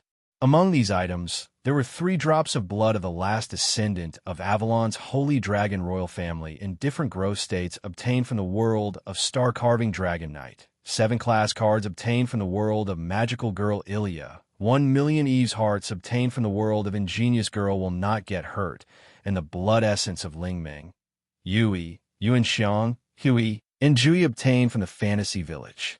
Apart from these items, the rest were items that Wu Yin had obtained in the past 2 years to complete the 5th round of the Demigod Path mission. Among them, some were items with strange shapes and effects. Some were parts of rare beasts, some were ordinary-looking things, some were strange, unknown liquids, and some even looked like stones. These were all items that the Demigod Path mission required to collect. There were also items that could be synthesized to advance to the demigod rank. Sitting on the ground, Wu Yin stared at these strange items. After a while, he closed his eyes. System. Request to complete the Demigod Path mission. Synthesize the reward item. Beep. User has completed the Demigod Path mission. Synthesize the reward item. Request in progress. Request complete. Synthesize the reward item. Listening to the cold and emotionless voice that rang directly from his mind, Wu Yin spat out a word expressionlessly. Yes. Synthesize the reward item. Begin synthesizing. As soon as the system's voice fell, the various items on the ground that were collected according to the requirements of the Demigod Path mission floated up into the air. Whoosh! Following a gust of wind, the items floating in the air suddenly burst into flames and were enveloped by flames of various colors. TSK, TSK. The green flames were silent, had no temperature, and did not emit any strange aura. However, under the roasting of the flames, the strange items from various dungeon worlds burned like pieces of paper. In the end, all of them turned into thick, ash-like light. Wu Yin discovered that the color of the light became brighter and brighter under the roasting of the flames. In the end, the color was so bright that it hurt his eyes. Moreover, the color was getting closer and closer to the color of the flames that were roasting them. Not long after, they were completely identical. Hum hum hum hum. It wasn't until every mission item was burned to ashes by the flames of various colors, and the light became the same color as the flames, that the flames wrapped in the light suddenly trembled. With a spin, they converged towards the center and collided with each other. Boom! With a muffled sound that was neither too loud nor too soft, all the flames that were wrapped in dense light collided together. Like different colored liquids, they intertwined with each other, twisting and fusing together. After a while, they actually turned into a ball of transparent flame. At the same time, the ash-like light also intertwined, twisted, and fused with each other in the transparent flame as though it was smelted by the surrounding flames. It spun like a dewdrop. After an unknown amount of time, the transparent flame started to dissipate under Wu Yan's watchful eyes. The flame and the quest items that Wu Yan had painstakingly collected from the various dungeon worlds disappeared without a trace. The only thing left behind was a dewdrop that was clearly transparent but emitted a rainbow-like radiance. Beep. Item synthesis successful. Ding. Obtained Demigod's Due. Perfect. Demigod's Due. Perfect, a synthesized item rewarded after completing the Path of Demigod mission issued by the system. Special item. Cannot be exchanged. Effect. Has the effect of raising the user's level to 90. If the completion of the Path of Demigod mission increases, the grade of the item will also increase. The level that can be raised after using the item will also increase. The perfect grade means that the item can be raised to the peak of the level. The user will be raised to level 99 after using the item. Requirement. Requires the user to be at least level 89. There's a risk of self-explosion if the user is below level 89. The effect will be reduced if the user is above level 89. The item is exclusive to the user, Wu Yan. Other than Wu Yan, it will not be effective.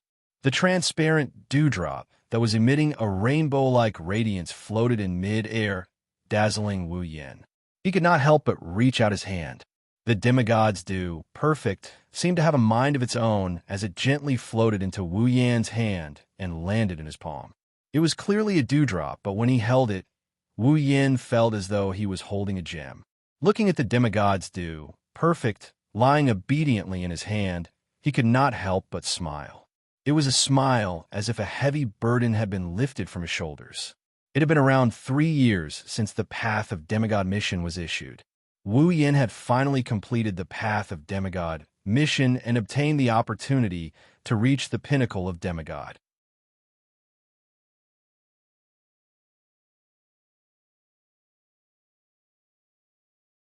Chapter 1980. Demigod Pinnacle. Now that the conditions for the birth of gods have been lost, they were truly the strongest existences in the countless planes. Of course, that didn't include the Beast King, who relied on the power of a false god to reach the false god rank. After all, in the long history of Silveria, the Beast King was the only one who managed to reach the demigod rank. Even in the future, there shouldn't be another demigod rank that was unique to the demigod rank. Apart from the special Beast King, the item that allowed him to become the strongest existence in the world was lying obediently in his hands. Wu Yan wasn't excited at all. His heart was filled with endless emotions. a tool that could allow one to reach the pinnacle of demigod in one fell swoop. If an outsider were to find out that Wu Yin is the only one who can use this item, they would go crazy with jealousy. This includes Garen, Mula, Linya, Cynthia, Magnubi, and the other demigods of Silveria. To be able to obtain such an item, how could he not be excited? However, no matter how heaven-defying this item was to others, Wu Yin only had one feeling, and that was to sigh. For no other reason than the fact that this item is something he worked hard for 3 years or so to obtain. It's not something that just fell from the sky. It's not something that could be exchanged from a system. The system only gave Wu Yin an opportunity, and Wu Yin grasped it very well. Instead, he turned it into a real opportunity. All of this could not have happened without the help of the group of girls who were Wu Yan summoners, especially Yukari, who had been supporting Wu Yin ever since the Demigod Path mission began, helping Wu Yin analyze the pros and cons of the mission. If it wasn't for the support and expectations of the group of girls, perhaps Wu Yin really could not help but give up halfway in the face of some difficulties and synthesize demigod do long ago, allowing himself to advance to the demigod level, but he would not be able to reach the heavens in a single step. He had become a peak demigod. So, Beast King, I will not allow you to harm the people around me. Wu Yin murmured these words that were filled with determination. His gaze was fixed as he raised his head. He placed the demigod dew, perfect, in his mouth. He swallowed it into his stomach. Almost at the same time as the demigod dew, perfect, entered his mouth, the dewdrop that was as bright as a gem turned into a slightly cold surging stream, like ice water, and rushed into Wu Yan's body. Buzz, buzz, buzz. Along with the slightly cold, clear stream, it flowed into his body. Wu Yan's body actually began to emit a trembling sound, causing Wu Yan's mouth, which had yet to be closed, to tremble slightly, almost scraping his teeth. This was because it was not just a slightly cold, clear stream, but the energy contained in the clear stream was so strong that it rushed into Wu Yan's body like a substantial impact, constantly impacting his body. Fortunately, Wu Yan's body was not only full of vitality due to the bloodline of the true ancestor, but it was also quite resilient, and his physique was also very strong. Otherwise, it was very likely that the surging powerful energy would cause his skin to crack and bleed, and he would end up like the Beast King who was riding with the power of a false god. Wu Yin closed his eyes, and a strong suction force came out of his body. The suction force landed on the cool demigod dew, perfect. It's like a tug of war. The suction force is trying to pull the energy out of the demigod dew, perfect. With the pull of the suction force, the slightly cold, clear stream suddenly became turbulent, and the shockingly rich energy was like a shock wave, continuously attacking Wu Yan's body, causing Wu Yan to tremble. However, while these shocks were hitting Wu Yan's body, on the other side, the slightly cold, clear stream of energy began to slowly leave the cold, clear stream under the pull of the suction force, and began to flow under the control of Wu Yan's mind. How did it flow? Naturally, it began to flow according to Wu Yan's highest level of magic power cultivation method. During this period of flow, Wu Yan could faintly feel that his meridians, bones, blood vessels, and even his cells were madly devouring the energy that flowed according to the magic power cultivation method. As the energy pulled out from the cold, clear stream of energy was devoured by his organs, tissues, and systems, everything in Wu Yan's body was undergoing an extremely shocking speed of strengthening. Wu Yan didn't know what this energy from the demigod dew, perfect, is, but now he has a better idea of what it is. Like the miraculous pool water, the demigod dew, perfect, seemed to have an extremely special transformation effect. However, unlike the mechanical transformation, sublimation, strengthening, and purification of the miraculous pool water, the energy from the demigod dew, perfect, also contained a vigorous vitality. Devouring this energy was like soaking one's body in a hot spring. Not only was it warm, but it was also very lively. If there was someone present, they would definitely notice that after swallowing the demigod dew, perfect, Wu Yan's body was currently emitting rings of extremely mysterious energy ripples. He was like a butterfly that was about to break out of its cocoon. Everything in his body was undergoing changes. As these changes progressed, everything in Wu Yan's body was also strengthening, purifying, and deepening, causing Wu Yan's aura to become stronger and stronger. Gradually, even the boundless magic power in Wu Yan's body was not to be outdone.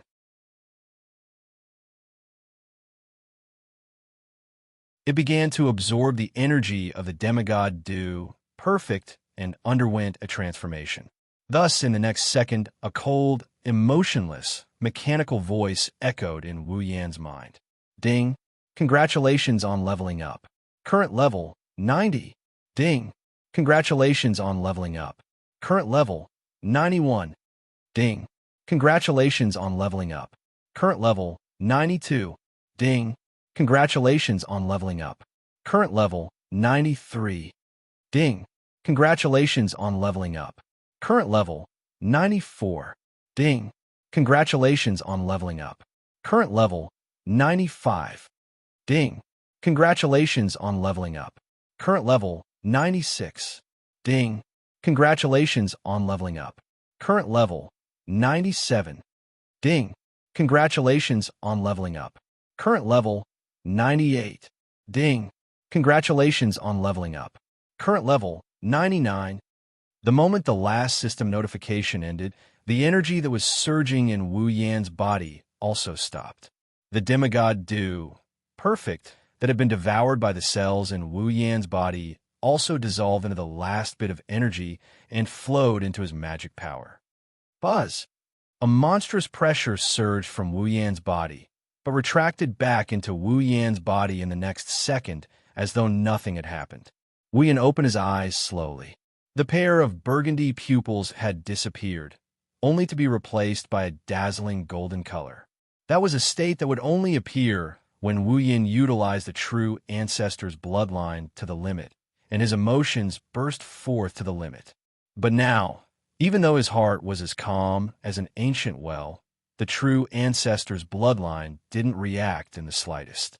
Wu Yan's eyes were still this dazzling golden color, which meant that Wu Yan had developed the true ancestor's bloodline to the limit.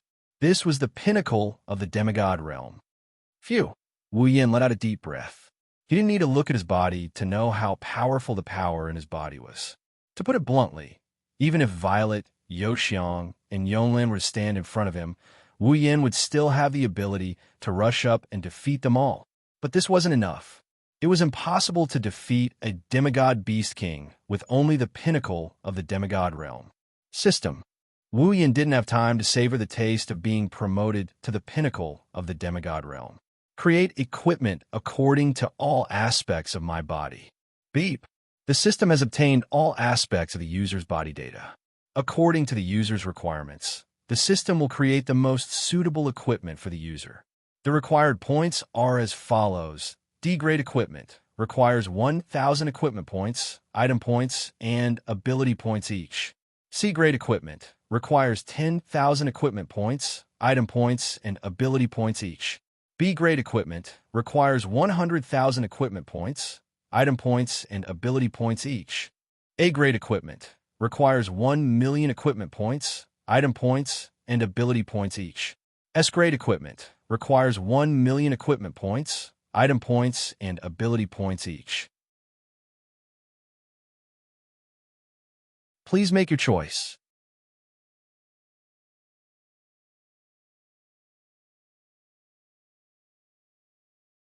Chapter 1981. As mentioned before, the pinnacle of demigod was the limit of every life form. No matter what kind of existence this life form was, as long as it could cultivate, break through, and level up, it could only reach the pinnacle of demigod at most. It was impossible to reach any higher with just one's cultivation alone. It was the same for Wu Yan and his group of summoning girls.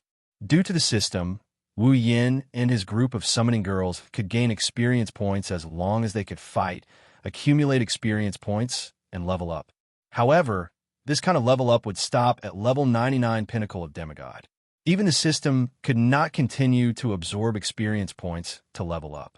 In order to become a true and invincible divine-level expert that surpassed the pinnacle of demigod, one had to fulfill the following 2 conditions. 1. Reach the pinnacle of demigod. 2. Absorb the power of God and obtain the opportunity to break through. Wu Yin had reached the pinnacle of demigod. In that case, if he wanted to advance to divine level and become a true expert, Wu Yin only lacked one thing: the power of God. The system had also said that the so-called power of God referred to a kind of sharpness that naturally formed equipment with great power possessed. As it was naturally formed and did not have any signs of life, it did not belong to the category of life forms and had been nurtured by the equipment with great power. This kind of sharpness without any signs of life had the property of breaking the limits of life forms, allowing the life form to step into the realm of God and advance to divine level. This kind of natural formation, there were equipment with great power that contained the power of God in the system. However, how could those equipment compare to equipment that was tailor-made for him? Although Wu Yin wanted to advance to divine level, he did not want to casually exchange for an S-grade mythical armament just to advance to divine level. Since he wanted to do it, shouldn't he do it to the best of his ability? Some people wanted to say that since the power of God was naturally formed, the sharpness of equipment with great power would be sharpness. Equipment with great power was a kind of sharpness in itself. Could an S-grade equipment created by the system also contain the power of God? The answer: of course it could. According to the system, S-grade mythical armaments were naturally formed equipment, and the so-called creation by the system was just a modification of an S-grade mythical armament that could originally be exchanged from a system. It was just a modification that was more suitable for the user. That's why Wu Yin decided to forego the exchange and forge instead. However, looking at the words equipment points, item points, and ability points required, Wu Yin's pair of bright golden eyes became absent-minded. He reached out his hand and clicked on the system list. Character: Wu Yin equipment points 4770000 item points, 5370000 ability points, 4660000 summoning points, 121000 level 99. After 2 years of experience in 5 instance dungeons, excluding the summoning points, Wu Yan's equipment points had reached 4,770,000 points. His item points had reached 537,0000 points, and his ability points had reached 466,0000 points. However, crafting an S-grade mythical armament required 1 million equipment points, item points, and ability points. The difference was like heaven and earth. At that moment, Wu Yin let out a bitter laugh. After pondering for a while, a torrent of mana suddenly rushed out from his body and turned into a knight's robe that was burning like flames. It covered his body. System: Wu Yin said in a deep voice, "Can I use the S-grade mythical armament as a bridge to upgrade the paladin equipment?" Isn't Wu Yan's paladin equipment the most suitable equipment for Wu Yin himself? If the system could use the S-grade mythical armament that originally needed to be modified as a material to upgrade the paladin equipment, it should be able to reduce some of the points consumed, right? Unfortunately, beep, the possibility of upgrading the paladin equipment is 100%. It requires 9 million equipment points, item points, and ability points. Hearing the system prompt, Wu Yin almost suffocated. 9,000,000 equipment points, item points, and ability points. Previously, when he was forging the paladin equipment, he spent 10 million equipment points, item points, and ability points. While forging the S-grade mythical armament required 10 million equipment points, item points, and ability points. Upgrading the paladin equipment required 9 million equipment points, item points, and ability points.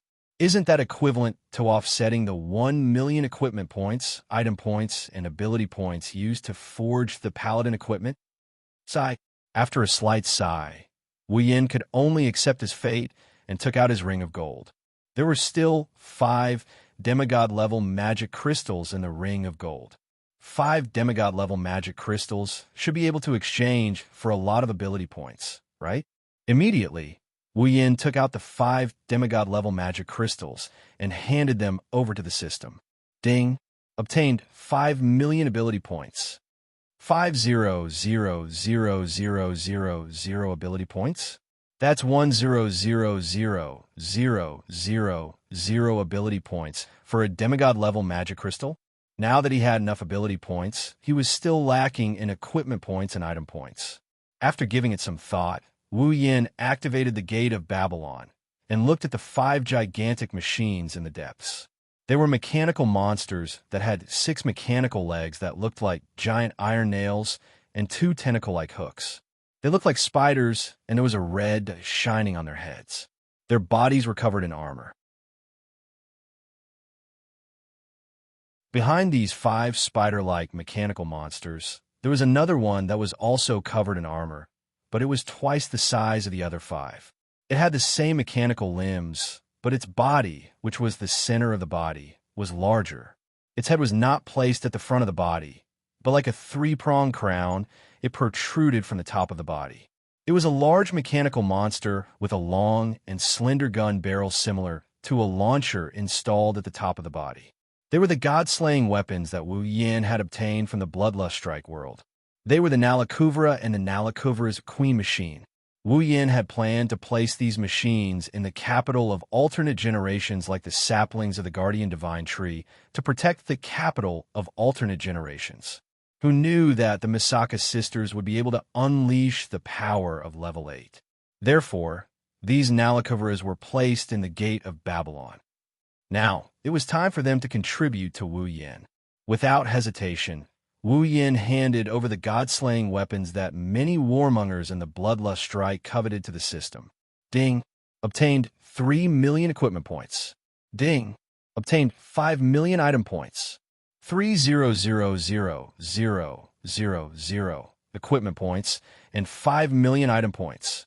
The legendary god-slaying weapons lived up to their name. Now that he had gathered all the item points, his equipment points had reached 77,000,000 points. He was only 130,000 equipment points away from upgrading his Holy Knight equipment. By then, Wu Yin would be able to absorb the power of God and obtain the opportunity to level up to the celestial level. Equipment points. Item points. Wu Yin gritted his teeth and handed over all the equipment and relics in the Gate of Babylon to the system. Among them were the Nietsu no Shana, Meteor Shower, and many other iron sand that had been turned into relics. After losing all the equipment in the Gate of Babylon, the Gate of Babylon had to rely on the quantity and quality of the equipment to increase its power. In the end, Wu Yin decided to put all the equipment that he could not hand over into an infinite space ring and handed over the Gate of Babylon to the system. Gathering here and there, after 5 minutes, Wu Yin finally got all the points he needed. Character: Wu Yin equipment points. 9011000 item points. 10370000 ability points. 9660000 summoning points. 121000 level. 99. Yin let out a sigh of relief when he saw all the points on the system list. System: upgrade the Holy Knight equipment. Beep: upgrading the equipment. Upgrading the target Holy Knight equipment. Deducting 90000 equipment points, item points, and ability points. Upgrading commencing. In the next moment, the Holy Knight outfit that was burning fiercely seemed to have been doused with gasoline. With a whoosh, the burning phenomenon became even more violent.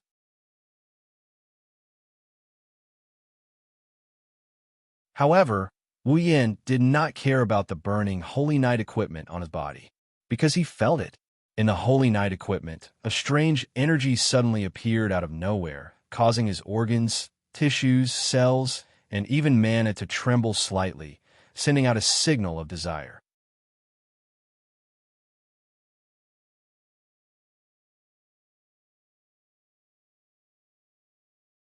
Chapter 1982. The Holy Knight outfit on his body was still rolling and fluctuating like a raging flame, but Wu Yin didn't feel it at all. The inexplicable power that suddenly appeared from the Holy Knight outfit made every cell, every bit of magical power, and every inch of skin in his body tremble and become restless. This kind of feeling was as if he had encountered an extremely high-grade tonic. Thus, Wu Yin instantly understood. This inexplicable power that came from the Holy Knight outfit was the power of God. Moreover, as the level of the Holy Knight outfit continued to increase, the power of God also increased bit by bit. In the end, it turned into streaks of white light that wandered back and forth. Buzz, buzz, buzz. Every cell, every bit of magical power, and every inch of skin in his body trembled more and more frequently with the increase of the power of God. However, Wu Yin suppressed the desire and impulse in his heart to absorb the power of God and immerse his mind into the Holy Knight outfit. In the Holy Knight outfit, Wu Yin seemed to have seen another world. It was an endless, pure white world that stretched as far as the eye could see. In such a world, streaks of extremely dazzling white light were like streaks of pure white meteors that wandered back and forth aimlessly. This scene was like the stars in the universe, containing an incredible feeling. And looking at these streaks of white light that wandered back and forth like pure white meteors, another scene immediately emerged in Wu Yan's mind. That was what he saw on the high cliff in the Behemoth Forest back then. Endless, dense, strange black lights that wriggled like worms. It was a scene that made one's scalp tingle. Taking a closer look, these streaks of white light that wandered back and forth like pure white meteors were extremely similar to the shape, appearance, and scale of the strange black lights. But that wasn't strange. After all, these white lights were the power of God that all-powerful people dreamed of. As for the power of the pseudo-gods, it was a power developed by the four gods by using the fragments of the mythical armament that contained the power of the gods as research. The original purpose was also to be able to replicate the power of the gods and mass-produce endless power of the gods. In that case, the shape, appearance, and scale of divine power and false divine power were roughly the same, so there was nothing special about them. The difference was, when a meteor-like white light flowed, it was extremely pleasing to the eye. It was as if a real meteor was flying through the sky, making those who looked at it feel comfortable. On the other hand, the false god's power was like a worm wriggling in the air. It was extremely disgusting. In addition, the aura emitted from the meteor-like bright white light was so grand and vast. However, the strange black light was cold and vicious. The difference between two forces that had the same origin but were completely different could be easily seen with a little comparison. Moreover, the power of God could help one break through the limits of life. When one reached the God level, the false god's power could change the form of life, turning one into a monster and forcibly increasing one's strength. It was obvious which of the two was stronger and which was weaker. When a meteor-like bright divine power in the Holy Knight armor filled the entire white world, the system's notification rang in Wu Yan's mind. Ding! Grade upgrade successful. A grade. Holy Knight armor upgraded to S grade. Ding! Holy Knight armor upgraded to S grade, increasing the effect of aura creation. Without any damage to the Holy Knight armor, it will continue to create aura. Absorbing aura will have the effect of upgrading from level 99 to level 100. The more aura it absorbs, the higher the success rate of upgrading. Listening to the system's notification, this time, Wu Yin finally couldn't hide the excitement in his heart and clenched his fist tightly. The mythical armament had the effect of nurturing the power of God, and the power of God could help pinnacle demigod experts break through the limits of life and advance to the God level. Of course, the power of God could only play the role of a ticket to the God level. Whether one could step through the door to the God level still depended on the efforts and actions of the absorber. In this aspect, it required the absorber to have a certain level of aptitude and talent to break through. How about Wu Yan's aptitude and talent? Wu Yan didn't know about this. He was able to reach the pinnacle demigod level all the way by relying on the system's ability to absorb EXP to level up. If he cultivated on his own, other than his own magic power and some magic, Wu Yin didn't try anything else. Naturally, he didn't know how his aptitude and talent were. However, Wu Yin believed that he would definitely succeed in breaking through. Where did this confidence come from? Wu Yin also didn't know. It was a kind of confidence that had no basis and was just a feeling in the unseen world. Driven by this confidence, Wu Yin didn't hesitate. He slowly released the magic power in his body and poured it into the holy knight outfit that was burning like flames around his body. He turned the magic power into a ribbon that wrapped around one of the dazzling meteor-like power of God in the vast white world and pulled it into his body. Bang! The moment the power of God drilled into his body, Wu Yin suddenly heard a roar in his mind as if something had shattered. His golden pupils began to slacken, and he looked like his soul had left the world. In fact, Wu Yin's consciousness was indeed no longer clear-headed. In a trance, he was pulled up by a suction force and pulled into a wonderful space. This was a space that resembled the universe. Even though there weren't any sun, moon, or stars, it was filled with specks of starlight. Wu Yin quivered and came to his senses. A trace of confusion flashed across his face. But when he felt the feeling of harmony in the surrounding space and the state of his soul leaving his body, Wu Yin suddenly understood. This space was the deepest part of his soul. In other words, the place Wu Yin came to was the place where his soul was stored. His current form also existed in the form of a soul. Why was he suddenly pulled into the deepest part of his soul? At this point, Wu Yin seemed to be somewhat at a loss and also somewhat enlightened. He knitted his brows and entered a mysterious state. Ding! At this moment, a strange sound suddenly reverberated in the space of the deepest part of his soul. It rippled like water and attracted Wu Yin's attention. It wasn't until this moment that Wu Yin discovered it. In the deepest part of his soul, at the forefront, there was a luminous sphere that was as round and eternal as a star. 2 halos revolved around it. It was a sphere with a diameter of 1 meter. If it were someone else who saw such an inexplicable thing in the depths of their soul, they would definitely be scared out of their wits. However, Wu Yan's eyes lit up and a trace of palpitation emerged on his face. System. System. That's right. System. The only thing that existed in the depths of Wu Yan's soul and integrated with his soul, without any gap, was the system. In other words, this luminous sphere that was as round and eternal as a star with 2 halos revolving around, it was the system that changed Wu Yan's fate. Out of the blue, Wu Yan's body uncontrollably floated towards the glowing sphere that is as round as a star. It's surrounded by 2 light rings. It's about 1 meter in diameter. He reached out his hand and placed it on top of the glowing sphere. Buzz! A ripple that seemed to be gratified, joyful, and sentimental reverberated around the glowing sphere. It felt like a pet that had been waiting for its master to come to its side, or a servant that had finally completed its mission. It trembled with excitement. Boom! In the next moment, the system that had integrated with Wu Yan's soul and changed Wu Yan's fate expanded and exploded into countless light spots. Looking at this scene, Wu Yin was stunned and couldn't come back to his senses. However, when he saw the light spots that exploded, his mouth slowly widened. This was because there were many familiar things in those light spots.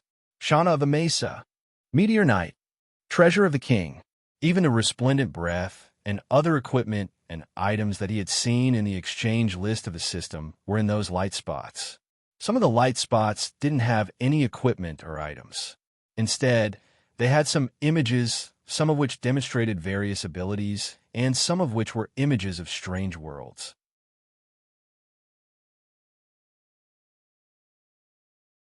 The images that demonstrated various abilities were naturally the abilities that could be exchanged in the system.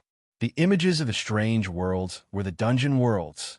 In these dungeon worlds, the storyline characters were reflected in the images and had light spots on them, representing the summoned characters. Then, the equipment, items, abilities, summon characters, and light spots that represented the dungeon worlds that made up the system all swarmed into Wu Yan's body. Wu Yan slowly closed his eyes and fell into a deep sleep.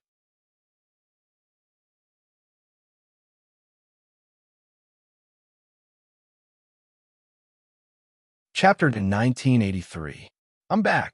Astria rushed into the Heart of Generations Hall with Shokuho Misaki, Kinuhata Sai, Frenda, and Takitsubu Riku following behind her. They rushed into the hall like a school of fish. Shokuho Misaki, Kinuhata Sai, Frenda, Takitsubu Riku, and Astria noticed Yukari wasn't the only one in the hall. Chuju, Mikoto, Ikaros, Yakuya, Yuzin, Kotori, Kumi, Toka, Origami, Mikoto, Shiki, and the other elven girls were there as well. All the girls who went to the three empires were gathered here. You're all back. Shokuho Misaki looked at Mikoto and Kotori with a surprised expression. Did you guys come back by airship as well?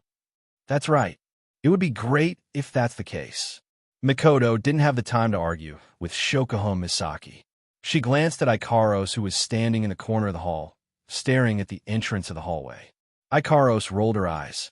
We flew back as fast as we could to catch up to Ikaros. When we were almost out of energy, we were almost there.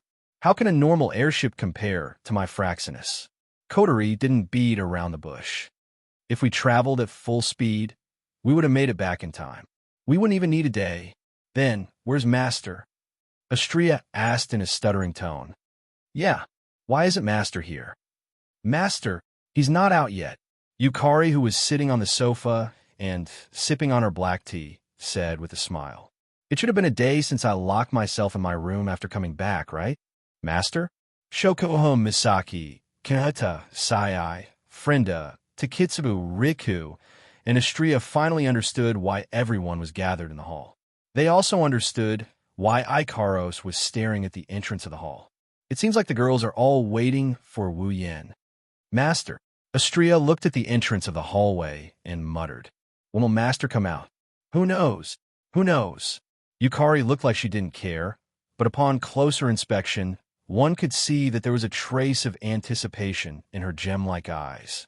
But wait for him to come out. Maybe you won't be able to recognize him.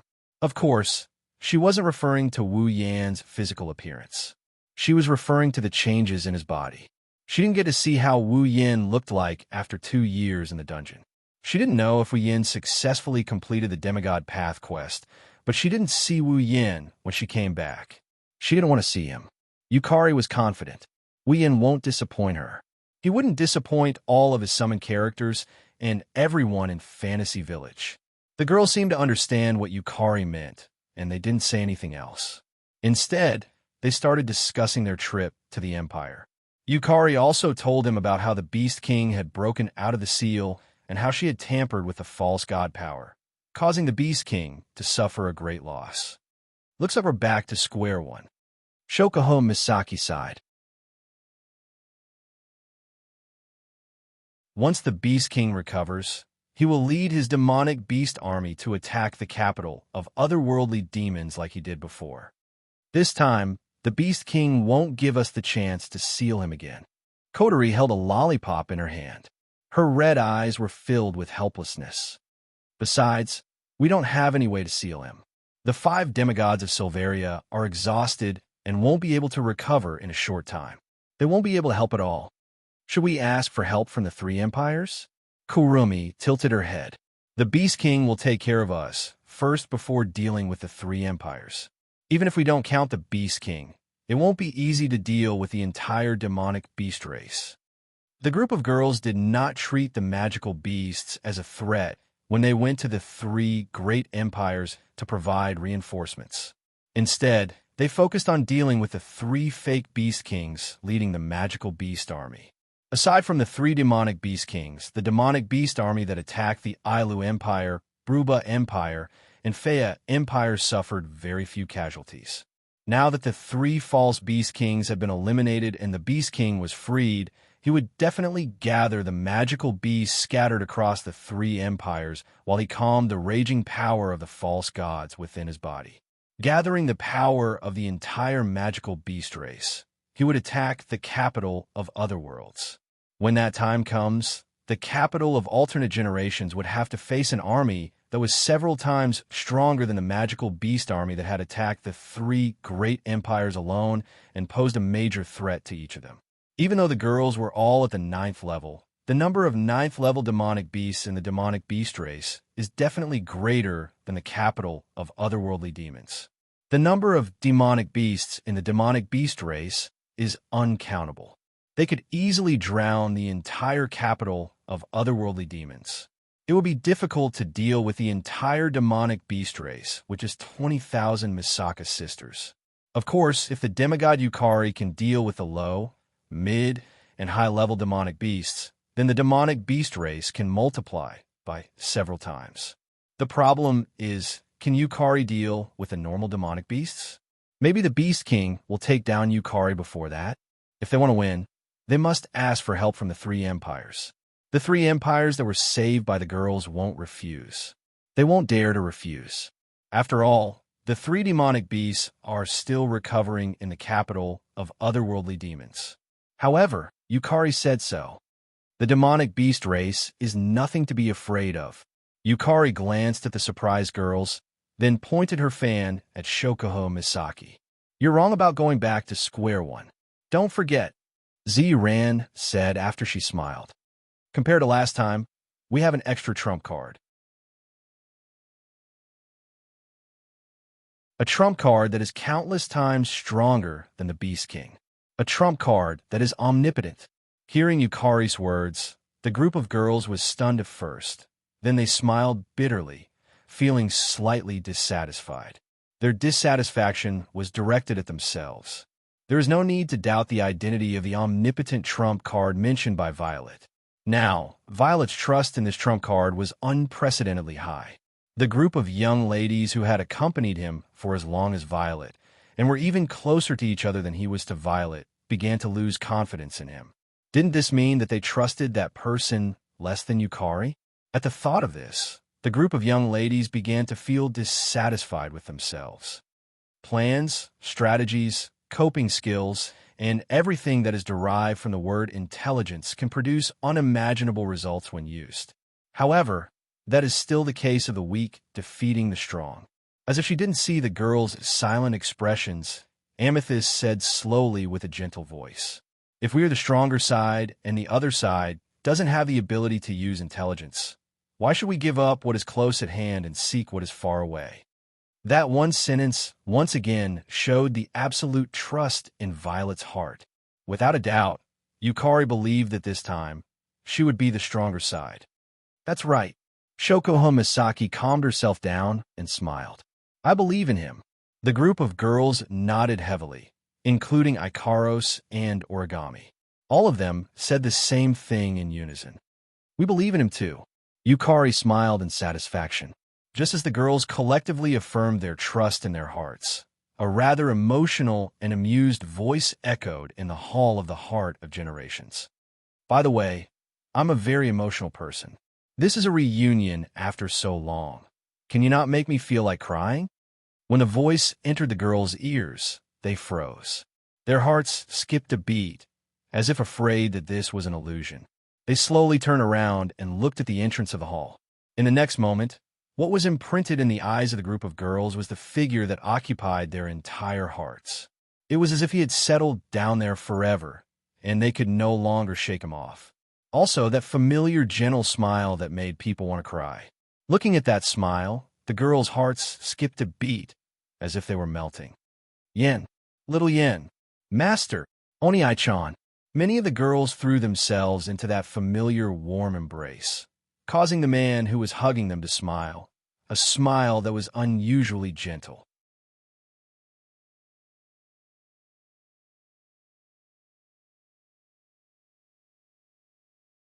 Chapter 1984. Yukari couldn't help but smile when she saw Wu Yin hugging the girls. She silently used the system's perception to look at Wu Yin. She tried to obtain information about Wu Yin. However, in the next second, Z was stunned. He had already used the system's sensing ability, but the ability that he could use freely before and could use with a single thought did not respond to purple for a long time. It was as if it had disappeared. Yukari wasn't the only one who noticed this. The other girls who didn't throw themselves at Wu Yin also noticed this. They looked at each other in confusion. The girls hugging Wu Yin noticed something else. Astria looked at Wu Yin blankly. Your eyes. The group of girls subconsciously focused their attention on Wu Yan's eyes. Then, they noticed something. Wu Yan's pupils regained their color. Yes, they regained their color. It wasn't the wine-red color of a true ancestor's bloodline. It wasn't the dazzling golden color of a true ancestor's bloodline. It was the original color of Wu Yan's pupils, black. Black hair and black eyes. This was before he exchanged for the bloodline. This was Wu Yan's original appearance when he was still a human. Of course, the system's perception ability wasn't the only thing that changed. Wu Yan's pupils regained their original color. The girls with sharp senses were surprised. Wu Yan gave off a different vibe. How should I put it? Take Chuju and Mikoto, for example. These two girls were the first to fuse with Wu Yan's life force and become his summons. When they first met Wu Yan, they thought he was an ordinary person who was easy to get along with. After Wu Yan exchanged for the bloodline and became a true ancestor, he started to give off a strong and mysterious vibe. But now, that strong aura, that mysterious, and even that ordinary feeling was all gone. Right now, Wu Yan is giving off a weird vibe. And it was extremely strange. There wasn't any aura leaking from him, and there was nothing special about him. However, there was a kind of charm that made people unable to move their eyes away from him. If there was a way to explain it, it would be that Wu Yan's presence became stronger. It wasn't just a little strong. With Wu Yan's current state, no matter how ordinary his appearance was, there was nothing special about him. No matter how mediocre he was, or if he was thrown into the crowd and had plastic surgery on his face, he would be the center of attention when he walked out of the crowd. Wasn't this feeling strange? Little Yin. Yukari's tone became hesitant. She couldn't express the thousands of emotions in her heart. It became a meaningless question. You succeeded in your breakthrough? Wu Yin took a deep look at Yukari, who was frowning, and then looked at the girls who were staring at him. He didn't say anything and only smiled, but it made everyone's heart skip a beat. Although it was only for a moment, the girls felt the weak aura released by Wu Yan. That trace of aura was extremely weak, to the point that it was weaker than a level 1 novice who had just started cultivating. But when they were locked onto by this weak aura, including Yukari, all the girls felt as if they had been thrown into the universe, facing the vast universe with a sense of wonder and powerlessness. What's going on? The group of girls were all at a loss for what to do with each other's feelings. Yukari was the only one who looked at Wu Yan with a smile on her face. After a long time, she asked, I almost couldn't recognize you. Is that so? Wu Yan shrugged. He was as carefree as ever. But I'm still me. Is that so? A smile appeared on Yukari's face, but the words she spoke were overbearing. Do you think you haven't changed at all? Of course not. Wu Yan scratched his cheeks. His starry eyes had a hint of a smile. I just changed back. Change back. Change back. Yukari murmured. With her extraordinary intelligence, she seemed to have guessed something, and her expression turned serious. Is it related to the disappearance of the system? The system disappeared. The group of girls cried out in alarm. Didn't you say that no matter how magical the system is, it's still a tool, an item? Since it's a tool, an item, it will be controlled by its master sooner or later. Wu Yan looked at Yukari with a faint smile. How can you say that he's disappeared? I see. Yukari's expression changed imperceptibly, but it turned into a relieved smile. What are you all talking about? Mikoto couldn't hold it in any longer. She stepped forward and yelled. Don't say anything I don't understand. Yeah, Chuju was also dissatisfied. Explain, what's the meaning of the system's disappearance? We really can't sense the system anymore. Shokuho Misaki frowned and looked at Wu Yan. Did the system really disappear? Didn't I tell you there's no such thing? Wu Yan pointed at his chest with a grin when he saw the confused and dissatisfied looks on the girls' faces. Isn't the system right here? Hearing this, the group of girls became even more confused. You mean, Coterie said with uncertainty. You became the system? You only got half right. Wu Yin laughed and stopped teasing the girls. His lips slowly curled into a grin. To be more precise, the system has completely fused with me. Fused with you? The group of girls looked at each other in dismay. The system was originally in Wu Yan's body. It's connected to his soul, right? Does Wu Yan mean that the system didn't fuse with him before? That it still exists? It's what I said, don't overthink it. Wu Yan patted the heads of the 4 girls beside him. He walked out of the girls' encirclement and sat down on the sofa. The girls didn't know what happened to Wu Yan, but even if the system disappeared, they can still feel that their life forms fused with Wu Yan are still the same as before. In other words, even if the system disappeared, the girls are still Wu Yan's summons. Knowing this, the girls relaxed and gathered around Wu Yan, who was sitting on the sofa, treating him as their backbone. The other girls were puzzled by the strange conversation between Wu Yan and Yukari, the system, and Wu Yan's transformation.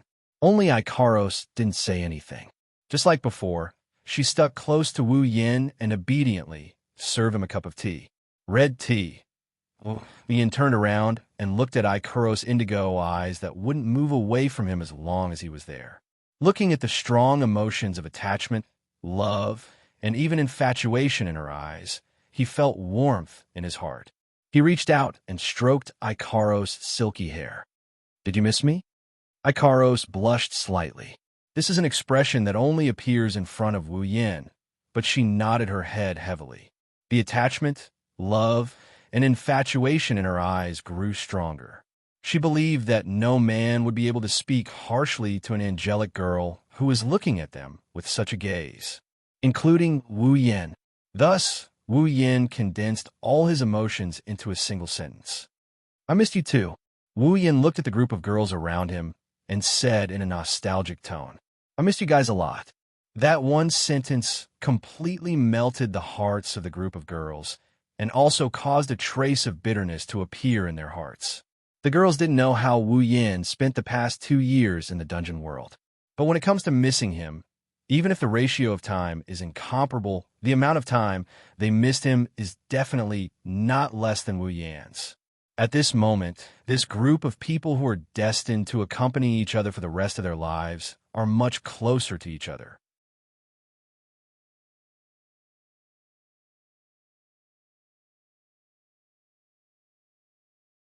Chapter 1985. The next morning. Today, the capital of a different era in a corner of the giant beast forest did not conceal its presence as it usually did. Instead, it removed all barriers and defensive measures, brazenly exposing itself under the sun and presented itself before everyone's eyes. At this moment, a total of 20,000 Misaka sisters equipped with circuit suits and CR units lined up neatly in front of the fortress-like sturdy walls on both sides of the gate of the capital of alternate generations. Like soldiers, their postures did not change at all. They were rather neat. In front of the Misaka sisters, a line of girls stood in front of them. Under Yukari's lead, they slowly walked forward and raised their heads to look at the sky. There were at least 100 large airships slowly flying towards them. At a closer look, these airships were mainly divided into 3 groups. There was a distance in between each group. At the front of each group was a golden airship that was twice the size of the other airships. Including the golden airship, the decks of all the airships were filled with people. Looking at the scale, each airship carried at least 10,000 people. With over 100 airships added together, there were at least 1 million people. Moreover, it could be seen from the aura that was faintly fluctuating from these 1 million people. These people were at least tier 5 powerhouses. A legion of at least tier 5 powerhouses. If this group of people were to charge into the Spalier world, it was believed that it would not be a problem for them to sweep through the entire Spalier world. Of course, there was no need for them to do so, because these airships were divided into 3 groups. They were the airships of the 3 empires that controlled the entire Spalier world. Those 3 airships were more than twice the size of the other airships, and were entirely golden in color. They were the airships exclusively used by the royal family. Looking at the airships of the three empires slowly flying over, Yukari and Yukari all landed in the behemoth forest. All of them landed in the giant beast forest. Yukari led a group of girls and many of the Misaka sisters to wait quietly. She did not say anything. Not long after, a large group of people walked in the direction of the capital of a different era with orderly footsteps. He was exposed to the sight of all the girls. This large group of people was also divided into three groups, with some distance between them. On the left were the Ailu royal family, the Lori family, the Saito family, and the Ladine family. They were led by Carter, Sylph, Lei Wang, Bu, and Yak. In the middle were the Baruba Empire's royal family, the Mama family, the Vance family, and the Mani family. They were all part of the Baruba Empire's group. Leading them were Guda, Jaffer, Kun, Will, and Jebi. On the right was the Fia Empire's royal family, the Wine family, the Sen family, and the Remy family. They belonged to the Fia Empire. Leading them was Weya, Kaya, and three other old men. At this moment, the royal families of the three empires that controlled the entire Spalier world, as well as the three great families under them, were all in the same state. The 12 top powers of the continent had all gathered in the capital of alternate generations. When the 12 top powers of the Spalier world arrived in front of the capital of alternate generations, other than the leaders of the three empires, everyone else stopped.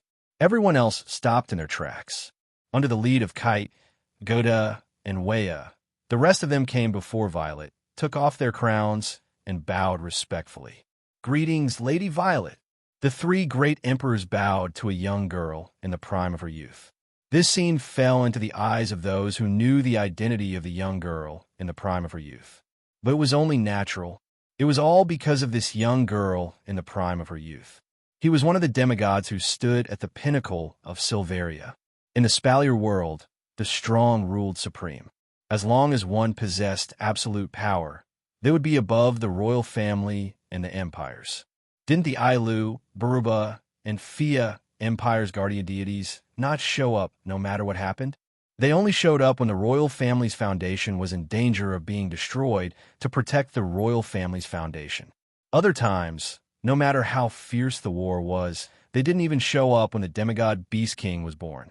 Didn't you see that when the three great empires were facing the threat of the magical beast army's invasion and facing the threat of extinction, the three great emperors all discovered that the guardian god wasn't in the palace at this critical moment, yet they couldn't bear any resentment towards the guardian god? This was the might of the demigods who stood at the peak of the Spalier world. They were existences that were above the royal family and the empires.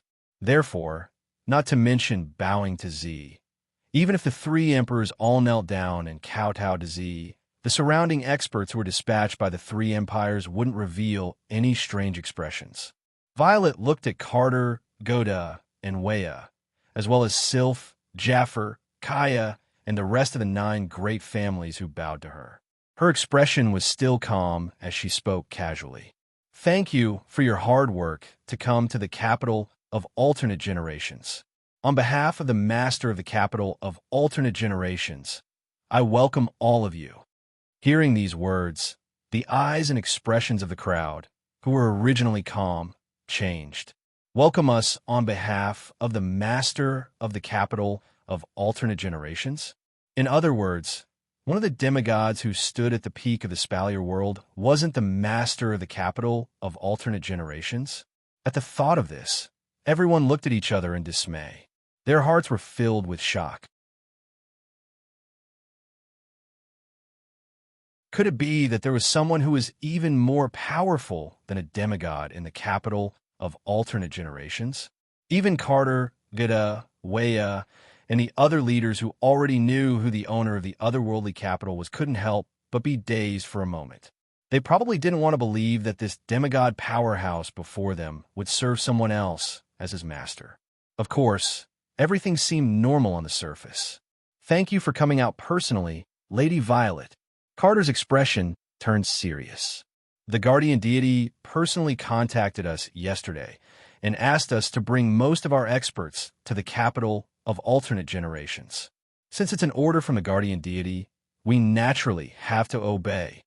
I've also heard from the guardian deity that the capital of alternate generations has helped the guardian deity a lot. The Baruba Empire owes the guardian deity a debt of gratitude. Gouda nodded heavily. If there's anything you need, Lady Violet, please don't hesitate to ask. As long as it's within our capabilities, Gouda and the Baruba Empire will definitely not decline. Please lead the way, Lady Violet. Wea bowed respectfully again. The guardian deity said that we'll know the purpose of our visit once we meet the master of the capital of alternate generations. Violet nodded indifferently and glanced at everyone around her. The upper echelons of the 3 empires and the 9 great clans will follow me. The rest of you, stay here. With the demigod's command and the 3 emperors' words as a foundation, how could the expert from the 3 empires and the 9 great clans dare to disobey?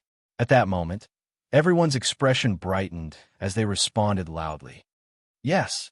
Violet turned around and exchanged glances with the group of girls. After seeing them nod, she extended her hand that was holding a paper fan and pointed forward. Wong. At once, a gigantic gap filled with ferocious eyeballs appeared in front of the gate of the capital of a foreign era under everyone's gaze, appearing in this space. Follow me. Violet walked forward without turning her head. Her gentle voice turned into a breeze and drifted to the surroundings. My lord has been waiting for you for a long time.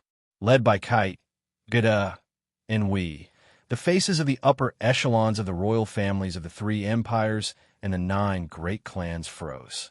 Under the lead of Purple and the group of girls, they walked into the huge gap that stood in front of them like a door. In the next moment, apart from Violet and the group of girls, the group of about 100 people walked into the gap and disappeared from this space. When the upper echelons of the 3 empires and the 9 great clans gradually regained their vision from the pitch-black darkness, they discovered that they had arrived at a rather vast open space.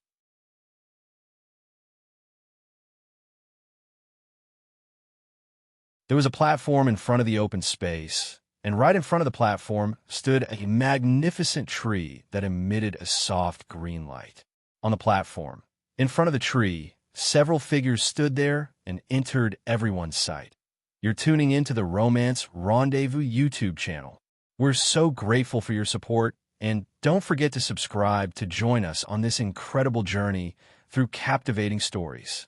Your generosity through donations truly makes a world of difference, as it's the primary source of revenue that allows me to expand and enhance this channel for you. Thank you from the bottom of my heart for being a part of this adventure.